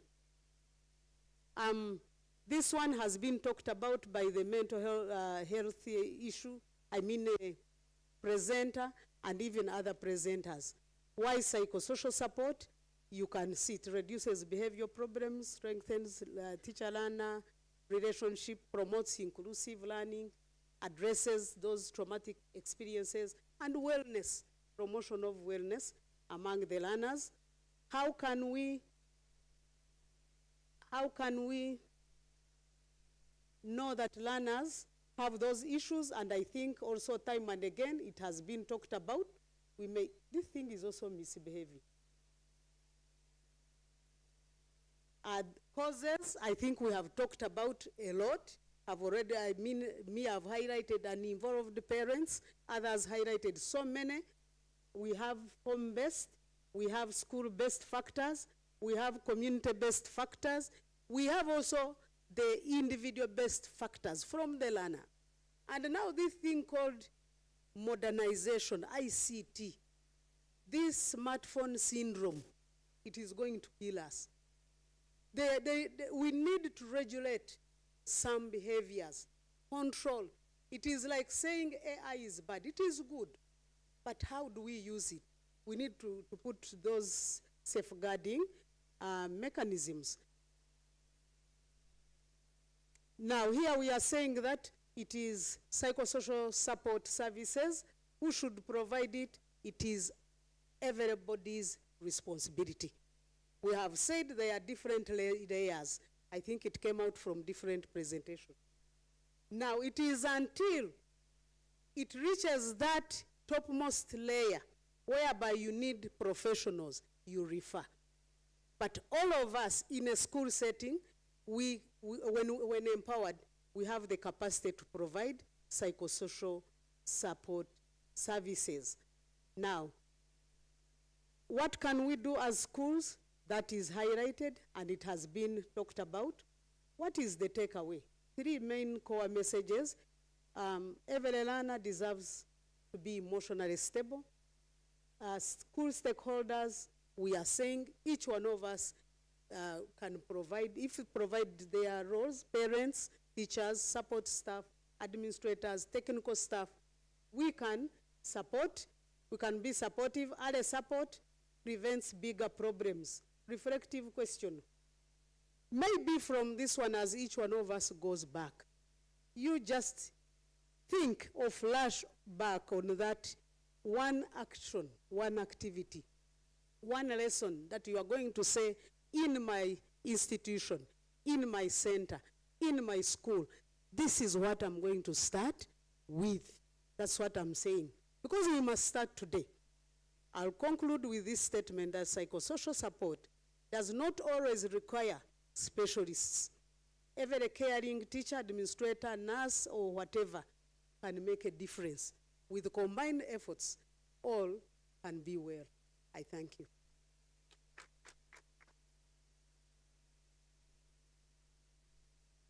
Allow me now to invite Dr. Naume Manya.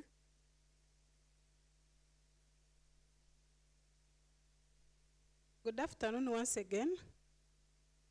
Yeah, I know we have sat for a long time, but I will again try to be so fast to go through or we navigate the career pathways. So this time, I'm coming as a concerned educationist, looking at what is going on as far as where should someone go.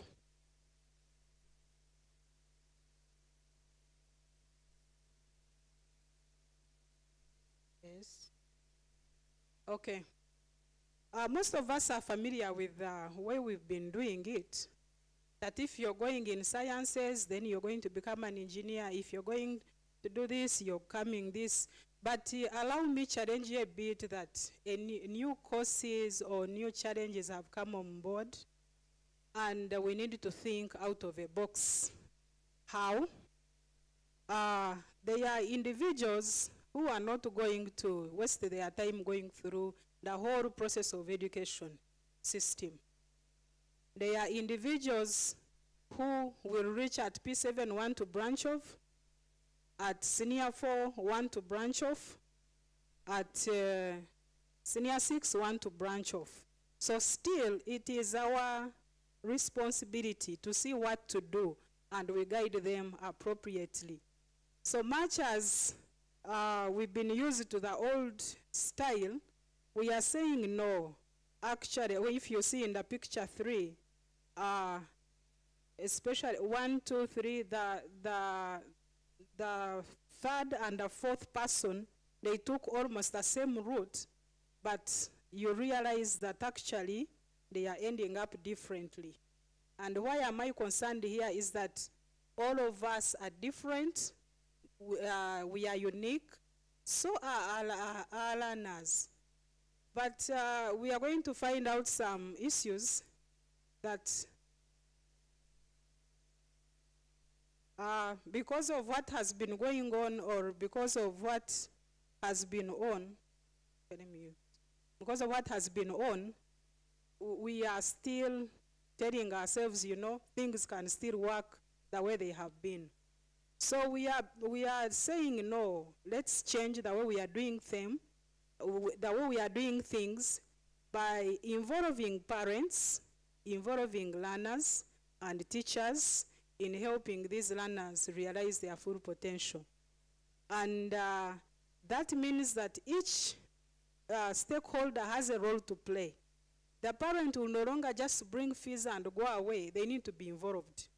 The teachers need to be involved. The learner also need to be involved. There are some of us, parents stroke teachers, who think that the learners cannot make choices. They can. There are those of us who think, you know, we have got to keep on deciding for them. No, we need to let them be, and when we let them be, they will be able to realize their full capacity or come to realization that actually they can do well. It seems this one responds after some time. So again, referring back to my study, 60% of university students, when they were asked of the purpose why they are at school, they say they didn't know, which is a bit worrying. That is above 50%. Rather, they were referring to the parents, that the parents have told them to be at school, or they are the ones telling them to be at school. In other words, they are not participating. They are not minding about why they are at school. Even when you're pushing them that they have failed, even when you're pushing them that, you know, you're not doing this properly, you're not doing it, they are not bothered. It is mommy and daddy who have sent me to school. But also, when you dig down in the background, as we have said, it is a combination of factors. When you look at the culture, again, family background, the family expectations, the institutional expectations, and the political influence of science versus arts, again, also economic factors, you're going to discover that these students actually are true when they say they don't know why they are at school. And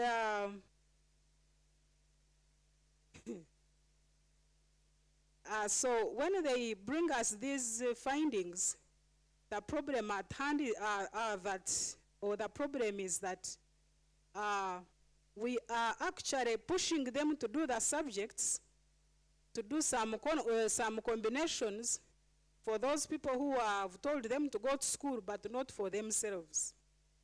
And why?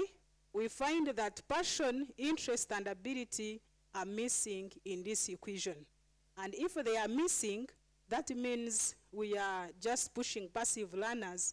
They are just saying, you know, I need to be a good girl, I need to be a good boy to complete this school system. And you continue like that, and you find that is a serious problem. So I am basically challenging us as an educationist, as a teacher, as a parent, that we need to take a closer look to the abilities of these learners.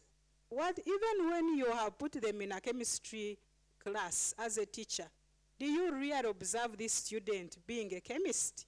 If they keep on failing and failing and failing, what does it teach you? What does it bring to your attention? That they have told you to do sciences. Can this learner manage? If they are not managing, bring the parent on board, talk to them. Yes, you want your child to pursue PCM, but they don't have ability. Be sincere with them. Because when the ability is not there, and maybe there is interest, or interest is also not there, you have not identified their talents. You have not identified their gifts, where they fit. We shall keep on pushing them, and at the end of the day, we start getting adults who are saying, you know, this is your degree, hold your degree. For me, I've gone to pursue my ways.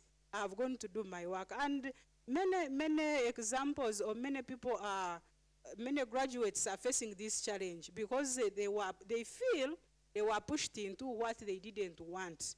And because of that, they feel it is mommy's or daddy's degree, and they part their ways. And these are some of the challenges we are having. But still, we insist, you know, you've got to do PCM, you've got to do this, because that is what is trendy. Interestingly, when you get in these areas, even when you get into the science area, there are still new areas that are coming on board. When you come to the arts area, there are still more new areas coming on board. And of course, let's ask ourselves, is a human being an artist or a scientist? When we check ourselves, we are both, not so. So if we are both, why are we pushing these young ones to one side thinking that they are not going to leave the next stage or they are not going to live their life. So what happens when you keep on pushing them? They will just keep quiet and say yes, and after the degree, they will come and say, have your degree, for me I've walked my way. And at this time, then that is when you ask yourself, okay, what were I looking for? So the rationale to this, to the parent-learner-teacher approach is that when we go that way, we minimize waste of time, waste of money, with associated emotional distress. But also, we are able to help these learners pursue their careers or career paths which are fit in their personality or fit in their innate abilities. And again, they are able to do it passionately. I don't know if you have watched some, for instance, amongst ourselves, have you seen some teachers who passionately teach and those who just teach? You find a difference. And if you can see it by yourselves, why are you forcing those learners?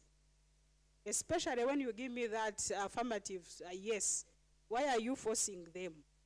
So when you look at that, you find a serious issue. And then when you get back to the consideration of other changes, the times have changed. Honestly, my parent, my parent's parent, my parent, then me, then my child, times have changed.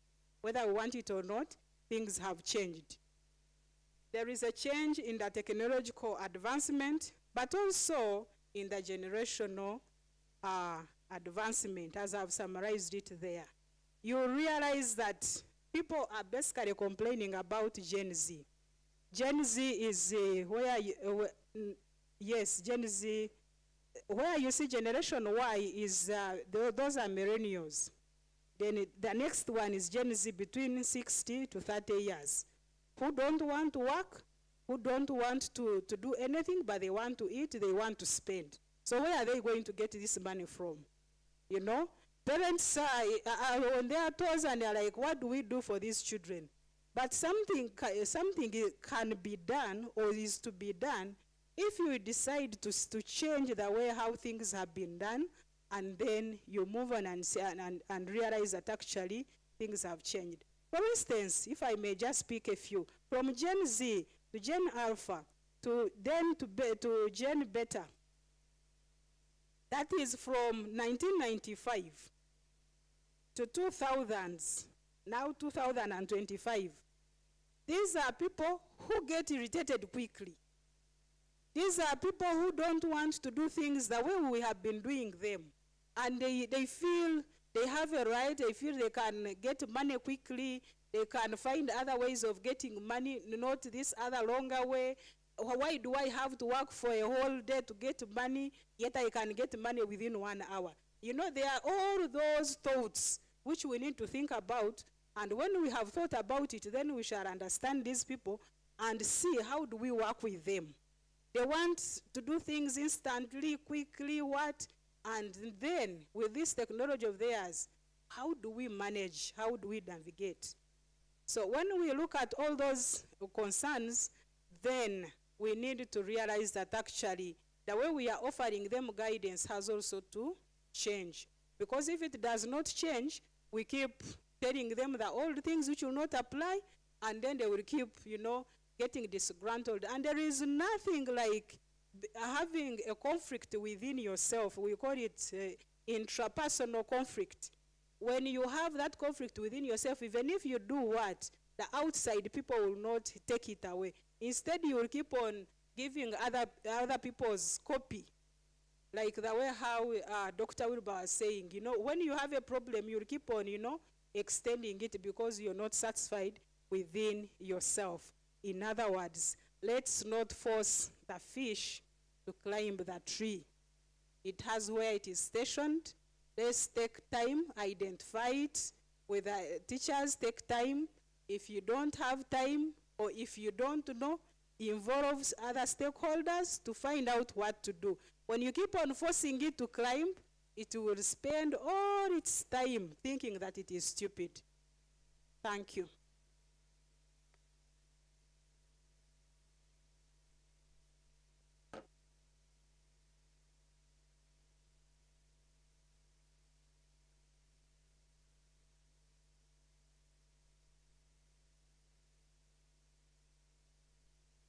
Yes, because of time, we are going to look at anger management, still in the same way we have been looking at it. It is anger management, anger and crisis management interventions. And as they flash the slide, anger is a natural reaction. Most people tend to judge it negatively, but it is normal. That is where we take it from. It is a normal reaction, and it is only how we react to it that now brings about problems.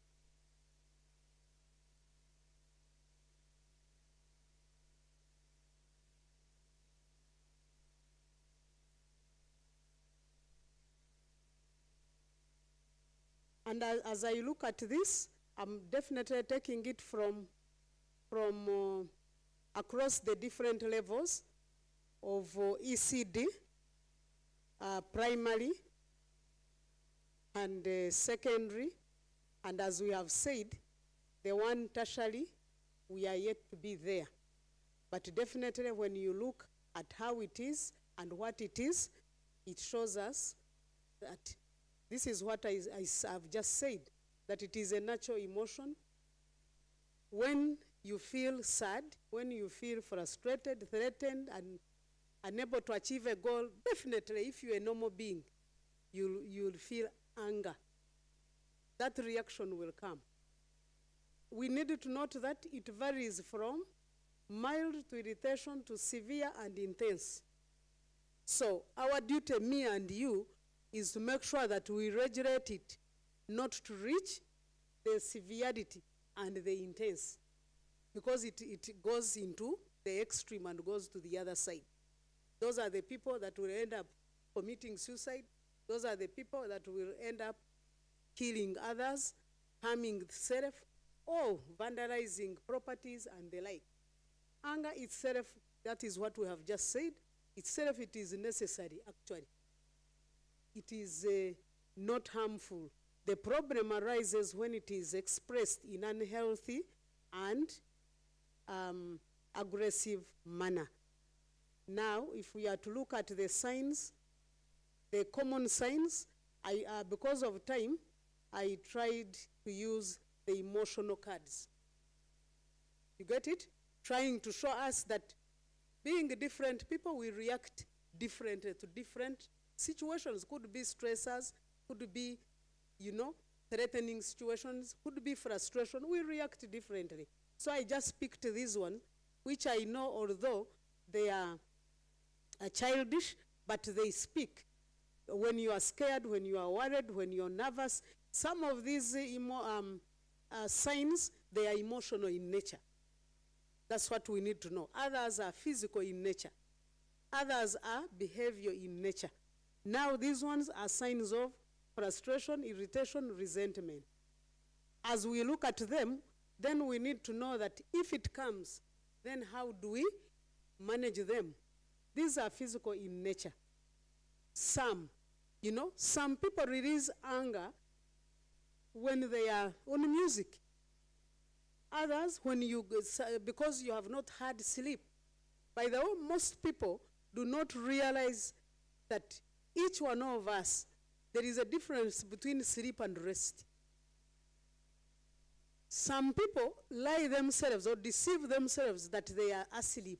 Someone tells you, don't call beyond 10, I am asleep.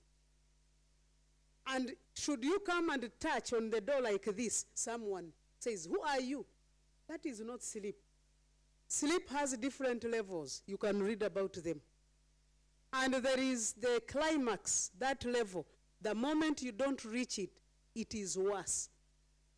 It is worse. Each one of us, whether you sleep 1 hour, whether you sleep 2 hours, you need to reach that level to complete the cycle. Otherwise, you'll become a problem to yourself and others. Then there is rest. It is very, very necessary. So these are some of the different ways how we cope with some of those signs. Behavior. Still, Behaviorally, that's why you'll see people boxing others. You'll see people doing ABCD, others divorcing, others, killing and doing that. But now, these are some of the ways where you release that stress. Yes, and why am I showing this? We need to put these mechanisms in our school setting, in our learning environment. Those socials are very critical. But some schools are hell. Hell in a sense that you are pumping as if you are pumping water. From class to whatever to, these children need this. Even you need this. Otherwise, that exhaustion, that mental exhaustion, it is what we are dealing with. Those emotional exhaustions, those challenges, frustrations, this is it, burnouts. Those are the issues that we are dealing with. We need to, these are simple things. Why in the psychosocial presentation I told you that if managed well, if these roles and responsibilities are clearly highlighted or speculated or clearly, highlighted, each category knows that I'll do this, I'll do this. These are manageable. You'll need to know. I will not mention a school, but actually it is not a school. These people were in a secluded place. If I mention it, you can, maybe it will be a clue. I don't want to give some clues. Now, it was until one person who was in that place died, real dying, and they bury, that they had to know that, these people need freshening up. Otherwise, they were in a secluded environment, undergoing something, and then they were saying, until you finish, that's when you'll get out. One person died. And now that's when they said, no.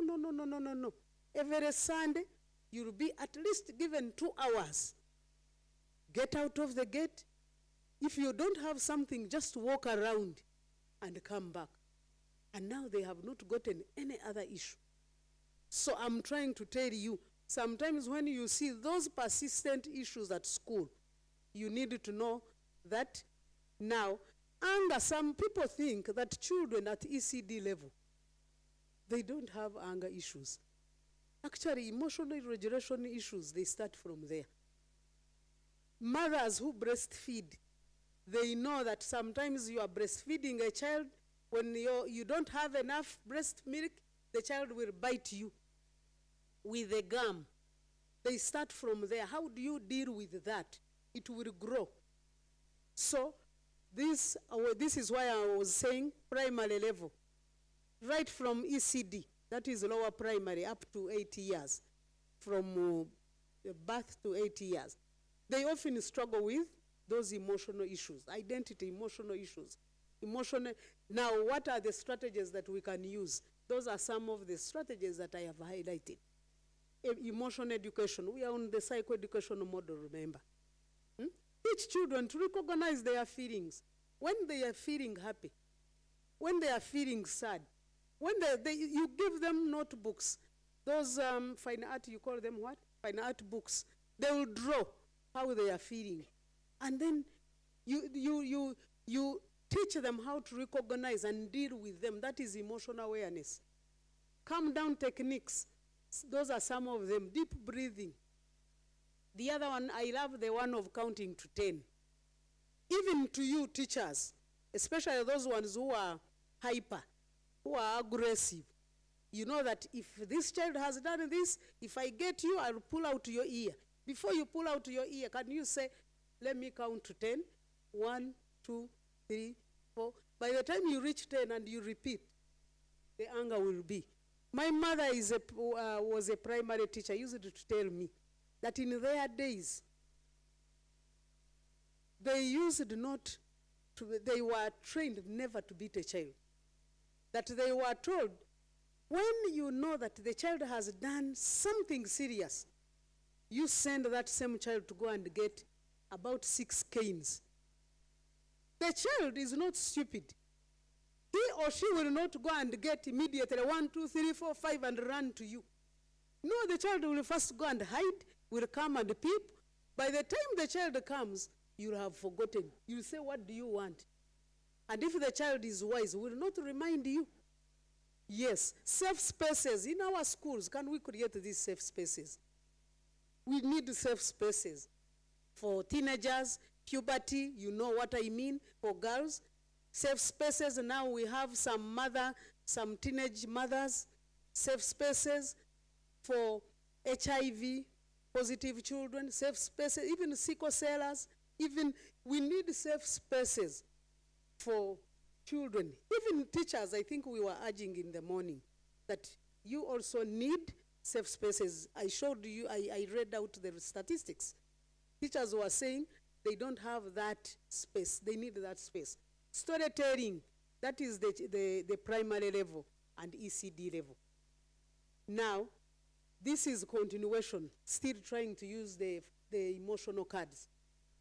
You see, those faces, they are going to tell you how do we identify that these are children, they are not well. Those are the signs.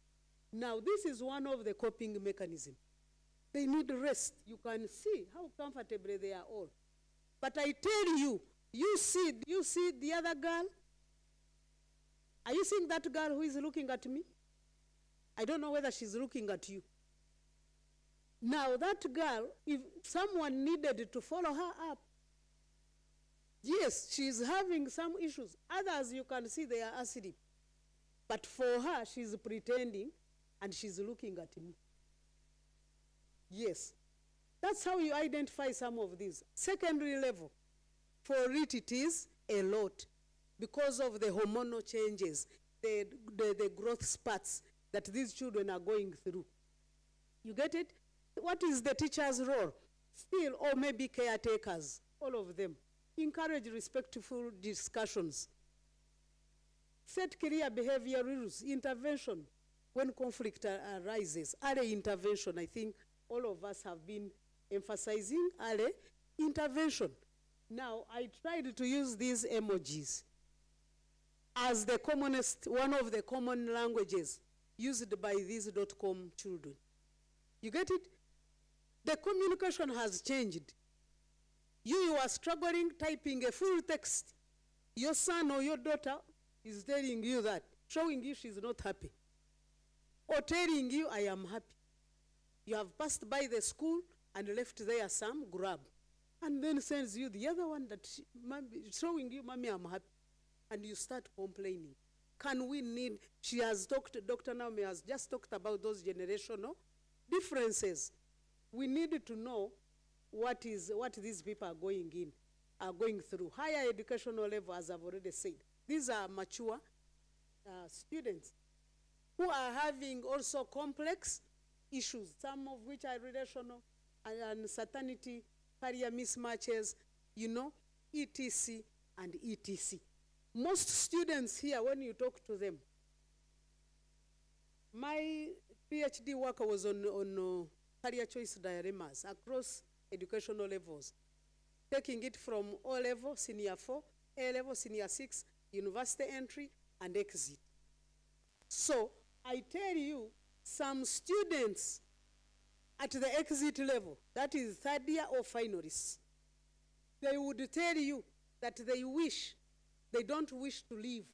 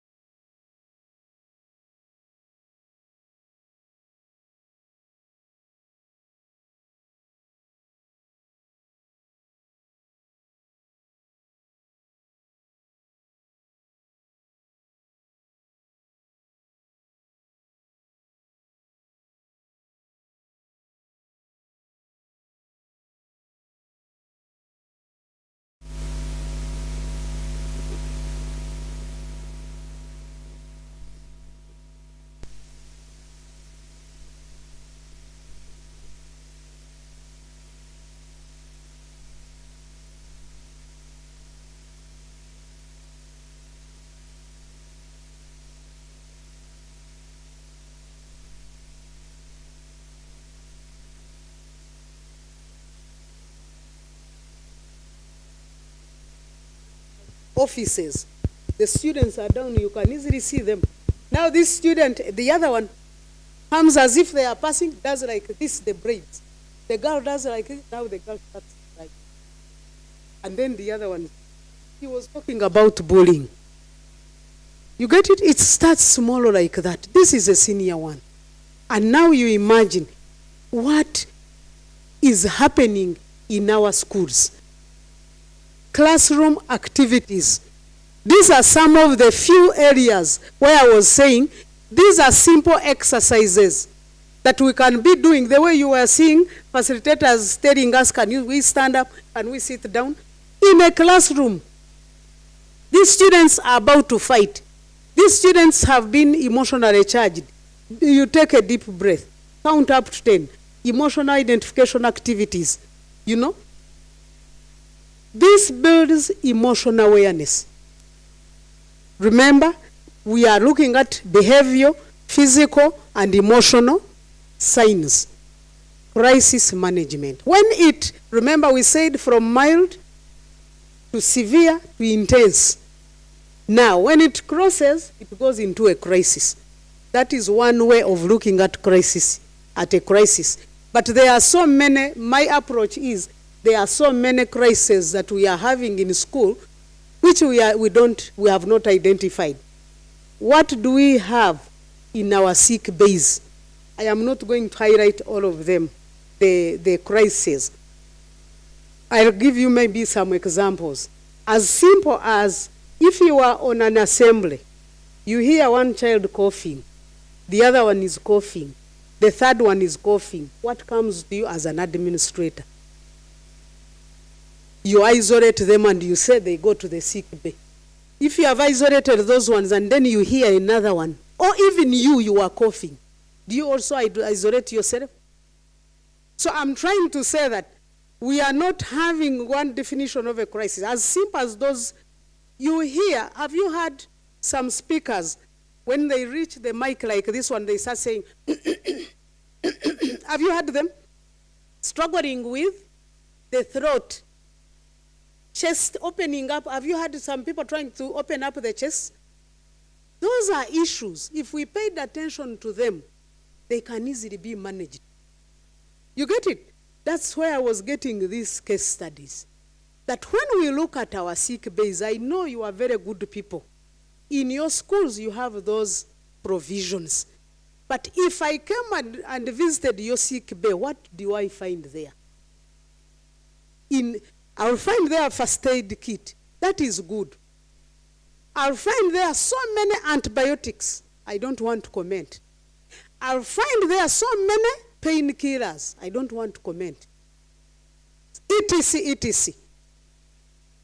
I will give you an honor.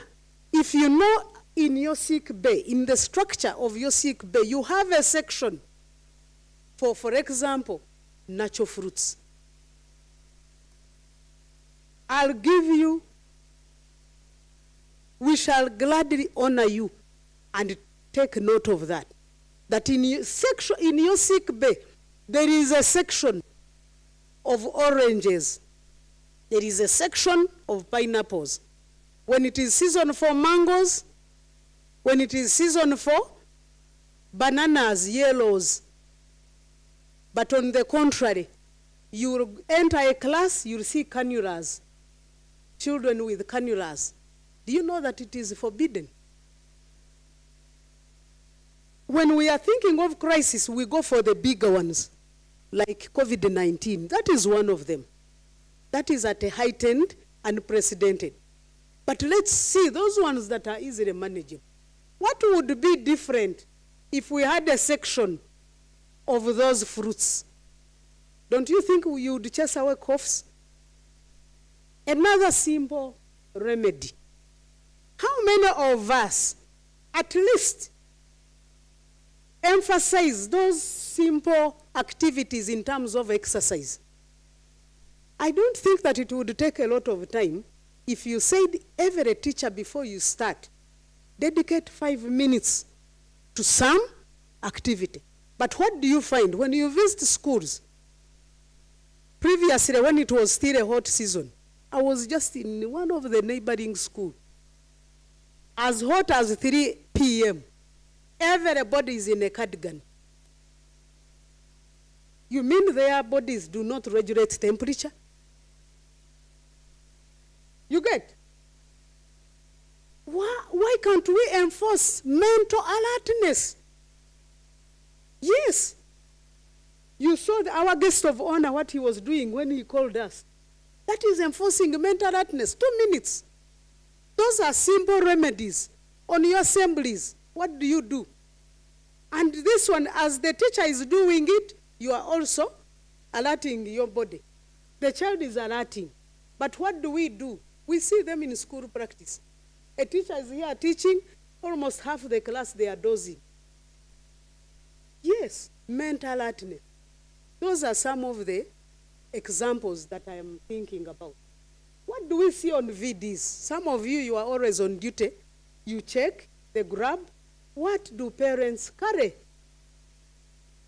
Yes, what do parents carry? I'm glad I'm talking to head teachers of big institutions. What do we see? Sweets, biscuits, this, and then now you deceive yourself that no food.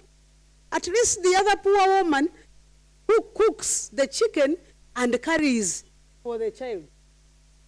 Not this one who just says this is a one-stop center. Ice cream, then this, then you take all the garbage to school. That is another case. There are so many cases, but because of time. What do we see at home? Moral decay. You visit a family, they call you to dine. But surprisingly, the dad is there, mom is here, the children are here, everybody is on phone, smartphones. What is that? Surely, what is that? Even from the dad to this one whom they have said, you called him who? The 2025. Everybody is on a smartphone. And they are eating. Those are the things. No values, no morals, nothing. And then tomorrow, when they call upon you, you are saying, what is this? And you start blaming the curriculum, the education system. We need to fresh back. All these are bringing conflicts. When they are talking about cyber bullying, they start as simple as that. Why should a child who is underage have a Facebook account? TikTok. Whom are they TikToking? And then tomorrow you are complaining. I think those things have been talked about, you know them. That is ICT integration. We need to integrate the ICT for constructive engagements as our curriculum is enhancing. And that's why I'm saying that now you, the school stakeholders, unless you use the MBWA strategy. You have heard about that? Unless you use not only management by walking around, but by working. Yes. What is going on when it is VD? What is going on when it is this? What is going on? We need to take keen interest in what is going on. How prepared are we? Now this is almost the second last slide. How prepared are we in schools to deal with these crises as and when they come? Are we really ready? Remember, I've told you there are very many. I've not mentioned many. When you look at the adolescent in itself, the girl child, the crisis they go through, biologically, due to those development, puberty, adolescence. When you look at the boy child, all those are crises, personality issues, but which I know you and I are aware. Now, but how prepared are we to dealing with them? That's why we are calling for partnership, engagement. Please invite us. We are starting a new journey. We want to walk hand by hand for the betterment, not only for us, but for each one, school stakeholders. Now, I'll end with this model, the SAND model strategy. I think it is now a mandate in terms of I don't know, I stand to be corrected by you, since you are the right persons. Every school should be having that sand model strategy. Should there be fire outbreak? Am I right or not? How many genuinely do have that or are following that guideline as given by the Ministry of Energy on the sand model strategy? We have people, stakeholders from prominent schools. Genuineness, teachers, we are genuine. We are not on blame games. But how many have been keen to that? Supposing there is a fire outbreak, with this policy by the Ministry of Energy, right from the pumping station, every pump is supposed to be having the big bucket of sand, dry sand. You know what it means. Should there be fire outbreak? But you move around. When you are going and you are taking fuel, you count how many petrol stations have it. But let's leave the petrol station. Let's come home to our schools. Every evacuation point is supposed to be having a full bucket of sand. How many have been following that? So now, as my last activity, we shall slope down. There is a model, because of time, which we tried to make, that will give us a picture. And how I wish that each one of you, when you go back, you introduce that model. Because that model, it is actually which is used by security people. It is a sand model strategy, which is done, it is supposed to be in a place. Was it? Okay, I've been guided that since it is down and we shall be taking a cup of tea down, maybe other than first going down and we come back, we shall first complete the discussion and then we go down. But make sure you don't miss it. Because it is a model which every school is supposed to be having, and it is having the geographical map of the area with key points, where the key features. In the case of any outbreak, where are the exit points on that map? In the case of outbreaks, where are the fire management centers, leave alone these fire extinguishers? Because it is, I think you know better, that most schools have these fire extinguishers, but which expired. Yes, the powder expired long ago. So they are just there. So that when they are coming, these people, the National Council for whatever, when they come, they find, they tick. But they have expired. Some schools, when they are teaching even learners, they just show them fire extinguisher. Because even the teacher fears to reach near it. So what is it for? As stakeholders, everybody in the school, right from the askari to the learner, to the teacher, to the nurse, they are supposed to be equipped with the skills of how to use that fire extinguisher.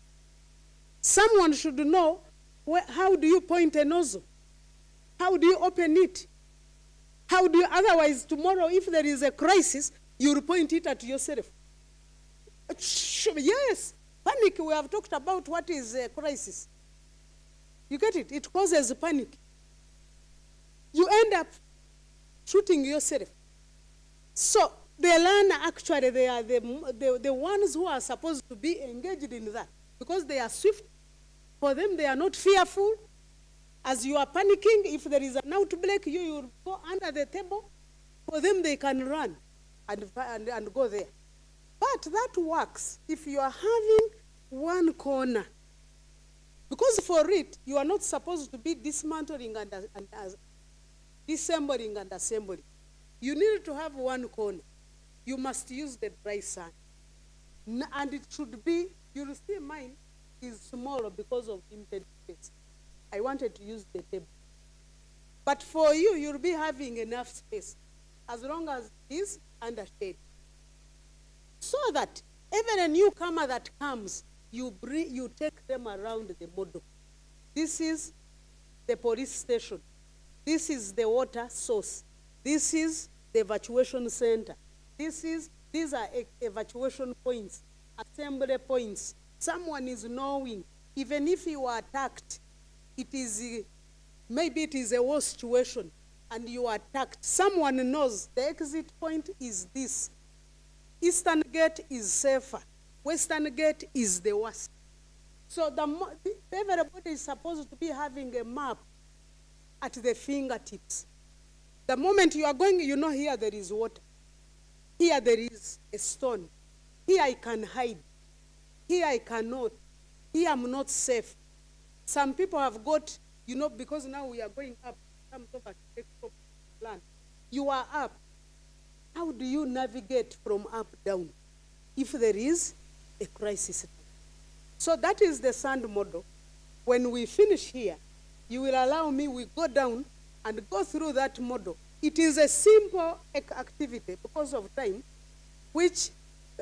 time and space. But at least it gives us a clue that when you go back, you can at least borrow the idea and you do it.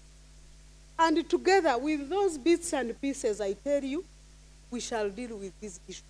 I thank you very much.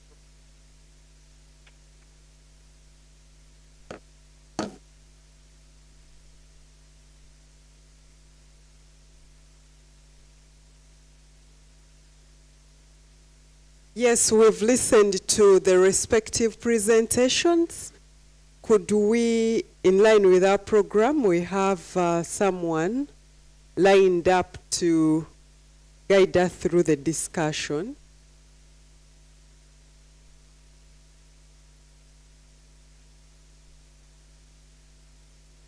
Thank you so much, Rita.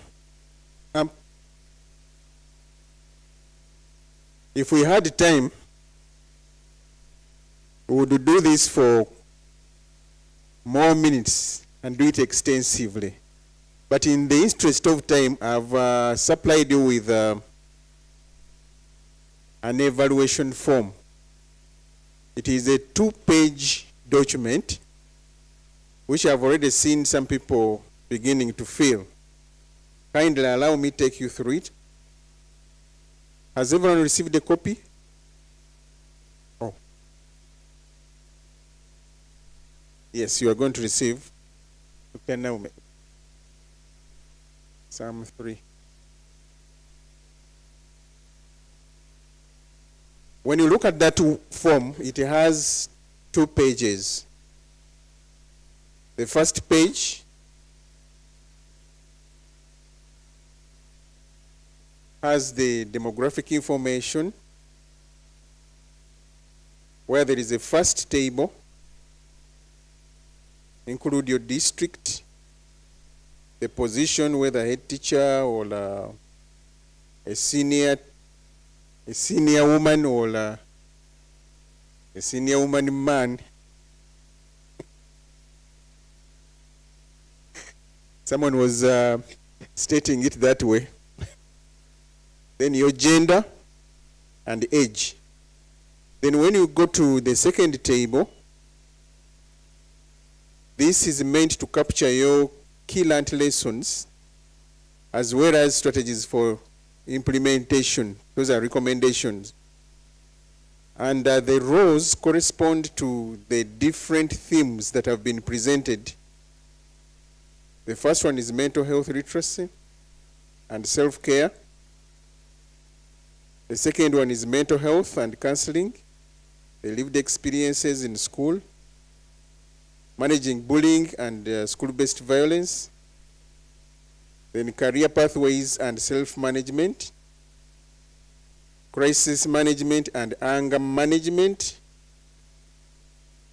Then when you turn the page, when you go to page 2, there is school community referrals and support systems. And then we have basic psychosocial support services. And then lastly, that will be general workshop evaluation. You ignore the last row. Action points and way forward, you ignore that one. So let's do it in 3 minutes. 3 minutes we shall be done, I think, before sloping down.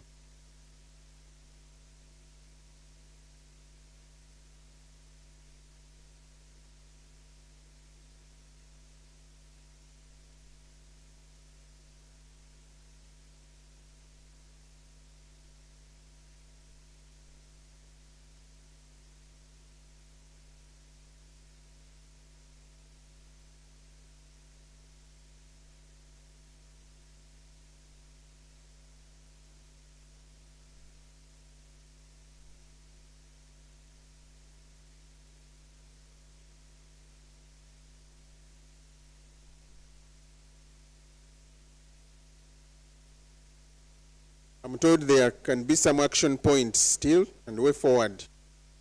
You can still use the last row.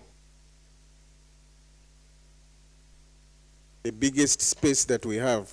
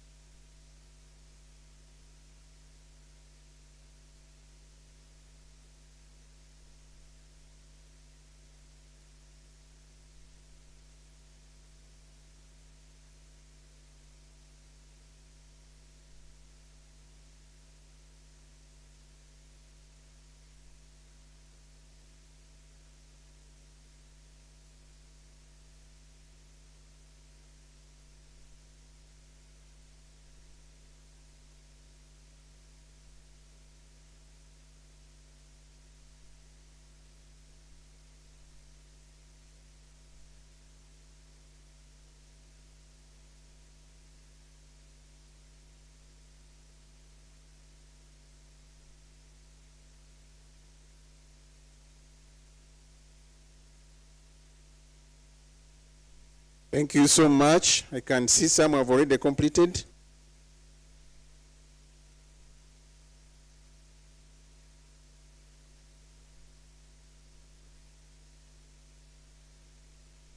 Thank you so much for that response.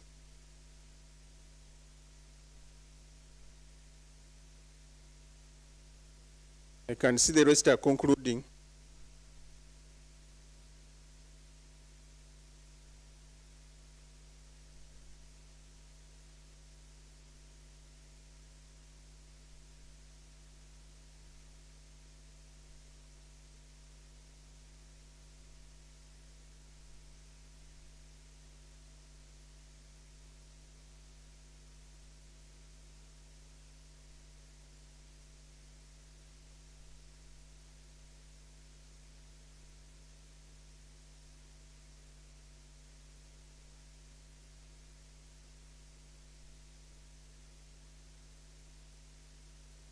As some put the last word and the dot,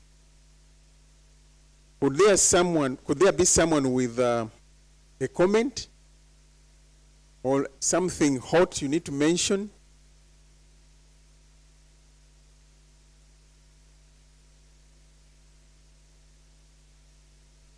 If you feel there is something you really need to mention or to talk about in regard to the workshop.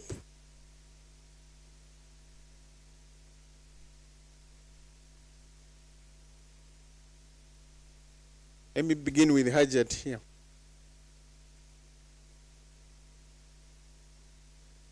Good evening, members. I thank you so much for giving me this opportunity.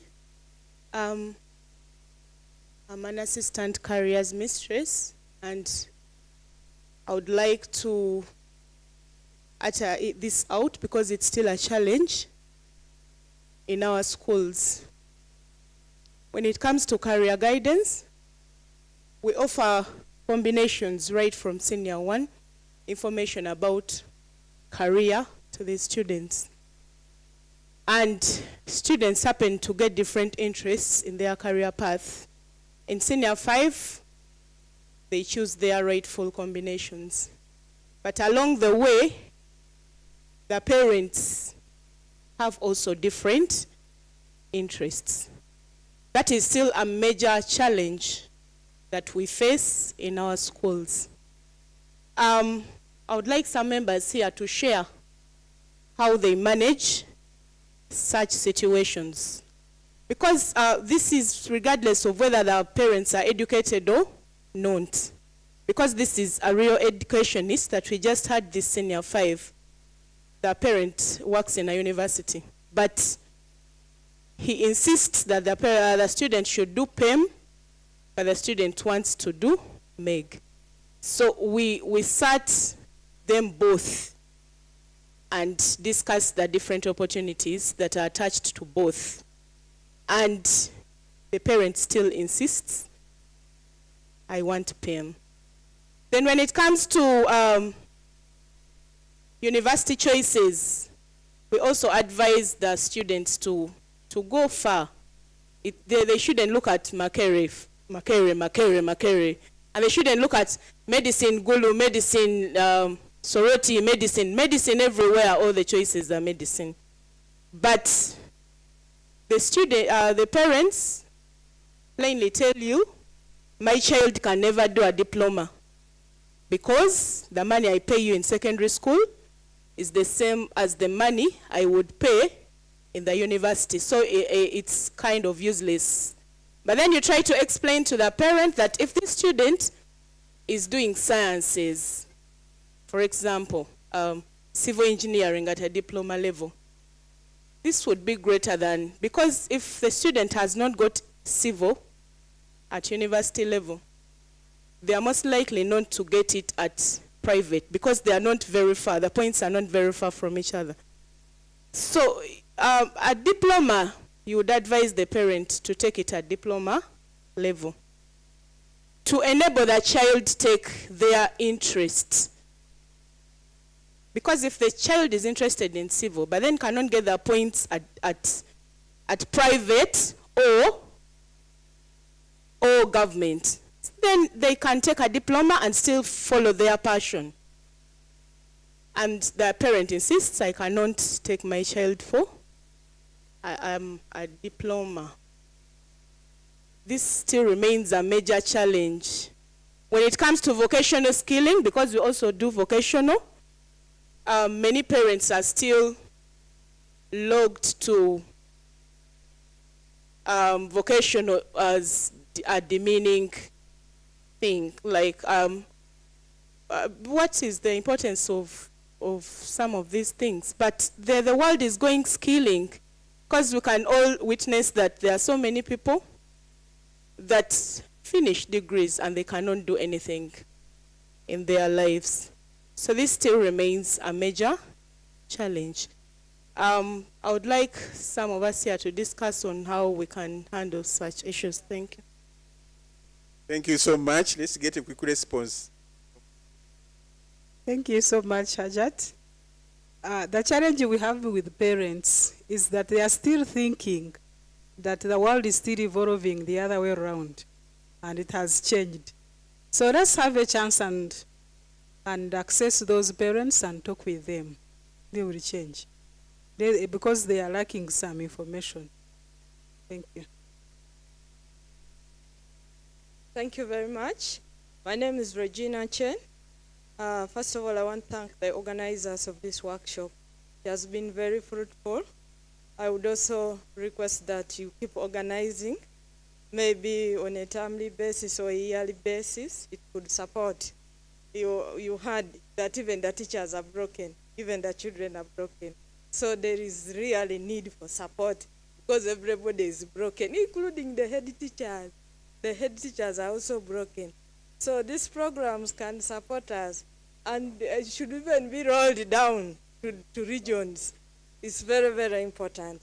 Then two, we request that you forward for us this literature on our emails. I think somebody was collecting our emails. Please do help us with this literature. It will support us. And then I think going forward, the Ministry of Education should emphasize counseling, should be in school programs, and it should be like a policy. Because now they are just giving schools at large that there's guidance and counseling, but it is not a serious thing. Parents are dying, children are dying, teachers are dying. So the community is dying when we are watching. You hear collapsing head teachers, collapsing teachers in offices, collapsing children, committing suicide. All these things are very serious things. And when we don't respond as a team, recommendations, since you are doctors here, you can help us raise our voice. Let this recommendation be a policy matter, and let it be timetabled, and actually it should be emphasized, not the way it is very relaxed at institutions, because everywhere, even universities, you've heard of students committing suicide because of these things. You've had girls going for prostitution. Stress management is a problem. I want to thank you so much. We have benefited, but we ask that you keep organizing. Thank you very much. Thank you very much for that wonderful comment. And indeed, this program is not stopping at this. We have intentions of expanding it. Dr. Ann, do you have something to add on that? I want to hand over to Dr. Ann because there is something she had planned, but first comment on her issue, then you tell us the way forward. However, the remaining copies, let me pick them as Dr. Ann takes the mic. All is said and done, I think. We need a strategy. That is what I can say. Otherwise, we shall keep, repeating ourselves. I am glad that each one of us is up to the fact that this is a timely, actually it is late. It is supposed to have started, it would have started yesterday. So I think we need to, all of us, freshen our minds, and I'm glad that we are all receptive. We need to partner together. Parents, they are lacking information. When they were talking about bullying, in most cases, and the illustrations that we have had, you get it? especially the one where they have said that they almost expelled the child, but the reverend father said, no, you wait. You just imagine how big the problem was. So we cannot keep saying the time is now. We need now to look forward. Thank you, each and everybody. Thank you for coming.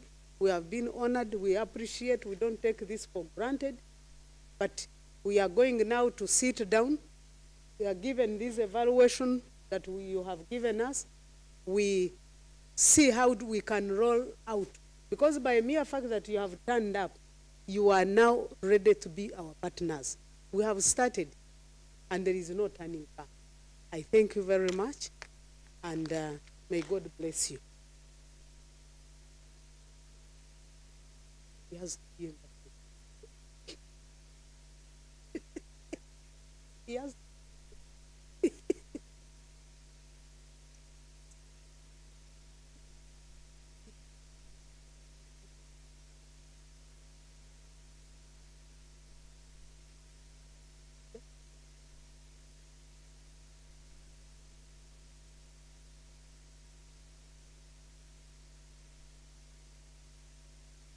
Members, you recall we have a model down, but we would like to complete this session officially.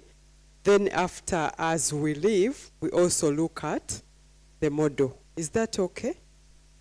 Yes. So I know that we have certificates lined up.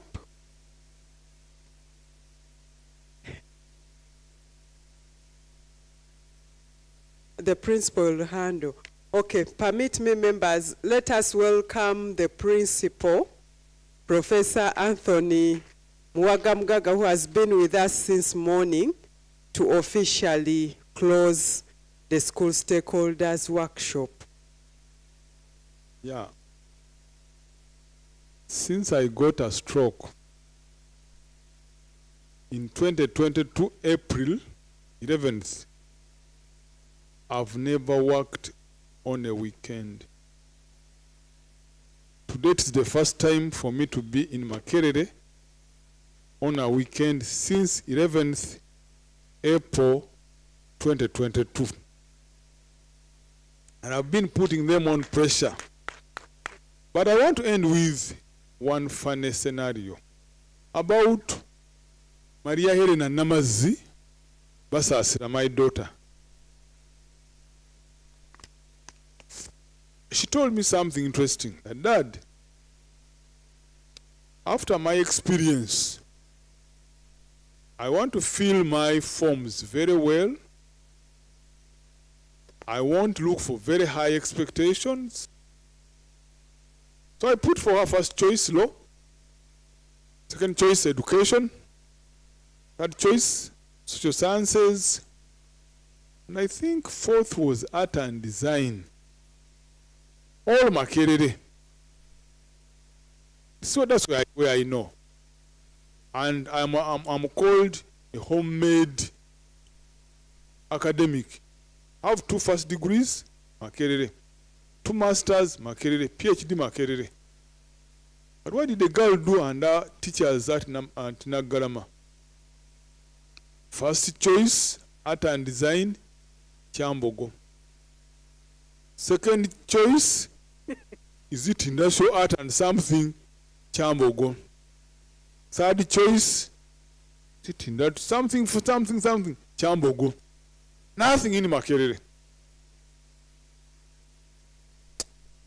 So results come back, she has fired A, B. And then they pin her where? Chambogo. Then I tell her, you know what, Maria? Your grades are very good. They qualify you for law at Makerere. In the meantime, I paid someone to coach her for pre-entry law. She told her mother, Daddy missed law, but Daddy wants always to reflect his failures in us. Law, now he tells me to go and do law.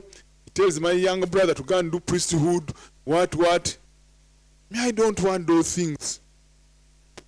But not to hurt him, I'll go for the coaching, but I won't put in an effort.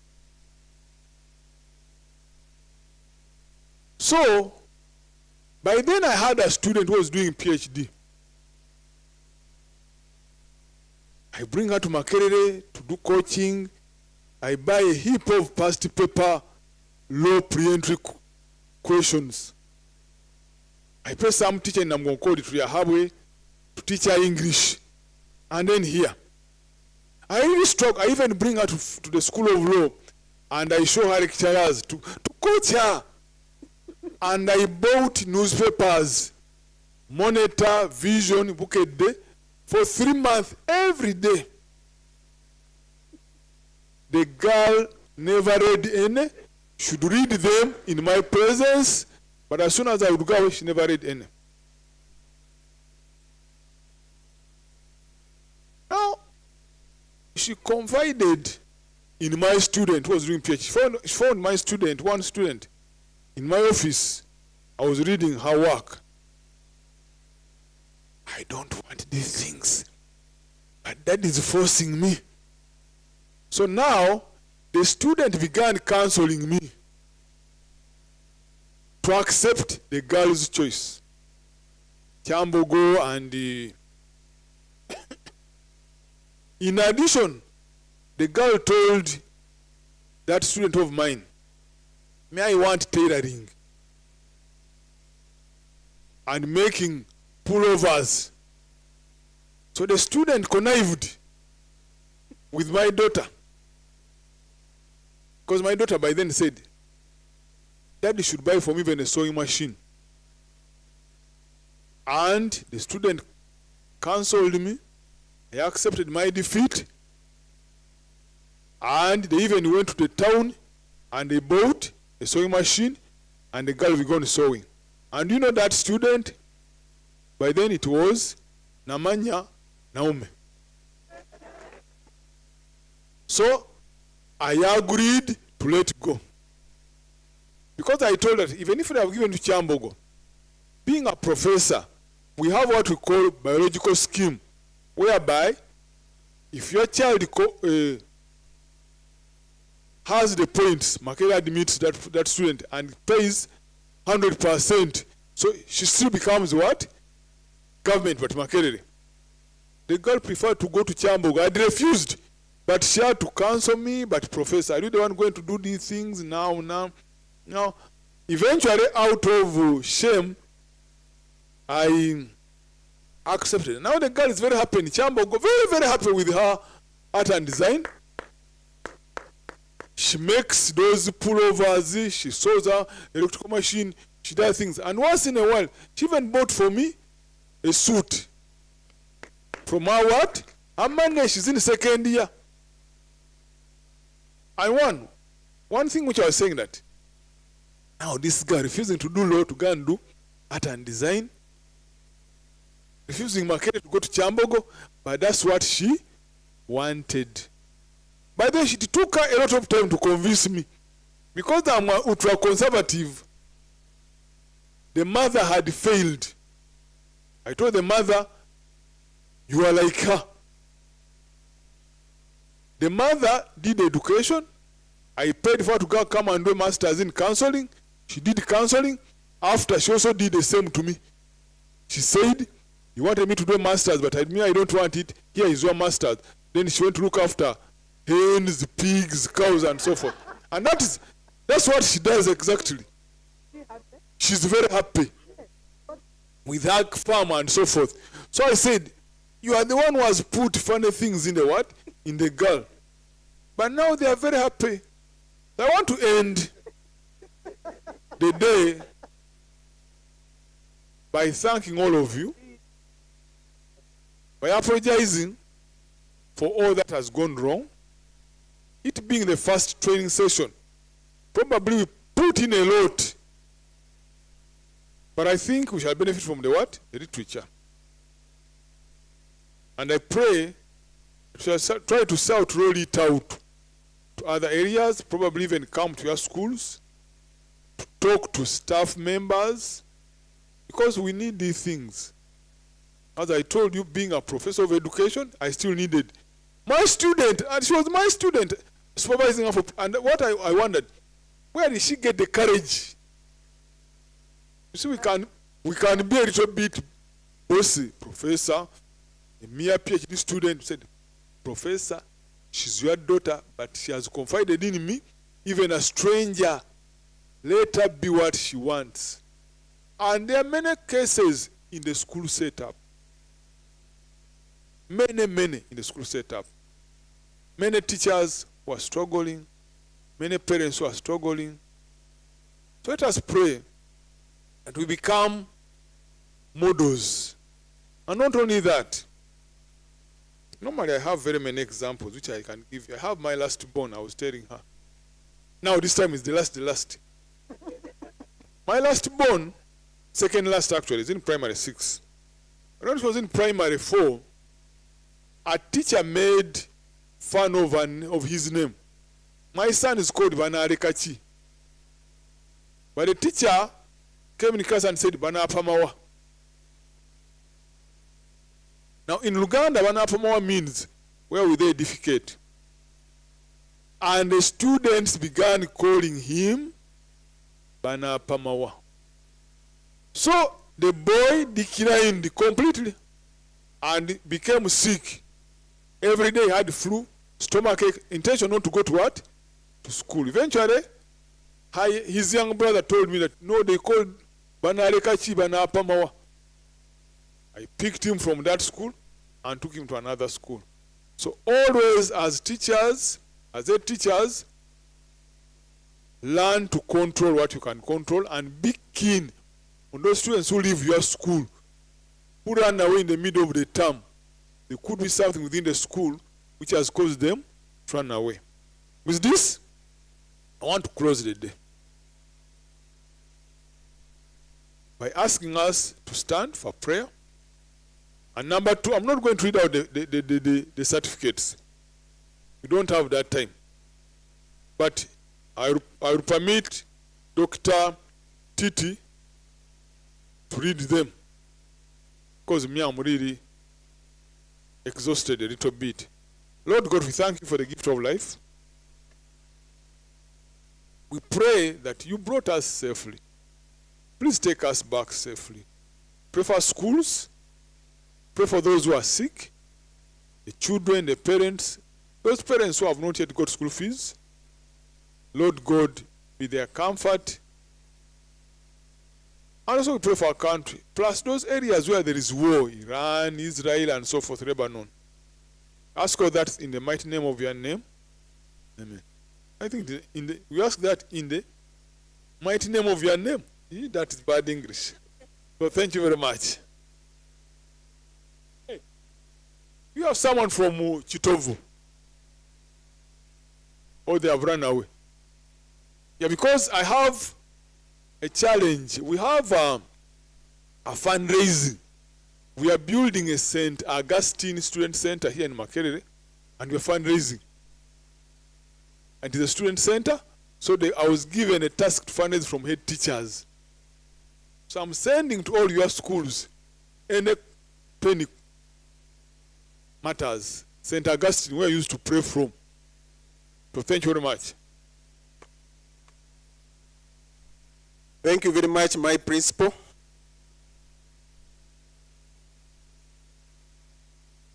Allow me to read like I've been requested as you come and pick.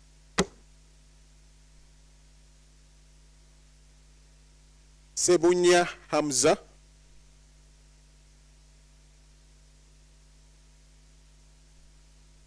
Namirembe Marion Mwanguzi.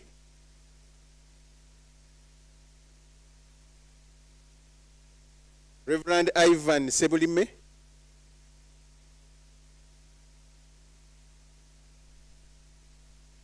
Ogwang John Bosco.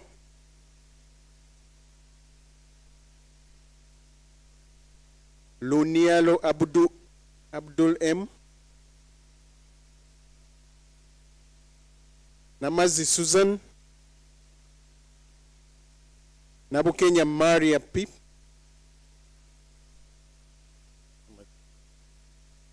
Nanyombi Rehema Goloba.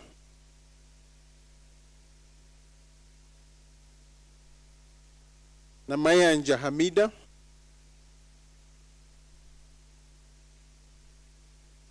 Sister Prose Nakabuye.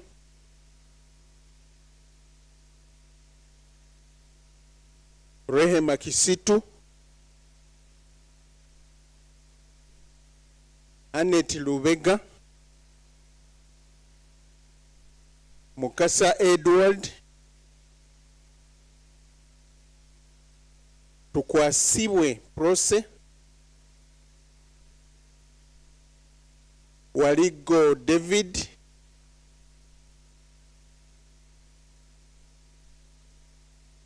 Namutide Aaron.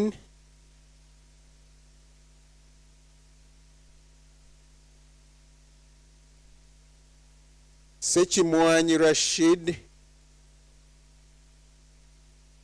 Nyombi Stephen. Katende Wumal. Katende Joseph. Haguma Ramex. Kelvin Mugera.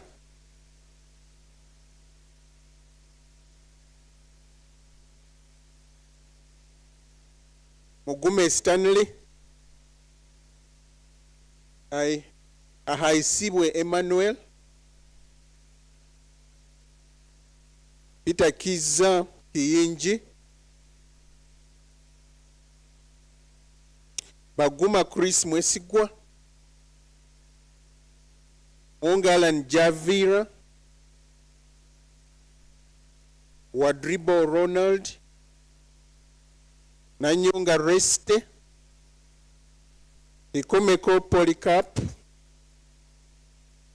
Mukasa Simon. Omunyina Anthony Peter. Namboze Mark K. Naliaka Lydia. Masika Daisy Walina. Nabukera Zuraika. Mbabazi Lydia. Mulekwa Piyoto Sam. Nakiemba Maria. Mutasa Charles. Wanyana Stella. Boss Alex. Tumuhaire Winfred. Rubega Edrisa. Nambatia Catherine. Senkali Joseph.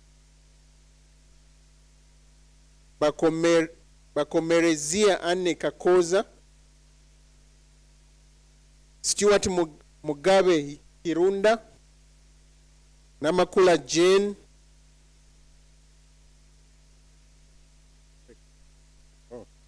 Tamale Julius. Naruembe Emwara. Echegen Joseph. Kayanja Patrick. Oluka Winfred. Wampa and Martha Kiwala. Nanzi Risara Annette. Grace Mbabaz Muhumuza. Orach Ronald. Utusa Christine. Achen Regina.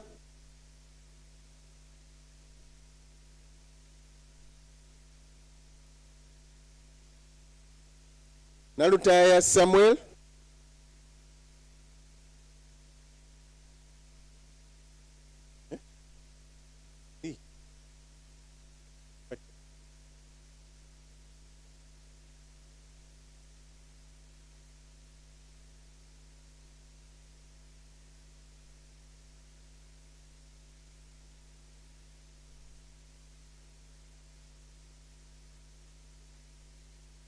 Okay, dear participants, we've successfully ended the certificate award ceremony. Congratulations to all of you for actively participating in the school stakeholders workshop. And just to emphasize that this flyer, which has contacts of the respective presenters, has been given out. Dear participants, kindly ensure that you have this flyer, which highlights the names, contacts of the respective presenters.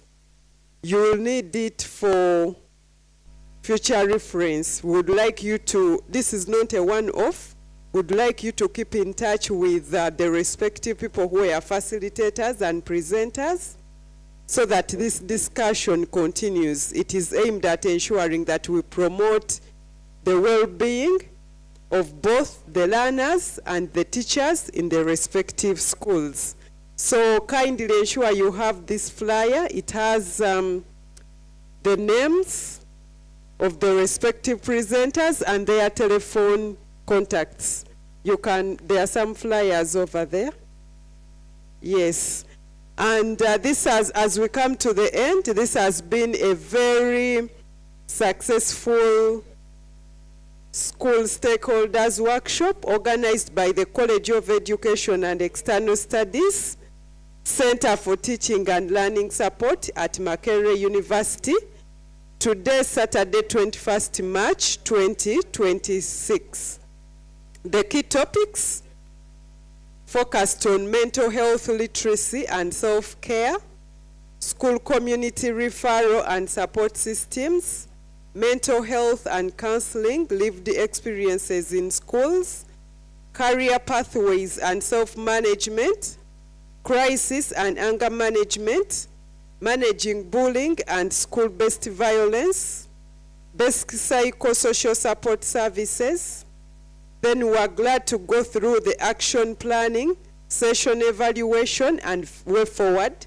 During the way forward at this workshop, we've been happy to receive the strategies being proposed by the respective participants on how to improve mental health and even address psychosocial issues. And the active participants have received the certificates. We congratulate you upon this capacity building moment. And right now, permit me to wish you a safe journey to your respective destinations. Thank you very much. Yes, we've come to the end.